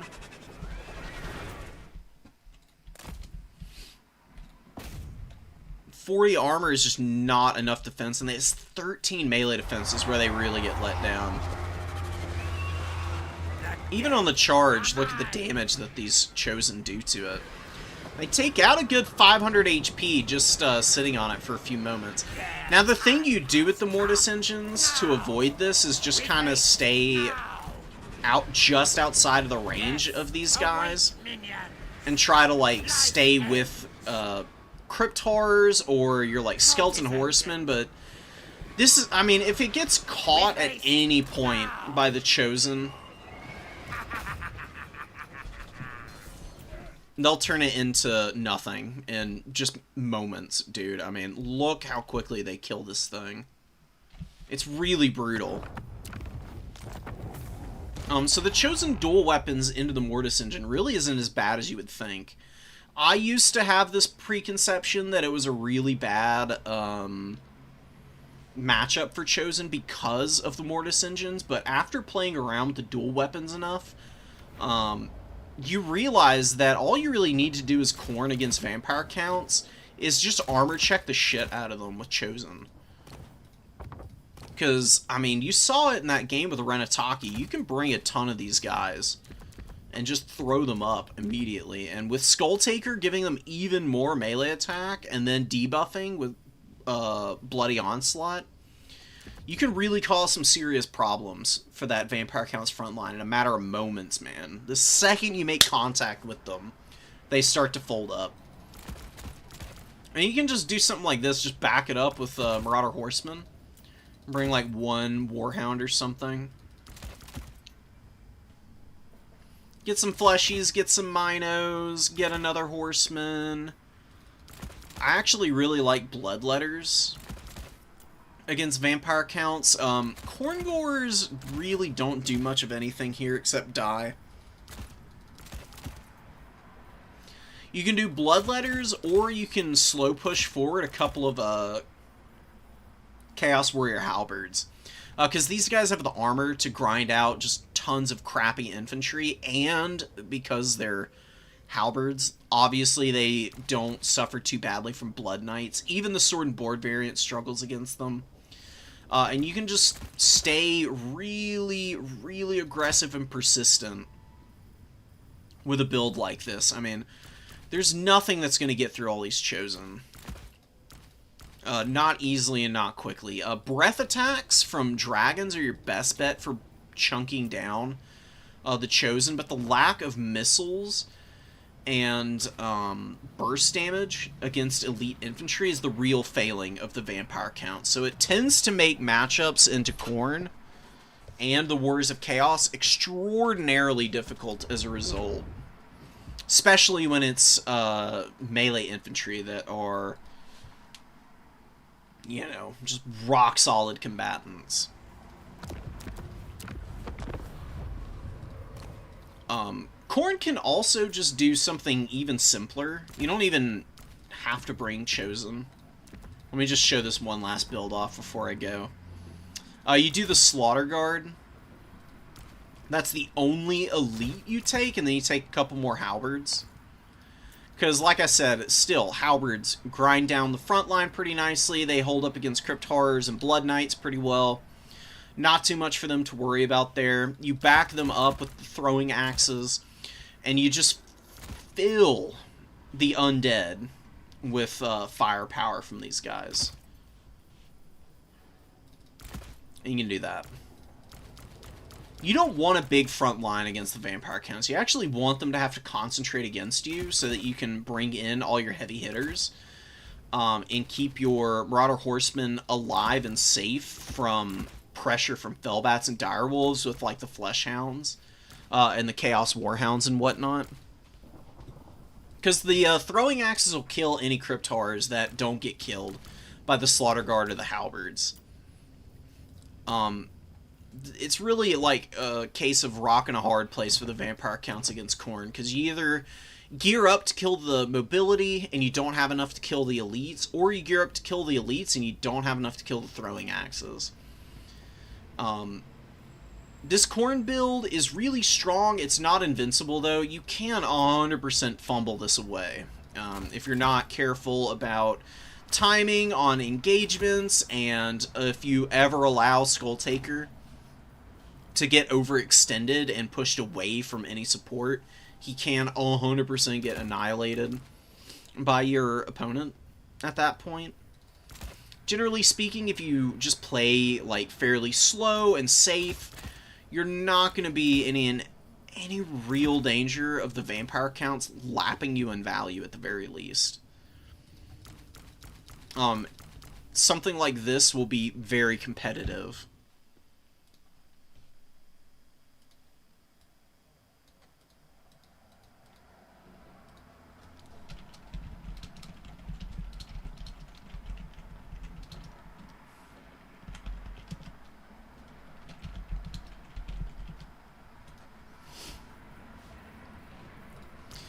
Okay, guys, so I'll bring you finals tomorrow. Hopefully, Danny and Serkia can find a time to play in the morning or something, and maybe I can have that out to you quickly. We'll just have to see, though. It is what it is. It was a really good tournament nonetheless. I did pretty well. I fell off at the end there. I couldn't close it out against Coast, and Danny's Dark Elves are just too damn good, man. Dark Elves are crazy. They really overwhelmed me. But I do have some strategies for the next time I play that matchup. I think I'll do a little bit better. We'll see. Till then, guys, I'm going to sign off here.